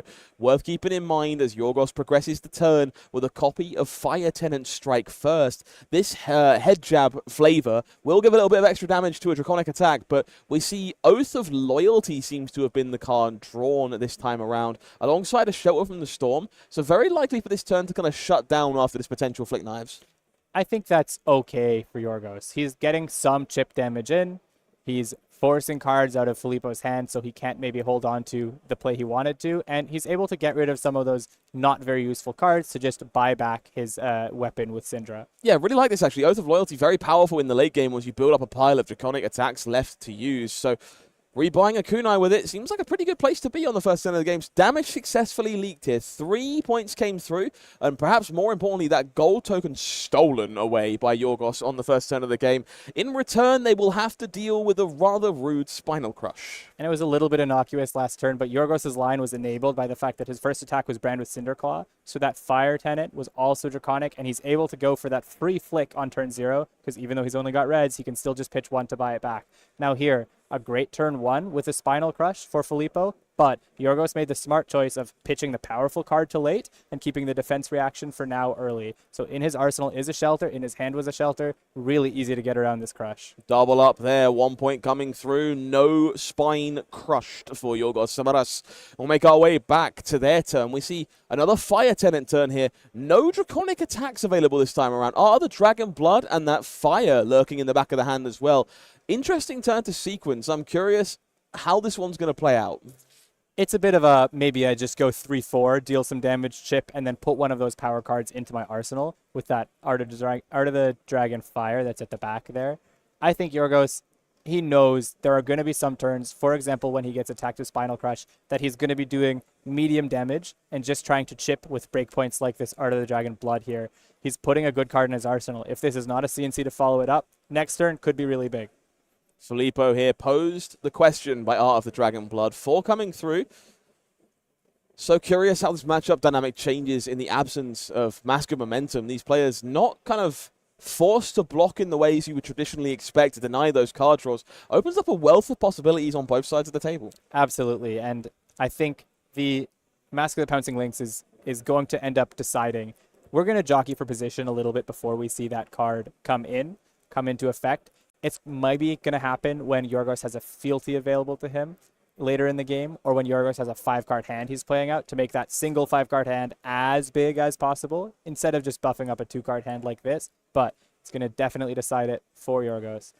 Very interesting to see this here from Yorgos as well. Choosing to flick that kunai without the ability to rebuy it feels like the quote-unquote true damage. Definitely at a premium in this matchup to get that door closed before Victor gains control. And so utilizing those daggers, even when they aren't necessarily free to buy back, very potent, very powerful, much like Command and Conquer. Maybe one of the most iconic cards in the game. I feel like I willed this into existence for Filippo here. Yorgos being face down with that Command and Conquer, a card he doesn't want to lose in his arsenal, but goes that way sometimes. Got to admire the lovely signed cardboard here on display from Filippo as well. Command and Conquer looking more blinged out than ever. And you see Yorgos kind of in a bit of a sticky situation here. The hand just face down on the table, has multiple things to consider as to how to best navigate their turn. Look, Yorgos' job is to kill. It's not to die. So CNC, that represents losing 1 card out of arsenal. Defending CNC with 2 cards represents losing 2 cards out of hand. So Yorgos is evaluating and thinking here. Is it that the arsenal card is the most important card because it's that Art of the Dragon the Fire? Or are those hand cards good enough that he can justify losing that important matchup card in order to maintain those 4 cards and keep up tempo in this early position in the game? Yeah, Yorgos here with some questions to ask. I'm still kind of stuck on this Mask of the Pouncing Lynx that we saw at the start of this game. Talk to me about what the targets we're looking to find with that. Are we looking for Lava Burst? Is it Blood Runs Deep? Is there maybe some Poison Blades to keep our eyes on? What's the status quo for this card? I think it's impossible to say without knowing the deck. I think Syndra has a recipe, but there's a couple differences you can bring in, especially when you bring in a card like Mask of the Pouncing Lynx. You can start to be cheeky with some of your inclusions. It looks so far like Yorgos is running a pretty redline version, which means I wouldn't expect cards like Poison Blade to be the pick. Lava Burst is a natural inclusion anyways, so getting that Lava Burst is basically 5 more points of damage you're always trading that hat for, and possibly it might take your boots as well, but that's fine. If it's not Lava Burst, it could be something special like Assault the Wound that he's brought in for this matchup in particular, or a Tenacity that he's brought in for this matchup in particular. You also have the ability to play that on an Oath of Loyalty turn using your fealty, so you can make a really big turn still. I would imagine it's just going to be a Lava Burst, but there might be something special in the deck for us. Looking forward to hopefully finding a pretty premium target there. On the Victor side, we've seen this start of the game be A little sheepish, honestly, losing some gold. The Spinal Crush not really connecting thanks to Shelter. What are we, if we are the Victor player, what are we looking for to get ourselves back into this game? I think it's do more of exactly what he's doing. Block a little bit, make sure that you only lose damage to the chip. If you're getting attacked for 4, unless you have something crazy clapping back, you don't want to take the 4, you want to take the 1. And then, when you have the opportunity, having access to these cards like Spinal Crush, CNC with Pummel, playing those cards aggressively, you take damage to play them, but you also take your opponent off of cards, and that's what actually helps you get back in the game and slow down your Syndra. Back to the floor we go. The CNC will be receiving some respect here from Yorgos. That block 2, not ideal, but thankfully Dragonscaler Flight Path shoring up the weaknesses. Ravenous Rabble pitched here just to throw Art of the Dragon Fire and reset a different arsenal for a later turn. Yeah, it's a bit awkward to find the Art of the Dragon Fire early. I was talking about it as a power card, but without Fealty being able to be generated from Yorgos, he hasn't been able to find Mark yet. It's fine. He throws 1 card. Ravenous Rabble is great to have late in the game, not only because it's going to connect one of those big turns where he's just going 4-4-4, which is what you want to do at the end when your opponent's quite low. If you keep it really late, that Ravenous Rabble can start to actually come in for 5. If your last 3 cards in deck are Ravenous Rabble, that's a 15-point hand right there. That's pretty cool. Love to see some Ravenous Rabble shenanigans where possible. For now, I'll look for Guardian shenanigans. We've got Thunderquake, Crush the Weak Red available. That one, definitely a premium in a matchup this. Enlightened Strike and some more Thunderquakes here. So good attacks, good resources. So plenty of options for Filippo to work with. I think this is the kind of hand that you want to take some damage for on account of that Crush the Weak. It's just the card you want to be playing to be able to shut Yorgos off. It always makes Yorgos have to defend when it gets played. We see that Tunic being ticked up here for Filippo. With that damage being taken, Enlightened Strike will be the start. So thanks to that Arsenal copy of Enlightened Strike, the potential to go very wide here, including a copy of Crush the Weak to round things out. I very much agree with your previous statement. Worth taking some damage to get this turn online. I think we see Filippo evaluating there. He could have blocked with the card that he bought him from Enlightened Strike, who would have effectively just blocked 2. But instead, he's playing out this Enlightened Strike, making Yorgos block a little bit, and then hitting him with the Crush the Weak, which maybe makes him block even more. That E-Strike would be blocking up the arsenal otherwise if you want to put something like a Pummel or a CNC in there, or even a defense reaction. So I think this is good play from Filippo. And Yorgos here taking a moment just to double check exactly how Crush works here on Crush the Weak. If you're not familiar with this one, very potent tech card for the Guardian players. Will stop you from attacking with attack action cards that have 3 or less base power, also known as most of Syndra. Yeah, this card says block. It just takes back the tempo, which is Yorgos' job in the game is to use the entirety of his deck to deal 40 damage. And when he has to commit those cards to block, they're not dealing 40 damage anymore. So I think taking damage occasionally to play cards like Crush the Weak and Spinal Crush is very important for Filippo. And Filippo getting a little bit lucky there that he drew the Crush the Weak on the turn where Yorgos only attacked for 5. Yorgos parking the card in Arsenal, trying to set up something bigger later down the line. Filippo getting punished slightly for the potency of Crush the Weak. We see a copy of Trounce at the front of that hand. Not great when you're the one with the tempo. That is the downside on these heroes of when you do take the tempo, you have to be able to keep it. And some of these defensive heroes are designed to not do anything with the tempo. It's unfortunate here. It's kind of fine insofar as he's keeping another card and it. So he's not going to have to, IP himself and not put it into Arsenal. He chose to hold it in hand. It's a pretty potent card here. So using the Tunic as a resource instead of it as a resource, he's going to Arsenal this Pummel, hold the Trounce. Hopefully this time he doesn't reveal a block card and a Pummel off the top card of his deck. Noteworthy block here from Yorgos. The second copy of Loyalty from Beyond the Grave being blocked with there. Eventually, that will be cashed in for a rather premium turn with an extra card. Sadly, the third copy showing its ugly head immediately afterwards, being forced to pitch this to facilitate a kunai of retribution. Yeah, maybe not the exact position Yorgos wants to be in here. I think it's fine. That Loyalty will often line up awkwardly against defensive decks, so the fact that he's not having to pitch copy 2, he's pitching copy 3, he already has the draw card effect lined up off of that. This is all right. Yorgos, again, doing this sort of slow jockeying for position that later on he will be looking to make these big turns, and so far they just haven't lined up for him.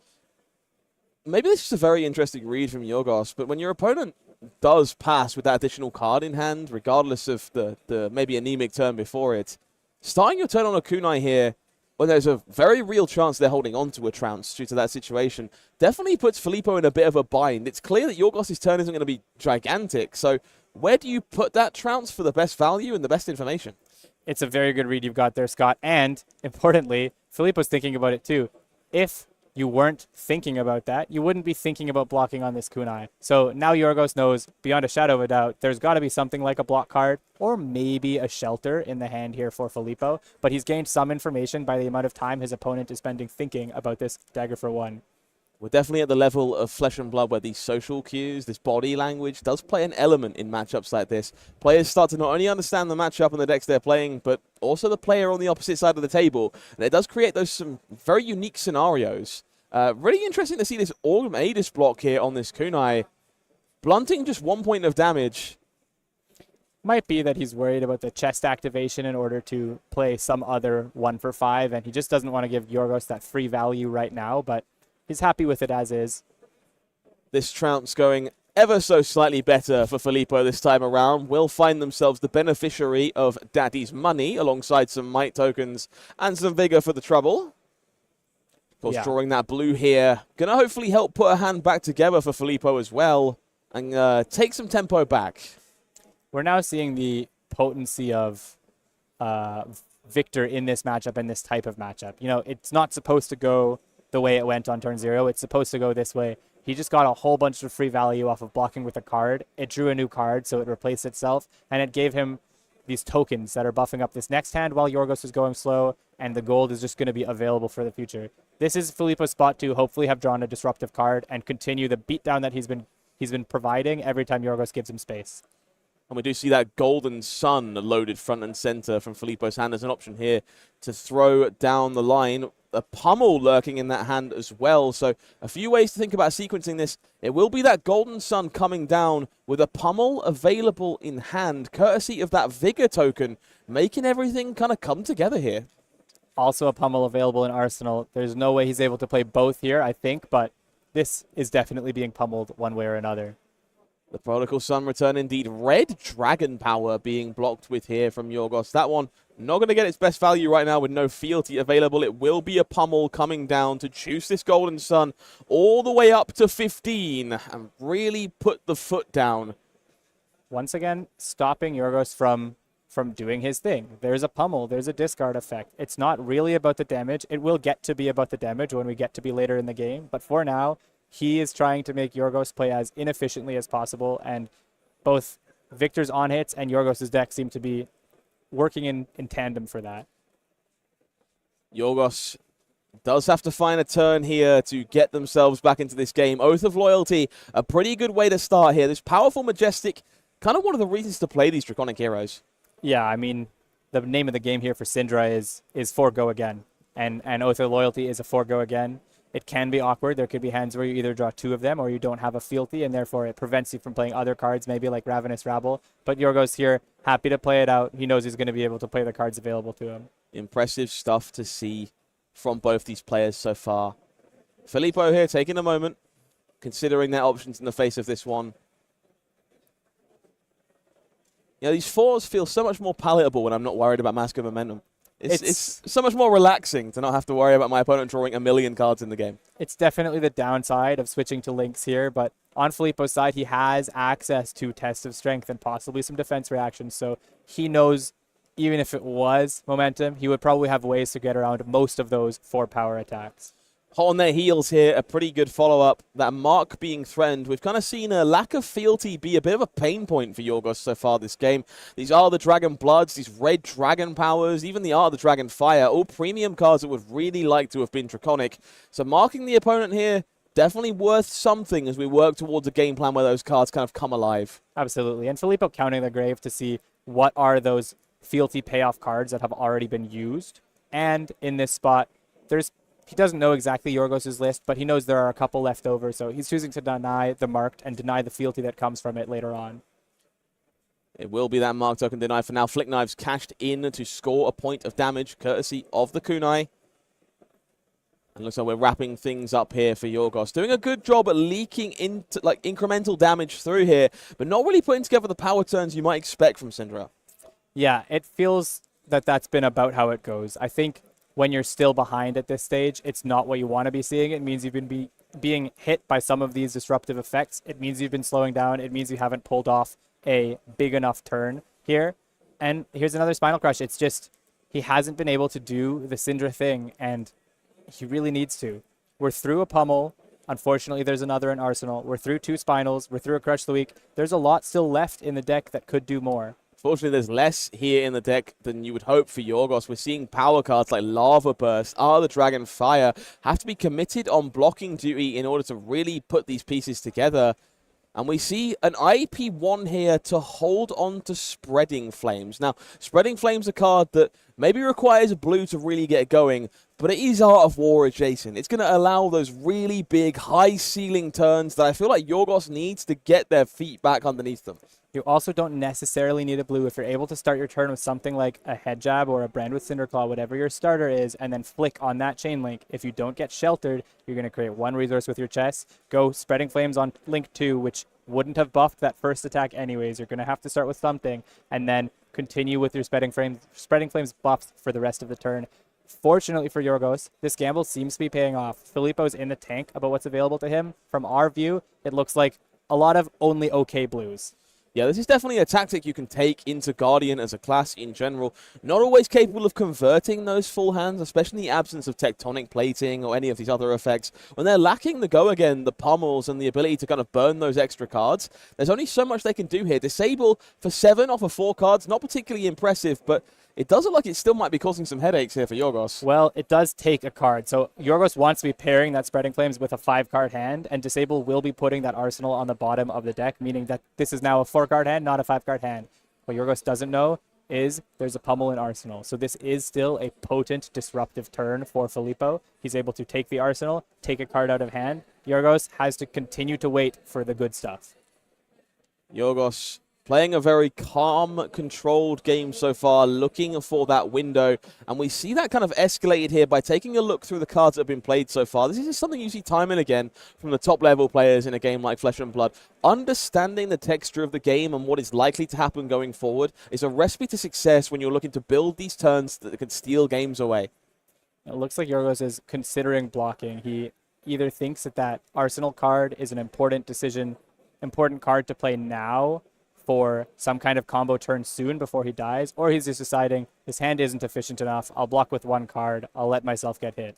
And this pummel here, not ideal by any stretch of the imagination, but will allow Yorgos to potentially set up for something bigger. We see Ravenous Rabble and Blaze Headlong as the other 2 cards in hand here, meaning we can retaliate with an attack for 4 and park that Spreading Flames safe where it belongs. It's not what he wanted. He's losing cards without dealing damage. He's losing tempo, but it's fine if that Spreading Flames is able to turn into damage in the future. Back to Filippo in the near future. Let's see if we can see what they say. Words are hard, chat. Debating blocking with here will be Crush the Weak that is kept. We're going to see this train continue here for Filippo Barbani, keeping the pressure on Yorgos Samaras and denying these gigantic turns Syndra really needs to get into this game. Victor just doesn't stop, and this hand would have been beautiful for Yorgos. We see the Brand with Cinderclaw and the Ardor Dragon Blood and several 1-costs available to him. He would have been able to play this 5-card hand as a potent 5-card hand. Unfortunately, he's not able to. Crush the Weak shuts down basically every good card in his deck. It's okay. He'll play a mediocre hand. He'll keep waiting for that Spreading Flames turn. Eventually, Victor will stop hitting all of these disruptive options. That's got to be Yorgos' out at this point. Down to 12 for Yorgos here, doing a quick tally, and will choose to cash in their long-term loyalty from beyond the grave. It will be a 5-card hand available to Yorgos here, courtesy of the powerful defense reaction.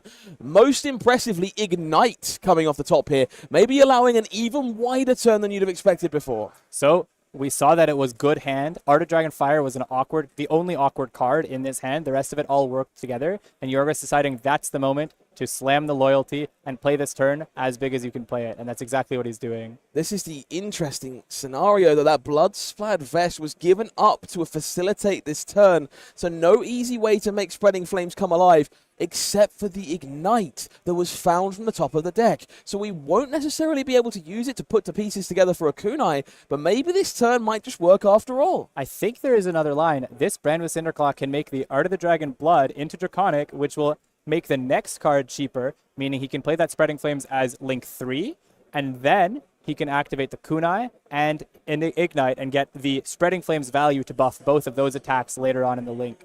And this is the turn. So this is why you have Pouncing Links. He's going to get something like a Lava Burst. This is going to go at the end of the chain as a very potent 6-power attack because it is going to be buffed by the Spreading Flames due to its 2 base power on this turn. The pendulum swings back in favor of Yorgos Samaras. We get to watch this puzzle unfold in real time as it is time to spread the fire. We will utilize Bram with Cinderclaw alongside the powerful Art of the Dragon Blood to make the next 3 attacks cost less than they should on base value and chain together a never-ending stream of damage. Let's see how Filippo decides to respond to this.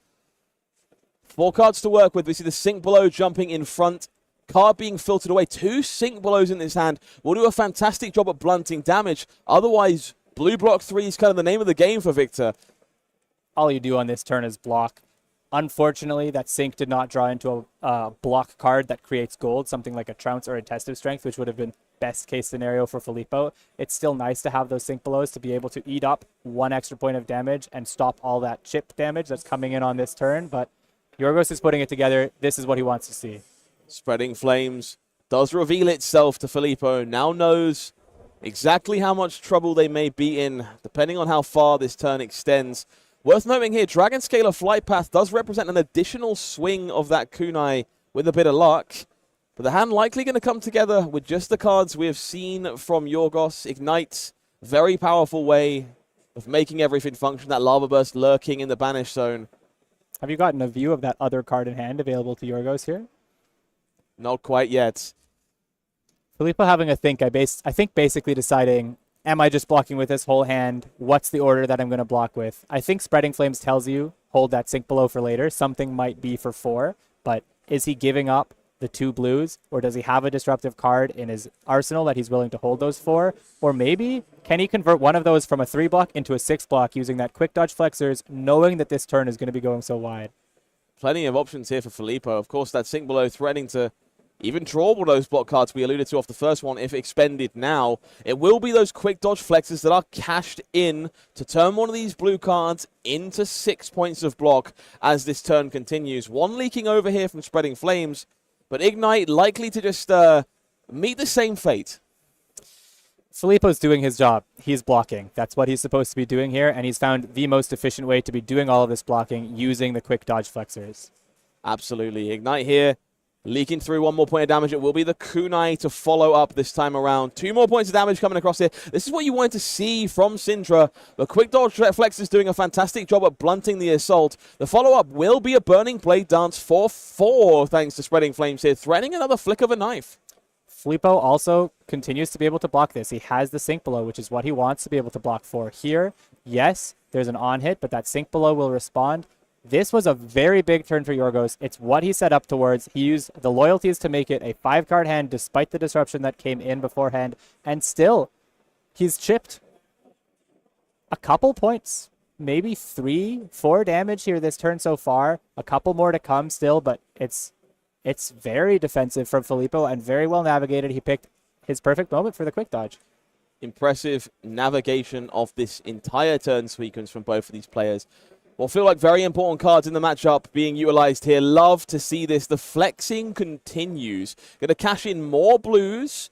Make the most of that piece of equipment while it's around. Get more value out of yet another blue card. And ultimately going to block out the entirety of this lava burst potentially.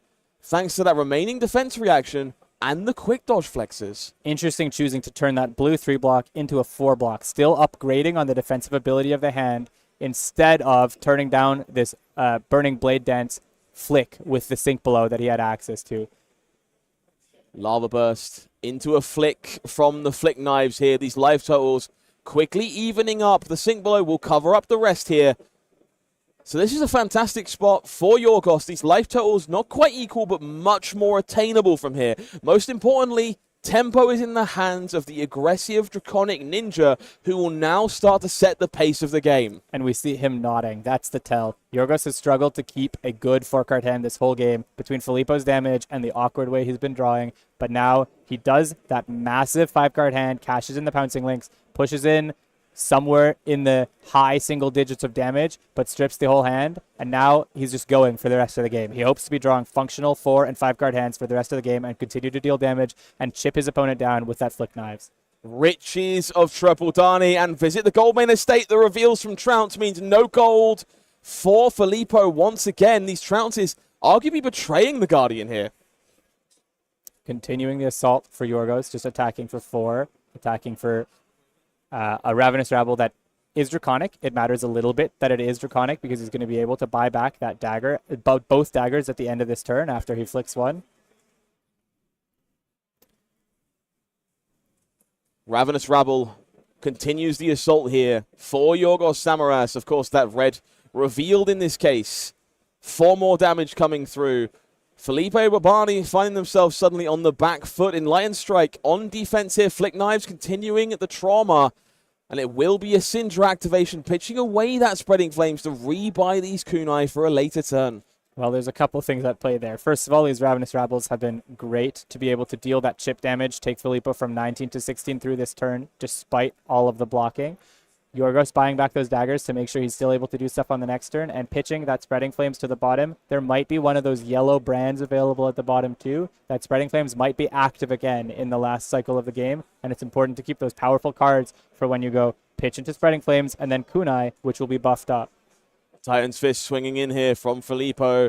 Going to bring Yorgos Samaras down to 8. 2 hammer swings of life left to play with. It will be kunai of Retribution to start this turn. It looks like his hand had Display Devotion and the 3-power version of Display Devotion. Both cards that you want to have that Draconic starter for. So this would be why he's pitching into this kunai. And then he's just going to continue this Chain Link and deal more Draconic damage as we go through this turn. He's also doing an incredible job of making it awkward. The kunai is a 1 attack, which means Filippo is incentivized not to block it, take it, chip 1 down. This Fire Tenet is going to make the 3-power that comes after it into a 4-power. Again, dealing damage through the block 3s that Filippo is likely to put in front of it. Filippo, not necessarily expecting a 4-power later in the turn, throws Tested Strength now in order to see the top of the deck and possibly draw a new card, meaning another point of value sort of stolen, quote-unquote, by Yorgos, putting this 4-block on Filippo's side in front of the 3-power. This Demonstrate Devotion is going to be the follow-up here, benefiting from that Fire Tenet's come in for 5 here. Again, invalidating the power of these block 4s, just leaking more damage over the course of the turn.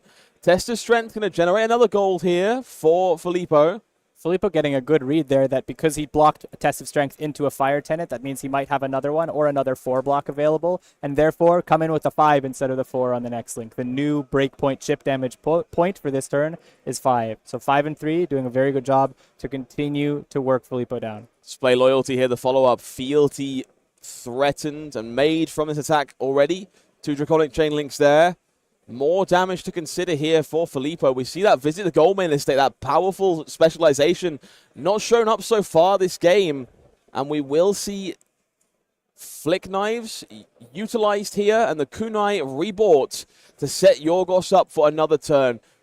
Filippo here keeping 3 cards. Definitely a little bit scary if you're on the other side of the table. It's funny that Yorgos' big turn took Filippo from 26 to 19 or something, and then Yorgos' medium turn that followed it up took him from 16 to 10. That shows the value that you buy by buying the space with one of those really big turns that Yorgos was able to put together. In this case, Filippo knows with Yorgos on 8, maybe he's actually able to just kill this turn and next turn with the Visit the Gold Main Estate and this overpowered Golden Sun here. Golden Sun, the testament of a deck like Victor. Those might tokens looming for the following turn as well. Yorgos here kind of forced to respect this to some extent. Wrath of Retribution, a very potent card in this deck, but we're not going to have the breathing room to line this up anymore. 3 points of defensive value gained. Yorgos falling all the way down to 1. And Filippo seeing that the game had changed, the tempo had been taken, and the chip damage was happening. He took that spot perfectly. He brings his opponent down to 1 with 3 might tokens on the backside for the next turn. If he's able to keep any real attack, he's back in the driver's seat after this turn. Oath of Loyalty will be the attack that starts the turn for Yorgos. Filippo clearly a plan in mind. Sink below here, gigantic to cover up this early breakpoint. More importantly, no sink declared. Filippo has all the tools they want to keep this turn spinning. Command and Conquer will blunt a point of damage. Display Loyalty will be the follow-up here for 3 more damage. Filippo considering how they want to block this out, whether or not they keep their cards, but clearly very happy with the tools they found this turn. It looks like Filippo had the option to sink for a blue in order to be able to play that Spinal Crutch, but maybe his plan here is I can actually either just play a 4 cost attack from Arsenal, or I can come in with my weapon for 7, and that's enough. It will be a Command and Conquer from the Arsenal this time around. 9 is too much. There is a Loyalty beyond the grave and a drop of Dragon Blood in the hand for Yorgos Samaras. We cannot save ourselves from the mighty Victor Goldmane. Victor showing the strength of the deck, and the strength of the deck that will be back in the meta. If not now, then within a couple weeks when new is gone. But it's already strong. It's got these good matchups like Syndra. It's got these great new cards like Rituals of Tour Bologna. It's in a good spot. Yeah, really impressive showing there from our Victor player. Love to look at Yorgos navigating what was a difficult matchup, to be fair, as that game continued, finding a way to weave that spreading flames in, regardless of the never-ending assault of interaction. I think not just a difficult matchup, but also a difficult set of draws early in the game. Yorgos got lucky, denying some of those trounces by incidentally having the right cards on top of the deck or the wrong cards on the Victor side, but Yorgos was also drawing some very awkward hands into the disruption of Victor early on, and he was able to find that one big turn, but it just wasn't enough. This has been an incredible event so far, but we are leading up to a event that is arguably a bit more special in the near future. These players today playing for the chance to join us at Pro Tour Singapore, a once-in-a-lifetime experience that is bound to be an event for the ages. I'm excited to watch this one. Unfortunately, as much as I love going to Pro Tours, I'm not going to be able to be at Singapore, but Pro Tours are always fun, whether you're behind the TV screen on your couch or whether you're at the event itself. We all love a bit of Flesh and Blood. The resort island of Sentosa playing host to Flesh and Blood. Gorgeous vistas. We got some beaches. We got attractions. We got all kinds of things to look forward to, including a brand new suite of alt art hero cards that will be available for the first time that weekend. These are fun. They're just themed for the event. I think it's fun. I wasn't expecting it, I'll be honest. They're a little new for Fab, but I think it'll be fun to show a Beach Boy lifeguard Victor when you play your Victor as it gets better in the meta. These are very quirky. I love the inflatable copy of Victor the horse. It's one of my favorite things about these. These will be available in the souvenir package if you choose to pick that up at Singapore. You'll have one given to you at random if you're a Pro Tour player to make sure you get a little something something. And if you're targeting one of these promos in particular, there will be side events dedicated throughout the entire weekend for you to go and get your fix. That's not all that we've got to look forward to, though, of course. The souvenir package does contain that beautiful playmat combining all 3 pieces of this artwork, a little bit of mastery pack on the side for you there, and that very cool-looking High Seas deck box. Yeah, it's always fun to get the option of buying these big packages with special stuff at the Pro Tours and Worlds. They often make it very unique to the place. We've had some good ones at Osaka last year. We had a good one in London earlier this year. Some of the Mastery Pack Archive unique cards that are only available in the Japan region, they're bringing them for sale there at Singapore as well. Good to get your hands on. Absolutely love to see it. Plenty more to look forward to across the weekend as well. That souvenir package is really pretty, and I'm looking forward to hopefully securing one for myself. But if you want to make sure you're picking up your dedicated promo of choice, there will be sealed deck events all weekend in Singapore. Kasai, Syndra, or Victor. I got to know, which one have you got your eye on? I think Victor. I like the art the most on that. I think Kasai is my favorite hero of them, but Victor with the inflatable horse is just the best. It's just too quirky. I love it so much. If you're more inclined for something a little bit different across the weekend and the beach vibe isn't all for you, you can grab the Fable package and pick up what is frankly a gorgeous playmat of Sile Sarong alongside some premium level promo cards. Absolutely. I'm excited by Sile Sarong in general. Art is lovely, but the card is super powerful, and as I hinted earlier today, I'm a big fan of the up-and-coming Marlyn deck, so excited to see what this art can do. Yeah, very excited to see those playmats in hands as the weekend continues for people as well. Fable package well worth grabbing, if not for the promos alone, but also for the goodies you'll find attached. Those sleeves, a nice little touch this time around as well. Regardless of the promo card, you may find yourself with. Of course, many more event packages to look forward to. If you are so inclined to join us in Singapore, the Players package will award you one of those 3 promo cards, those sleeves I was lusting over a moment ago, but maybe the most wanted playmat in all of Flesh and Blood history. Those Illusionist players finally get their hands on Light of Soul. Pro Tour playmats being Fables is one of my favorite decisions. I still have my eye mat from the first Pro Tour I played. I love that. One of my go-to mats is the Drakai mat, the Blood of the Drakai, which is the Pro Tour that I top 8'd. It's these create memories, just like we were talking about earlier with some other promos. It's one of the greatest things you can get when you go to a Pro Tour. Yeah, these iconic gems just last a lifetime. I know that I still have every Pro Tour mat I've had the pleasure of being able to pick up along the way, and I'm sure this one will find its way into many a collection over the course of the Singapore weekend. There is one more thing that I think trumps this playmat, though. It might be the coolest part of this event.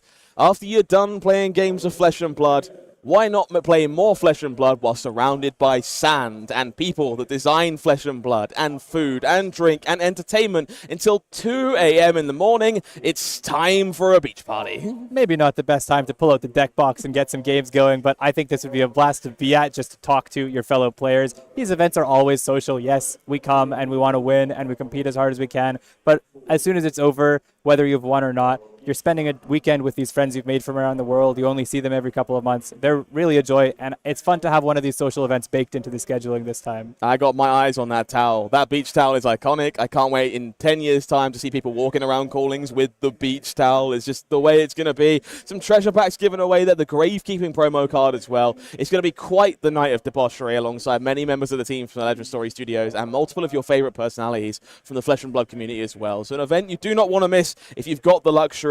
Pro Tour Singapore, I mean, you do the math. Get yourself there if you have the ability to do so. Yeah, unfortunately, like I said earlier, I do not. I'll just be starting some new work that I will not be able to miss that week, but Pro Tours are always special. There's nothing like playing a Pro Tour. There's nothing like winning some games at a Pro Tour, and the excitement, whether or not you top the event, win the event at all, the excitement of every match moving forward closer to the goal and playing some top-level games against top-level players. There's a reason I'm still playing this game, and it's some of the experiences you get when you're at those Pro Tours. You heard it, folks. Top-level games, top-level players, and I'm hoping to have both of those in the feature match area for you one more time today. It's almost time for the final round of day one here, the Calling in Bologna. Stay with us.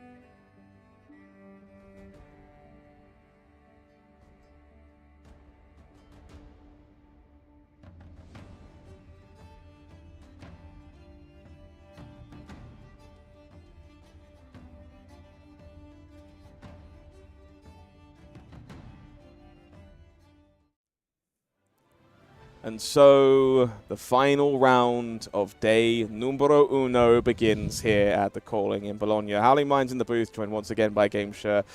How have you found the day so far, Gabe? You having fun? I've been having a lot of fun in the booth. I think we've seen some really incredible games. We've seen some incredible insights and decisions made by these players. We're clearly seeing some very top-level plays being made, and we've been able to see some interesting matchups, some interesting heroes. I just think we're in for a treat. We've already been in for a treat, and the rest of the tournament will continue that way. I certainly hope so. Give me your favorite match of the day so far. It's actually hard, but I think my instinct is the correct answer. I think it's that Bartosz Max deck game that we saw very early on between Verdance and Gravy Bones.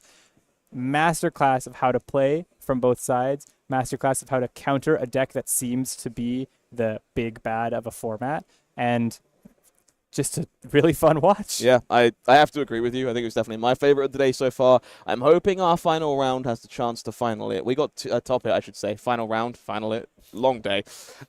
We have two players who are hoping to be undefeated overnight, and two stories that are worth exploring as we go into it. Well, in the red corner, we'll say, the big bad, as you like to refer to them, Marco Le Pen is on Graveyard Quintorius Bones. I'm not surprised that we see a Gravy Bones on undefeated. I don't know how many players are left undefeated, but that felt like one of the higher-repped heroes going in and one of the strongest and most talked-about heroes going in. So it's not a huge shock that a 6-0 is still Gravy Bones. Makes a lot of sense to me. In the blue corner, Gustavo Cerulio on Riptide, Lurker of the Deep. Look, we saw him play it earlier. It's a good deck. He got some marginal but important buffs from the release of this set. Maybe it's just the meta call for the ages. It may very well be. As far as I'm concerned, from a lore perspective, only one of these gets to be a captain. Someone gets to helm the ship at the end of the day, and I've got to hope it's the original Green Bean myself. Was really impressed by Gustavo's play earlier on over the course of this weekend. I think a lot of people, yourself included, thought that New Horizons shell best suited to Azalea. It's kind of where we've seen it thriving over the weekend. But very cool to see those tools being applied to Riptide and leveraged to clearly great effect. He piloted the deck super well, I think. I think we have to credit him with the way he piloted that New Horizons Death Dealer Ranger shell, as you put it. I'm excited to see what he can do. His role in the game is incredibly different when he's playing against a Gravy Bones than when he was playing against an Azalea. In the last match, he was able to sort of trade and go defensive and try to just be more efficient than Azalea because they both have access to that Death Dealer, and maybe the reload for Go Again can be cheaper for Riptide, and he can push some of those slightly bigger numbers. In this match, he's probably going to be on a bit of cleanup duty, and his sideboard might look completely different. Interesting. So I want to talk to you just a little bit more about that while players are shuffling up and getting themselves ready for this last round of the day. What cards are we looking at as we make our way down to the floor? What's important on both sides of the table? What arrows are we paying attention to? What allies are we paying attention to? On the Riptide side, I think the introduction of Swift Shot is going to help him be able to manage that board. So if something like a Chum gets down on the board, usually pretty annoying for a Ranger to be able to deal with. But if you can load a Swift Shot face up with Death Dealer and give it one buff, it's 2 cards for the Chum, but Chum also costs some cards to put out. So that's a reasonable trade. Also the Bolton Shot, which is the Go Again arrow we've had access to for a long time, and Falcon Wing, those are also good arrows from the Riptide side, assuming he wants to play ally control and not get swarmed by the army. I think in terms of the important allies on the other side, if Death Dealer is being presented here, that Anka is not going to just stick around and be a 5-attack weapon that we saw last time. That Anka has the big ability to steal Riptide's value on any given turn where he wants to activate Death Dealer. Anka hits the board, Anka's going to have to get dealt with. Otherwise, like I said, Chum, a very big one against these Rangers. An incredibly dynamic matchup with important cards on both sides. I've got my eyes on that Endless Arrow to hopefully keep clearing away those allies as the game goes on, and maybe even lean into that more fatigue-style game plan we've seen from many a Riptide in the past. It should be an interesting story to figure out as this game gets going. Marco Le Pen on Gravy Bone Shipwrecked Looter against Gustavo Cerulio on Riptide for all the marbles on day one here of the Calling in Bologna.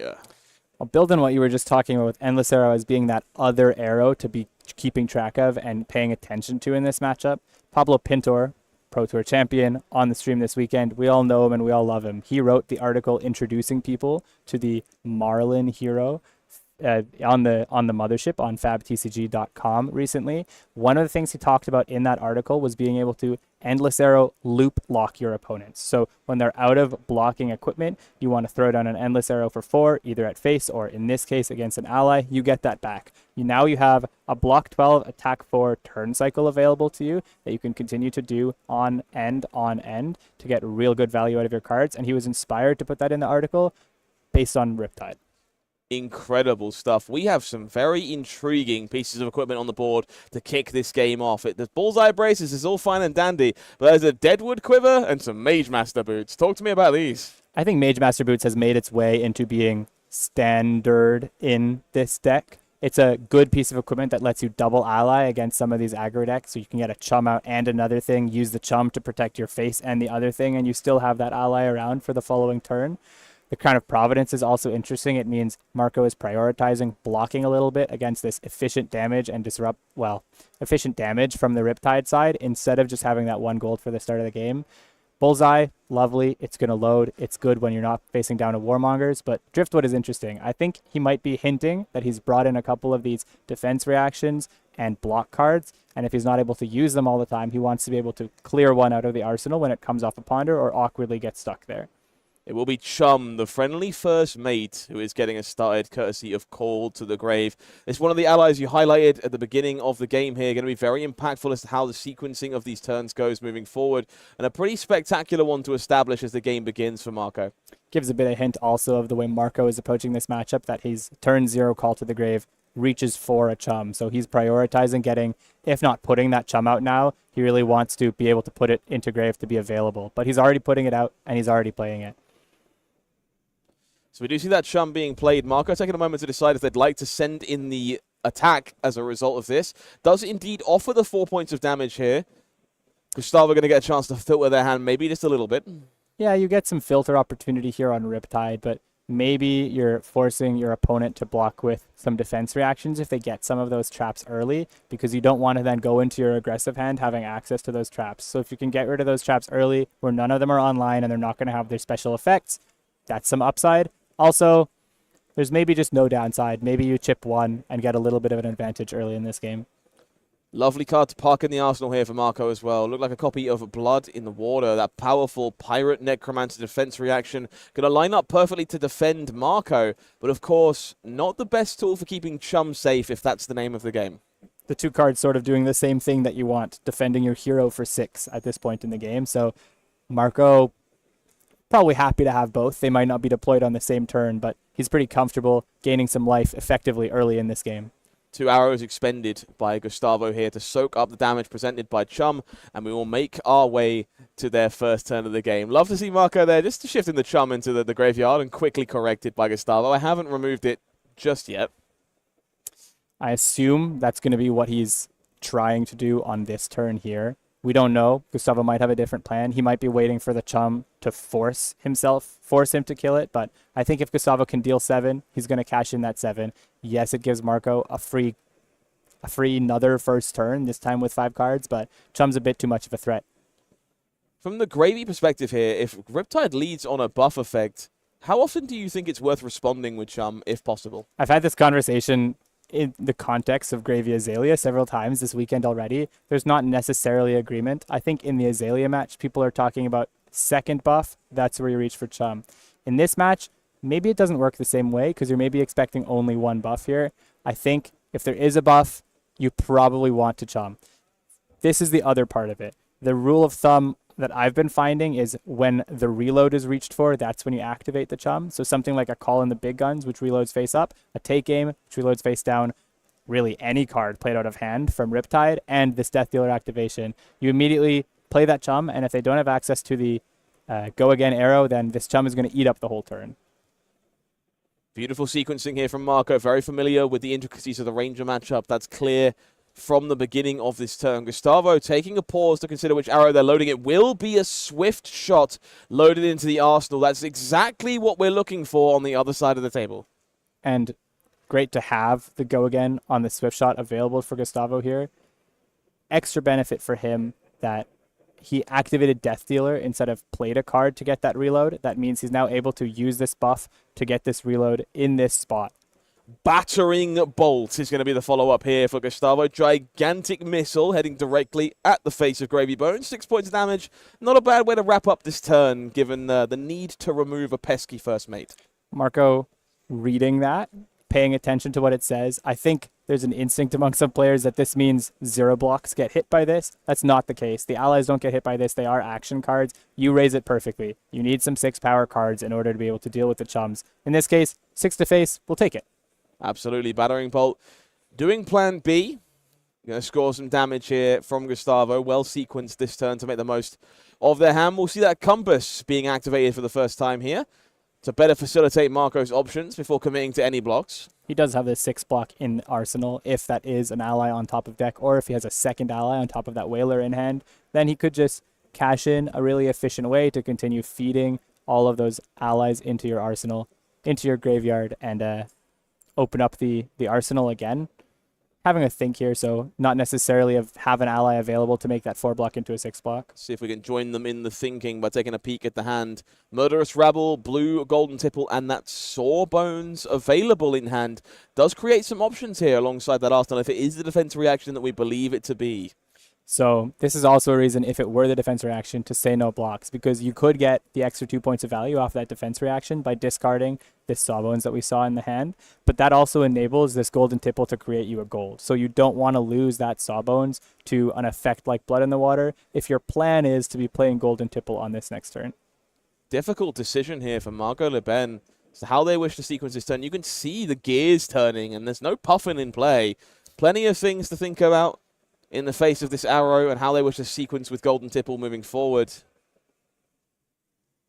There's also the layer of there is Blood in the Water. Even if you don't do this discard, you might want to open up that arsenal and just cash in this for value, because if that card you draw off of the Golden Tipple is not one you can play but one you want to arsenal, then you're going to have IP'd yourself if you don't play it out from arsenal there. So Marco doing the diligent thing, maybe not maximizing the value on that Blood in the Water, but on the game scale, probably making it safest for himself regardless of what comes off the top. Yeah, interesting decision to reach there. Do keep all the options available to keep tippling as the turns continue. Blood in the Water doing its best sink below impression in the meantime. And we'll find our way making ourselves back over to Marco's turn here. And no doubt going to see that tipple directly after an activation of this gold-baited hook. We've seen this time and again this weekend, that gold being guaranteed from the tipple. Does mean that these blue tipples are rather annoying to block. Especially for a class like Riptide. Gustavo just doesn't have 1 block on his equipment. You know, you throw this at Kasai, you're not activating hook on the tipple. You throw this at Riptide, all the way home, you're activating the hook on this tipple. Tipple gets a guaranteed gold, almost certainly gets one off the hook as well, and Gravy now has access to this smoothing resource for the rest of the game. He's already got 2, and he's likely to get some more in the next couple turns. That tipple does connect here, knocking Gustavo down a point of damage. And we'll see the follow-up here from Marco. Going to rebuy the Sawbones discarded, activating Dead Threads here to send in an attack for 6 while keeping a card around here. Very efficient turn, all things considered. It's interesting the way they balance these allies this time around compared to Dromai in the past, where the big number is often the bottom left instead of the bottom right. So Sawbones attacking for 6, Anka attacking for 5. We've got several of these very strong offensive allies, but they're all weaker to being killed and being taken out because they're little undead skeletons. Ravenous Rabble will send its way directly into Sawbones. Tar Pit Trap is going to be good enough here to soak up that point of prevention. There was definitely some scenarios where this went very, very wrong. You hit one of those blue legendary traps. There's not a lot of blues in the deck, but that would have been a bad outcome for Riptide. That's a whole card wasted to do effectively nothing and leave that Sawbones on the deck. It will be buff reload from the Riptide. That endless arrow is the follow-up here. This one certainly worthy of some respect if it's available.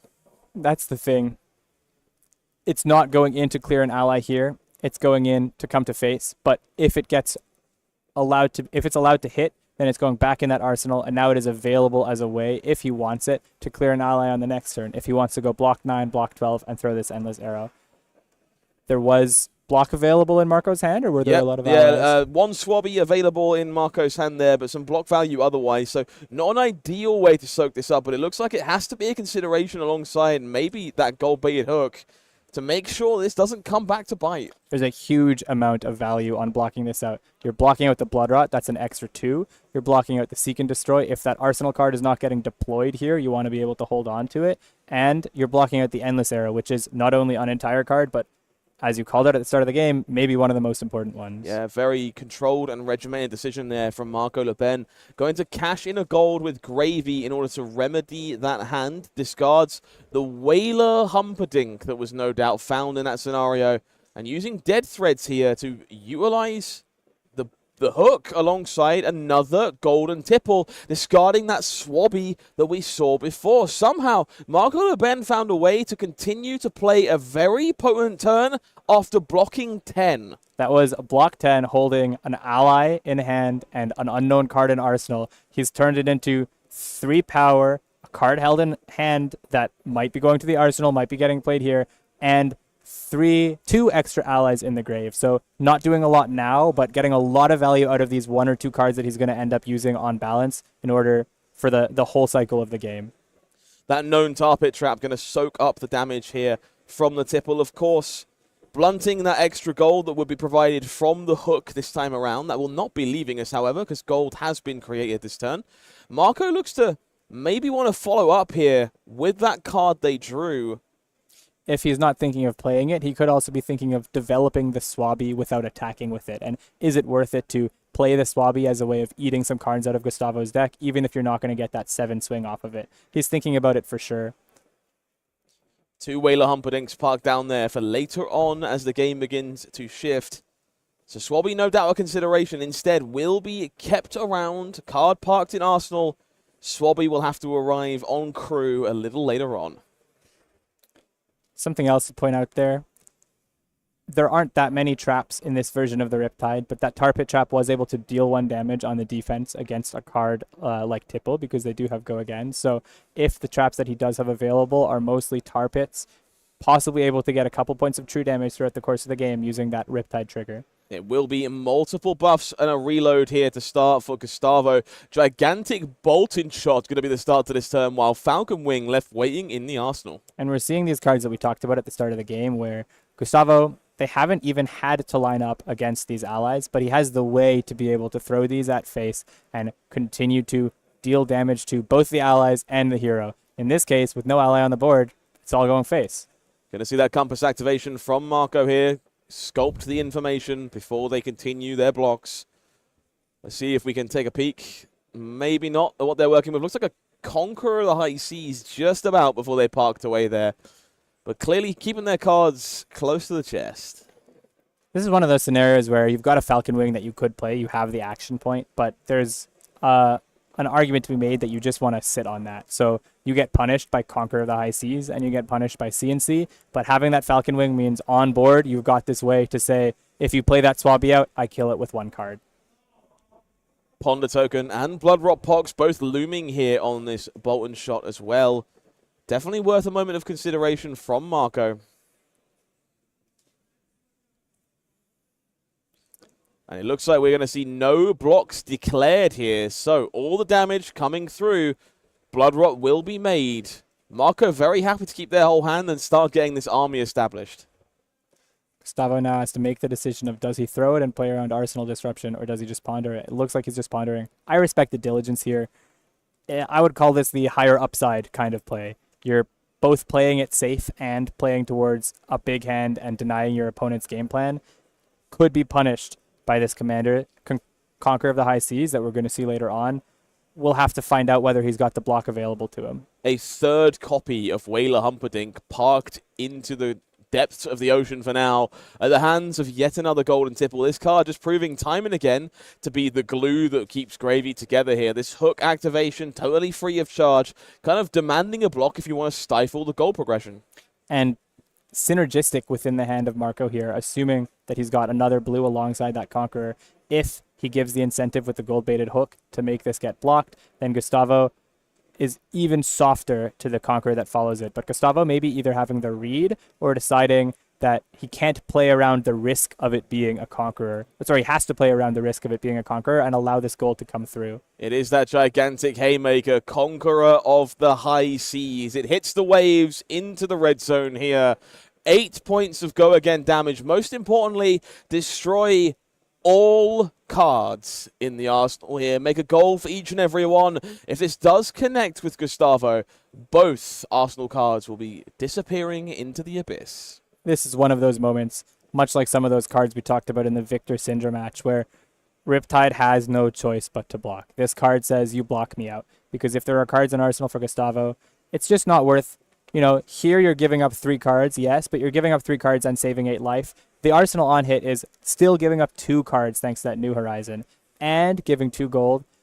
Gravy reaching 6 gold means that for the rest of that game, he's probably clean on smooth resources. What a back-breaking arsenal that remains for Marco Le Pen. Give no quarter is the play. We'll reduce the cost of Swabby down to next to nothing, and then we'll find the resources from Dead Threads to send in 7 more points of damage. Unfortunate to not be able to cash that give no quarter in for a Whaler Humperdinck, one of those 3 copies in Grave. But I think well piloted here, understanding that being able to play that Swabby and swing for 3 it's too much to give up on that give no quarter for. You have to cash it in when you can cash it in. Incredible go wide turn with some impeccable sequencing here from Marco. Not hard to see why they're doing so well with this brand new hero fresh out of the gate. Swabby now causing a bit of a conundrum here for Gustavo, but thankfully they held on to that Falcon Wing and they're likely going to be rewarded for it. I think that's why we talked about it last turn. It is just too risky to allow that Swabby to stay if you end up blocking or losing cards or not drawing into an arrow. So might as well throw that Falcon Wing in, reset for next turn. The only allies available are Whaler, which take quite a lot out of Marco to be able to develop. So Gustavo, if he's clearing the Swabby, is maybe sitting pretty going into the future after this Falcon Wing turn. Blood Rot Pox drawing some damage on the way out this turn as Marco Le Pen resets and the tempo goes back to Gustavo on Riptide. Falcon Wing sent directly on top of this Swabby. I think this intention was always clear to both these players. And our newfound friend likely biting the dust without any shenanigans afoot. There he goes to the bottom of the watery grave. Gustavo choosing to draw again, meaning that card is not something like a Codex also available to him. Codex is a little bit risky in a matchup against the Gravy Bones. If you Codex and you're not able to take them off their arsenal with something like a Command and Conquer, you're giving them a free Conqueror almost every single time, and that card is kind of too good to give your opponent. Some interesting ones in the hand here for Marco to look at. We see Sea Legs has been overperforming all weekend for these Gravy players. Tip the Barkeep, similar story. Some Gold Kiss Rum maybe on the table in the near future. Definitely options here for the Gravy player. I think there was also some allies. There was a Chum in that hand, meaning there's a lot of things they want to discard and possibly not enough ways to discard them. We see 2 allies and 2 Sea Legs, and we've just got 1 Gravy Bones activation and 1 blue that doesn't seem to discard. Yeah, Tip the Barkeep here. Noid's best to make this turn come together. Looks like we're debating the discard between all these copies of Sea Legs, this Chum and Sawbones. Bit of a mishmash of cards here for Marco. Not ideal. Definitely not ideal. Sea Legs does have a second mode. It's not just discard this, create a run, Gold Kiss Rum. It still comes in for 6, which isn't huge, but right now is a quarter of Gustavo's life total. So if he chooses to discard this ally and then use this hand offensively, it might be develop or attack with the Sea Legs and keep up some amount of tempo against Gustavo. Debating the discard here from Gravy's hero ability. Has numerous options to consider. Gustavo kind of hoping that this turn is a bit anemic, get their feet back underneath them to keep going on Riptide. Lurker of the Depths, take a peek with that compass, see what is up. Not the face of a satisfied man from Marco Le Pen. I think the look is to see whether drawing off gold makes this awkward hand any bit better. There's always the option of playing this Tip the Barkeep and then pitching all of those yellows into one of these Whalers or into the Sawbones and attacking with it. Those are options. They might be the line that he ends up taking. Looks like Tip the Barkeep is the plan of action here. This potent blue will make some go again for later on. Has the option of gifting a gold to your opponent to be able to keep it around, but that's not the mode we need here. That blue going to the graveyard, very important this turn. Absolutely. Marco's in a bit of an awkward position because none of these cards are great in Arsenal. Sea Legs is fine, like I said, because it has that second motive. You can attack with it for 6, but you don't want really to put one of those allies like Chum into your arsenal, and the Sea Legs is quite clunky. So if he's going to put out the Sawbones and attack with it, is he going to IP himself and not Arsenal? Is he going to put that Sea Legs in Arsenal and hope he can clear it in a soon turn? Is he going to just pitch these into gold? Looks like he's just attacking with Sawbones and not having an action point after this, meaning one of those cards is either being Arsenaled or he's choosing not to. You can see Gustavo here trying to put the pieces together. 2 cards left in hand, but no go again face up on the table. Makes for a bit of an interesting scenario here on the other side. 6 damage from Sawbones. Very real threat. Of course, that prevention ability a factor for as long as that card remains on the table. See if Gustavo wants to show us what they're working with a bit of luck. Nope, they're always so sheepish, these players. You have to respect the Sawbones. It's not just about the fact that it can protect your opponent, their life total for 1 point every turn, and that it attacks for 6 and is a really big weapon. You have to respect it because it protects the other allies that might reach the table. Unfortunately for Gustavo, we don't necessarily see a go again, so if he wanted to kill the Sawbones, he has to use his entire turn in order to do so, or commit the Snapdragon Scalers. Yeah, this is a really tough hand here. Premeditate in the arsenal. Heat Seeker, line it up. Stone Rain, Drill Shot. Not the best selection of cards for taking care of a pesky ally. Gustavo going to have to take some serious thinking here. And dedicating 2 cards to block Sawbones never feels good.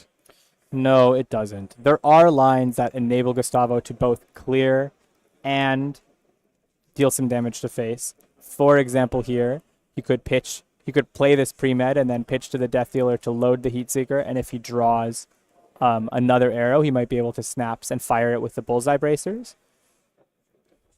Premeditate will be the name of the game. Death Dealer is going to be locked and loaded. That card draw feeling very important as the Heat Seeker comes down. Card is drawn from Gustavo. They got a glance. We certainly didn't. So things to consider before deciding which Heat we are seeking. Body language, I can't tell. It doesn't seem to be saying this is exactly what I wanted, which means Gustavo now has to decide, am I sending this 8 into Sawbones and doing the diligent thing, or am I going face and trying to set up this big Heatseeker double arsenal for next turn with the Ponder and the Heatseeker trigger? At you has been declared. Heatseeker going to aim at Marco Le Pen more than Sawbones here. I mean, that powerful ally will stick around for an additional turn. Marco going to take a moment to compass and gain information before cashing in that Crown of Providence. This is something that we kind of alluded to at the start of this game. Not a headpiece is very stock in these gravy lists right now, but it does mean those hands we found earlier where the arsenal's a little awkward, you can turn those into some new cards. And that's exactly what he's able to do. He's able to get rid of whatever that Sea Legs or Chum that he arsenaled was. And then he had that Blood in the Water hand in the hand. Knowing he had an ally, he knew he could 8 block with that Crown +6. Great moment to use the Crown, not only because we knew he had an awkward arsenal, but also because it full blocks a very important on-hit. Anchor making its way down into the depths, leaving Marco with 3 cards to work with. We see yet another golden tipple in the hand for Marco Le Pen. Chum next to it, so some sequencing to be decided here. Powerful allies, that potent 1-cost attack really showing up in force once again. Yes, I think Marco's sitting kind of pretty. The life totals don't tell much of a story here, and it's a bit confusing to be able to follow, but having access to tempo, Sawbones on board, and other allies he can develop, like this Enka, and possibly a card he's about to discard here, like this Chum, I think Marco, it actually wasn't a great hand. It was a lot of allies. It couldn't do a lot, but he's finding a way out of this, and he's going to be starting to put Gustavo in the uncomfortable position of several allies on board. What do you do about it? Quickly learning there's not a lot that a tipple will not fix with a bit of luck. 3 damage coming across that potent gold-baited hook. Again, going to make additional resources here for Marco alongside this attack. Will the follow-up be simply a Sawbones swing, or does the draw change anything for Marco? In order to be able to develop one of those allies, he needs to have drawn a playable blue. So it looks like maybe he did, and he's thinking about whether he wants to do that or if he just wants to swing an arsenal. He also has that Gold Kiss Realm available if he's got some line using it, if he does have that blue.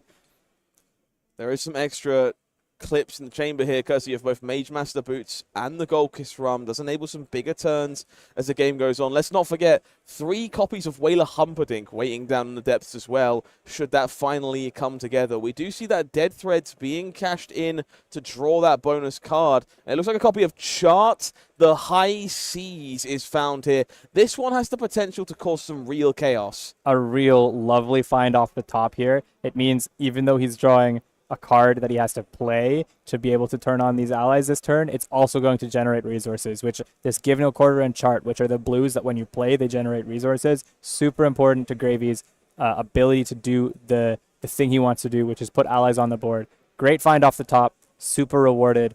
Now has some decisions available to him again. Marco now with additional pieces of the puzzle. All those allies slowly opening up. Will indeed pitch to burn another chum and will swing in with Sawbones. This combination incredibly powerful between these two allies. Chum threatening to save Sawbones and keep them around, but in exchange, Sawbones might do the same thing in return.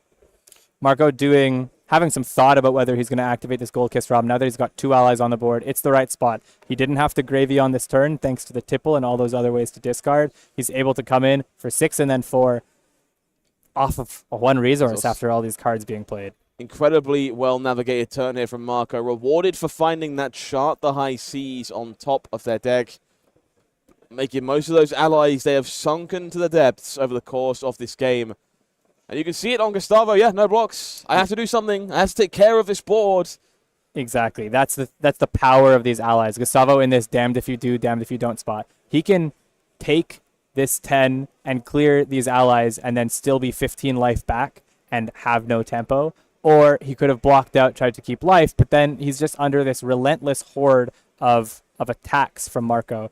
Some Gold Kiss Rum generation available in the deck, meaning that the more allies there are, the still more threatening it gets. He's still got Mage Master Boots, so he could develop even more if he draws into them. Will be a tuning to 3. Swift Shot at you to kick things off at the start of this turn. Not the play necessarily expected, but as a rather face-up Snapdragon Scalers. Definitely a Snapdragon Scalers here. This came from the Arsenal face down. Interesting to me that he chose to throw this at face instead of at the Sawbones. It would have been maybe a natural clear. Maybe he wants to say, hey, Marco, activate your chum. Let me put my second attack into the chum if it's something like a 3 buff and a Bolton shot. You see the same questions in the mind of Marco Le Pen as they try and figure out exactly what this means. Is this a level of disrespect to the allies entirely? Or will Gustavo switch things up in the face of this chum? It will be a Rain Razors on top of this Swift Shot here. No activation of chum in this situation does give Gustavo the freedom to keep their turn spinning. It will be chum on damage in this situation to make sure that next arrow not going to be quite as problematic. I think this is why we saw the Swift Shot to face. You want to get maximum value out of that Rain Razors. He's possibly committing to just not clearing this Sawbones here. He's thinking maybe if my opponent taps Sawbones to gain 1 life, I'm actually happy with this. He's pushing this one into the chum because he has to, thanks to chum. Rain Razors is actually what helps it reach chum killing ability. So he was happy with that exchange. Bolton Shot is also a great one to line up into chum because it lets him continue to chain more and more arrows. So planning to do this with the Rain Razors on the first link and then the Bolton Shot hitting the chum for the reload of the other Bolton Shot, this was a very well planned turn from the Riptide player. The masterpiece here coming together for Gustavo. Bolton Shot does as Bolton Shot does. 6 more damage making its way over the line. Another reload threatened if there is something in the wings.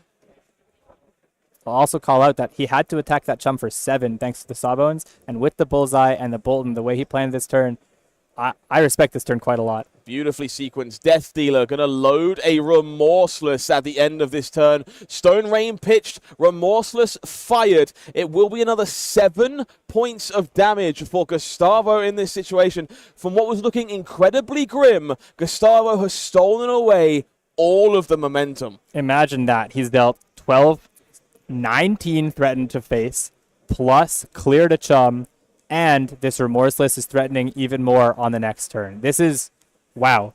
Rain Razors for 8 is not something you see a lot since the Lexi days, but here we have it on display. This is the power of a go-wide Ranger build. Marco Le Pen takes a peek with the compass, looking for answers. to the threats they face.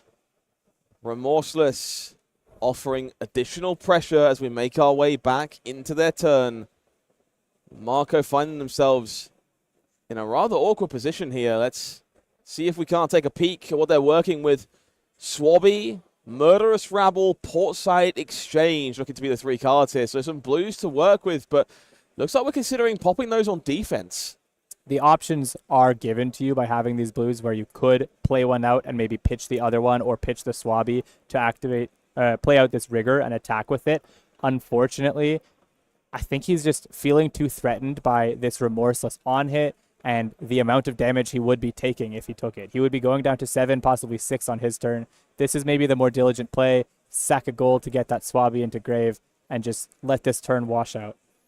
Sawbones does remain on the battlefield for Marco in this case, so the opportunity to attack for 6 also an option here as they continue to keep their pressure on Gustavo in return. We see Gravy activated, card drawn. We do know it will be a blue courtesy of that compass, so Swabby will be discarded, and the extra Swabby, my apologies, being pitched away there to another gold. We're going to go dig in to try and find the blue that could put everything together, but at worst, Sawbones will find a way.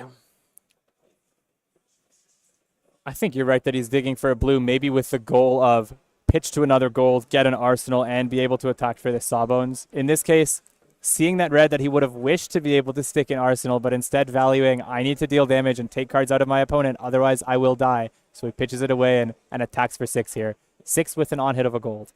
Never want to see Conqueror of the High Seas making its way back down into your deck, but gold-baited hook here, going to threaten another gold created for Marco Luben.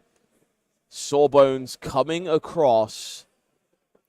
This is a very interesting dilemma. I feel like this gold-baited hook might actually be bait in this scenario. I think Marco would prefer for Gustavo to start dedicating cards to sucking up damage here, stopping Sawbones from connecting, instead of just ravaging their face. I think so. I think 14, having seen a lot of these really good go-again attacks already played out on Gustavo's end, I think 14 is not a point at which you feel like you're going to die from this, from a Riptide. So yes, it could be bait. He's asking for cards. That's the role of the gold-baited hook on a turn like this. But also in Gustavo's opinion, on his side, it might just be right to block, play a diligent chip down game, and wait for another one of those big hands off the backs of Bolton Shots and Codex of Frailties, cards like that.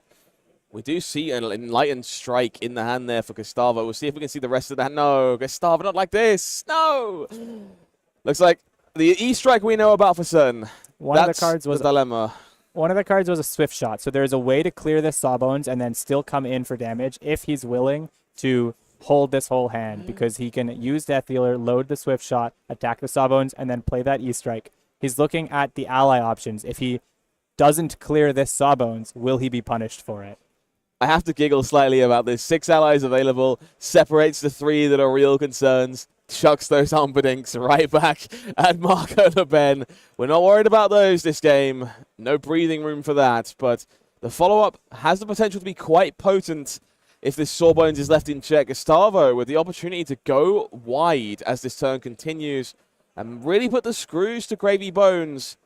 Drill shot, Swift Shot, E-Strike is the hand in question. So we do have the ability to fire multiple attacks this turn, but where exactly are they going to go? The problem with blocking 6 is if your plan is to send any damage to face, you can't clear Sawbones. He needs to be able to hold cards in order to do both, and that seems to be what he's planning to do. Our Ranger falls to 5 here at the face of the dockhand, and it will be time to return fire. Death Dealer will load that Swift Shot, draw another card. Let's see if we can see what was found off the top of the deck here.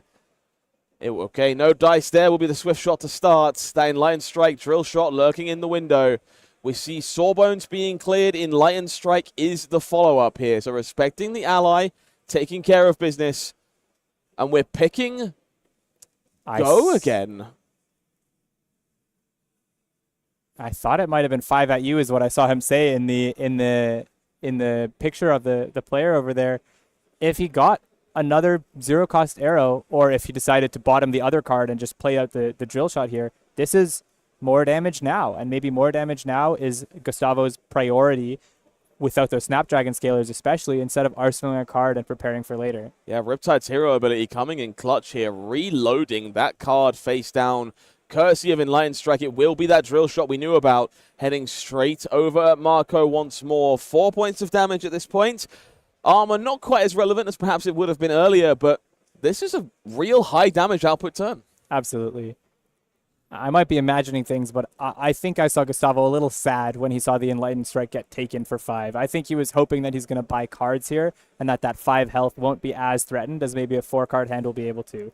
Possibly a good thing for him is some of these gravy turns get value not only on the front end on offense, but on the back end via the life of the ally. So if Marco is able to present a turn that is good value in that way, but not exclusively good value offensively, then Gustavo might be able to ignore most of it and keep enough cards to go face and start threatening Marco off of cards. See if Marco is nice enough to give us a peek at what's going on. Avast Yi, Chum, another golden tipple in the mix. So plenty of options to go wide and establish allies here. Taking a look at what allies are available in the face of this drill shot. These decisions getting very tight now with such a small life buffer to play with.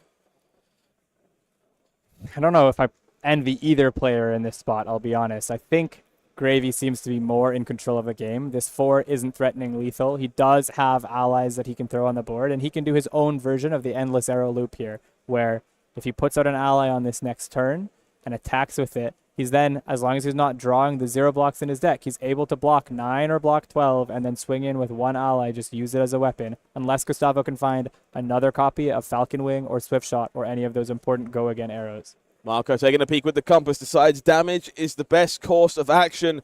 5-4 as this game continues, with a full 4 cards for Gravy Bones on the other side of the table, looking to re-establish members of their zombie army. I love this. Send a message. Put a -1 counter on the compass. Why not? It's a piece of equipment. It can be destroyed by Jarl. It can be bombed by Drill Shot. It's not about winning, folks. It's about sending a message. That compass will never be the same. Marco, however, might be onto a winner. It will be Avast Yi to kick this turn off. This potent blue will enable those allies from the graveyard. More importantly, going to make the option of going wide into a reality for Marco this turn. This is going to be a lot of damage courtesy of Rigor Mortis.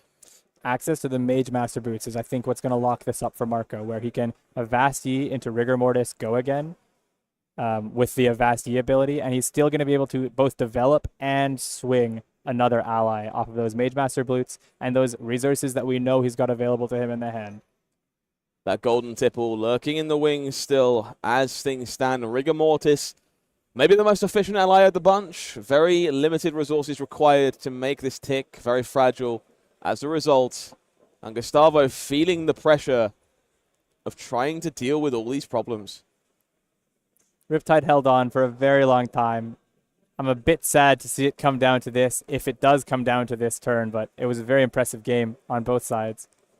We do block out the Rigor Mortis. In this case, no gold to be gained, courtesy of Avast Yi. What will be the follow-up here for Marco? That tipple being pitched earlier on does mean we're likely to find ourselves utilizing Mage Master Boots for another ally, or potentially just building up a board for another turn down the line. New Horizons, Fatal Spring Tunic, both cashed in here. Does mean it's a bit of a time for a last stand. We'll cash in a goal with Gravy Bones. Try and find something more impactful. Chum will be the discard here, who can be established thanks to this Mage Master Boots. We'll find Chum or something bigger coming into play and threatening Gustavo once again. Swabby is the biggest number offensively, and having taken 1 card out of Gustavo already, the Swabby demands at least 1 more card if Gustavo wants to go down to 1. So that's an option. Instead, choosing Anka, which I think is also a good choice. It's a big attack. It is for lethal. It demands 1 card, and it makes that Death Dealer not a good way to load cards for Gustavo on this upcoming turn. Yeah, Anka, an ally I feel like we haven't talked about enough in this matchup. That powerful instant speed ability to rival that of Chum. Discarding a Watery Grave card. The next time your opponent will draw 1 or more cards, they will discard 1 of them as well. Does happen to be a bit of a hindrance for Death Dealer in particular. Gustavo with 3 cards left, so he'll be left on a 2-card hand. Death Dealer will not be a great way to load. It's an acceptable way. You can just lose the draw and load any arrow and fire that arrow into this Anka or into this Rigor Mortis. But Gustavo truly deep on the back foot here. And you can see that in the deliberation as they think through how to best sequence this turn. Riptide, no doubt the Ranger best equipped to circumvent that Death Dealer problem. Able to load cards without too much extra help. Line it up, will be lined up alongside Anka here to soak up some damage. By my read, I think those cards in hand are one of the legendary traps and a Codex of Frailty. So Codex of Frailty also a way to load cards into the arsenal for the Riptide player here. Maybe a bit of a tell from Gustavo there, flicking through the yards to find what is available to grab from that Codex. We do see 2 cards kept. Rigor Mortis and Anka are alive. It's Intoxicating Shot into Codex here. It's Intoxicating Shot, not one of the defense reactions, but really what matters is that it's a blue. He's able to go get the biggest card he can. He's going to activate that Death Dealer with no load just to pitch 1 resource into the zone, keep that blue with 2 floating in the zone, and be able to play Codex and still get a 2 cost. It's a good decision. 6 threatens face. 6 threatens... I think he has to throw it face. He wouldn't have gone for this line. He would have blocked 2 more if he wanted to just clear one of these allies. So he's hoping to catch Marco maybe on a hand that blocks really poorly, able to discard maybe a Riches on this turn and see what he can do with it. Seems like a heads-up choice here for Gustavo. Understands what is required for them to get back into this game. Battering Bolt is loaded and ready to fire, while Marco debates how they wish to navigate this situation as the big arrow comes in. Looks like there are at least some blocking cards on the hands of Marco here. Yeah, not ideal. Call to the Grave. Looked like another Rigor Mortis in the wings there that we didn't quite catch before they pulled away. So some blocking value, some no blocks. That Compass taking a peek, I believe. So a real mixture of cards here. At this point in the game, potentially good enough. As long as you can block out enough damage to stay alive, these allies will serve as functional weapons as the rest of the game continues. And it will be a block 5 here from Call to the Grave and Loot the Hold, leaving Rigor Mortis and another Call to the Grave in check. It's important card, the Call to the Grave here. I think the card that Marco wants to be seeing off the top of the deck is something like a Tip the Barkeep. He's not going to be able to activate it on this turn with that gravy loot effect. Yeah, our players here just realizing that the wrong pile of cards there was put into the graveyard. So the hand that was supposed to be kept, that Call to the Grave, that Rigor Mortis, was blocked with by accident there and put into the graveyard. So just calling over a judge, getting that figured out, ironed out and smoothed over to make sure the game proceeds in a reasonable manner. Yeah, I think it's an honest mistake you can make late in the game, battling for 7-0 at one of these callings. It's a high-stress scenario. It's really quite hot here, so I can understand that these players are struggling to even think and navigate these games, and we're seeing a very good job on display. It's been a long day for sure. I think both these players have shown us this matchup is maybe not as one-sided as some people might have thought. I've been very impressed by how legitimate Riptide has looked into this matchup, but also arguably in the other direction. I thought Gravy was really going to struggle with these new go-again arrows, these bolt-in shots to keep a board intact, and yeah, they've done a really good job at navigating this and pushing damage when it counts. Problem is there's only so many of them. There's the red Bolton shots, the red Swift shots, which have to come in off of Death Dealer, and there's the Falcon Wings. Yellow Bolton shots are fine. Both of the Bolton shots need you to play a buff, so it's a 2-card way to access killing an ally. We saw it go out really well for the Riptide player in the middle of that game with that massive Rain Razors for 8 turn, but there were other turns where he really wished he had a Falcon Wing or something like that, or drew into an arrow when he had his Snapdragon Scalers, and he wasn't able to line that up. So there's a limited amount of clear available to them. Yeah, absolutely.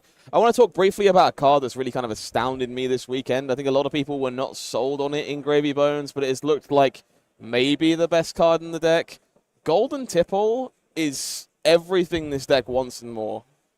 I think in my circles, that's the card that everyone's been talking about, is really astounding. There's a debate online in the different numbers that you want to be running. Do you want 3? Do you want 6? Do you want 9? I think the dominant versions of the list have started to split between 6 and 9, and a lot of players I've been testing with in this last week who've been on that 6 tipple build, the more they play it and the more they get convinced by other players and their friends that I promise you 9 makes this deck a lot better, the more they try it out, the more they stick to it. I think we're seeing it for sure in full effect this weekend. I'm starting to feel like I got to rethink my national championship plans just a bit. How about you? Gravy is definitely a factor in anything you want to be playing in national championships. It was one of the heroes at the top of my list. I haven't played it that much because I've been trying to split my time, but it's something you have to choose. Absolutely. So, situation resolved here. Players going to continue with the game now that everything is as it should be. Those allies still lurking in play, of course. Not looking any less threatening than they were moments ago. I believe that means the hand that's left is Call to the Grave and Rigor Mortis. I believe that's correct, yeah. So we're going to see that gold cashed in from Gravy Bones. That Rigor Mortis will be discarded in this case. We know it can come alive if that's what Marco Le Pen wants to do this turn. That Arsenal will be another copy of Avast Ye, finding a source of go again to tie these allies together and go much wider here.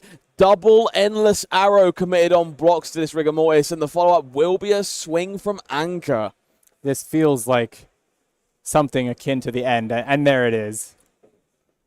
Rigor Mortis into Anchor will be good enough to secure Marco Le Pen a 7-0 record on the first day here with Gravy Bones. Impressive play, a clean list. It looked like he was on those 9 givers, he was on those go-again givers, he took the bargain, sea legs. I think these are the cards that we're going to see happen more and more, be represented more and more in these decks. Sometimes you just need those action points, like you saw with the Vasky, and break this run in the middle of this game. If your opponent starts to disrespect allies, you're able to punish them for that. And these modes of dealing with Gravy are going to evolve over the meta, and the Gravy deck is going to evolve in response. Yeah, absolutely. I think we can already see this conundrum evolving from US Nationals last week. People have learned from that event and iterated on decks to beat Gravy, iterated on Gravy, and I'm sure by the end of this weekend when the smoke clears, people will be doing the same thing again for their national championships, and these decks are going to look nothing like each other in a couple of weeks' time. Absolutely, and it's one of those things, it's the nature of the hero. That kind of hero demands that it's going to evolve. If you stuck on a week 1 Gravy list in month 6, you're not going to be able to adapt as well as the players who are adapting into you. But when you are the asking the question type deck with Gravy Bones, with this board state, you're able to force the meta in certain directions.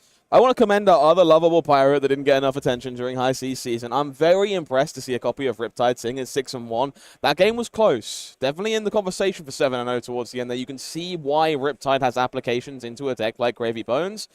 Do you think this is a pilot playing the deck to the best of their ability, or is Riptide being under-respected a little bit? Maybe we can go with both. I think because Riptide's respect was so low, under-respect is definitely something we can give the deck, but also I think we've watched Gustavo twice now. He has done an incredible job of navigating that deck. I would expect that the average Riptide showing to this event is not expecting to 6-1. Gustavo, this is what he deserved to be at the end of the day, if not better. So, from what we've learned over the course of being in the booth for these rounds, we know what the metagame looked like at the start of the day. What are you expecting to see as we make our way into day 2? Who's still in the conversation? I think we're going to see a lot of Gravy Bones. We saw this at US Nationals as well, where it wasn't necessarily the #1 most represented deck, but it was represented well, and it was represented by very strong players. I would expect maybe that to have the best conversion rate of all of the heroes. Just on sheer representation, Azalea and Florian might make it into the next round. I think Azalea will make it in higher than Florian will, because Florian has some bad matchups at the top ends of this meta, things like Gravy Bones. The wild cards that we weren't able to see on stream today that I'd like to see their conversion rate, Kasai and Prism, 2 decks with pretty good Gravy Bones matchups. They might be able to be feasting on those decks at the top tables if they were able to make it through the first couple rounds of the open meta. Interesting. So, as far as I'm concerned, I'm sure you feel the same way. This discussion around Living Legend for both these heroes, Nu and Azalea, is still very much on the table. I noticed you missed Nu in that conversation that we just had. Where do you think that deck fits into the spectrum going forward? I think Nu is one of those decks that will always be laudable and will always be able to win an event. So I wouldn't be surprised to see it be maybe second or third or fourth highest representation and conversion rate going into day 2. It's a very good deck. It's got some good matchups in the meta. It's got some mediocre matchups in the meta as well. There are some great players here on new, like Pablo Pintor, who we saw in this day.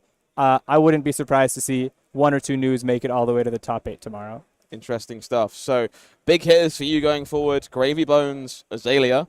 In that world, what are you taking to your national championship? Why are you asking me this live on stream, Scott? They pay me for it. That's a very tough question. I think I'm not typically the if you can't beat him, join him type of player, but Gravy looks really fun. It is really fun to play, and it's just got this inherent power, and it's got this expression in the way that you build it and the way that you play it. So maybe Gravy. If it's not Gravy, then possibly Kasai trying to counter these Gravies and Azaleas. See, unlike you, I'm going to make the educated pick, and I'm going to look at the data, and I'm going to let the data decide what I'm playing in my national championships, because we have the standings at the end.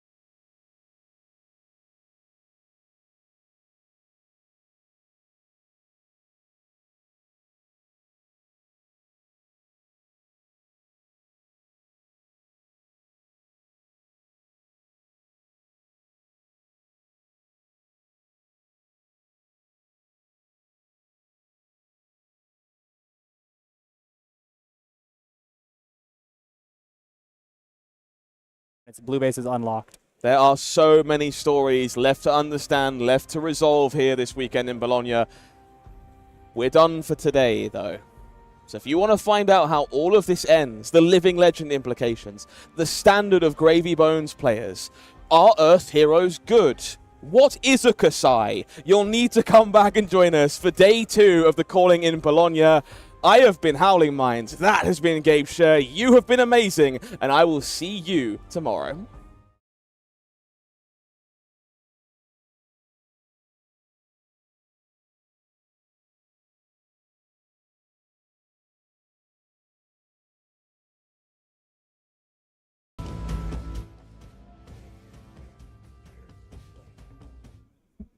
Totally fine. Like, for those, they're not big deals. It's more constructive criticism for the future.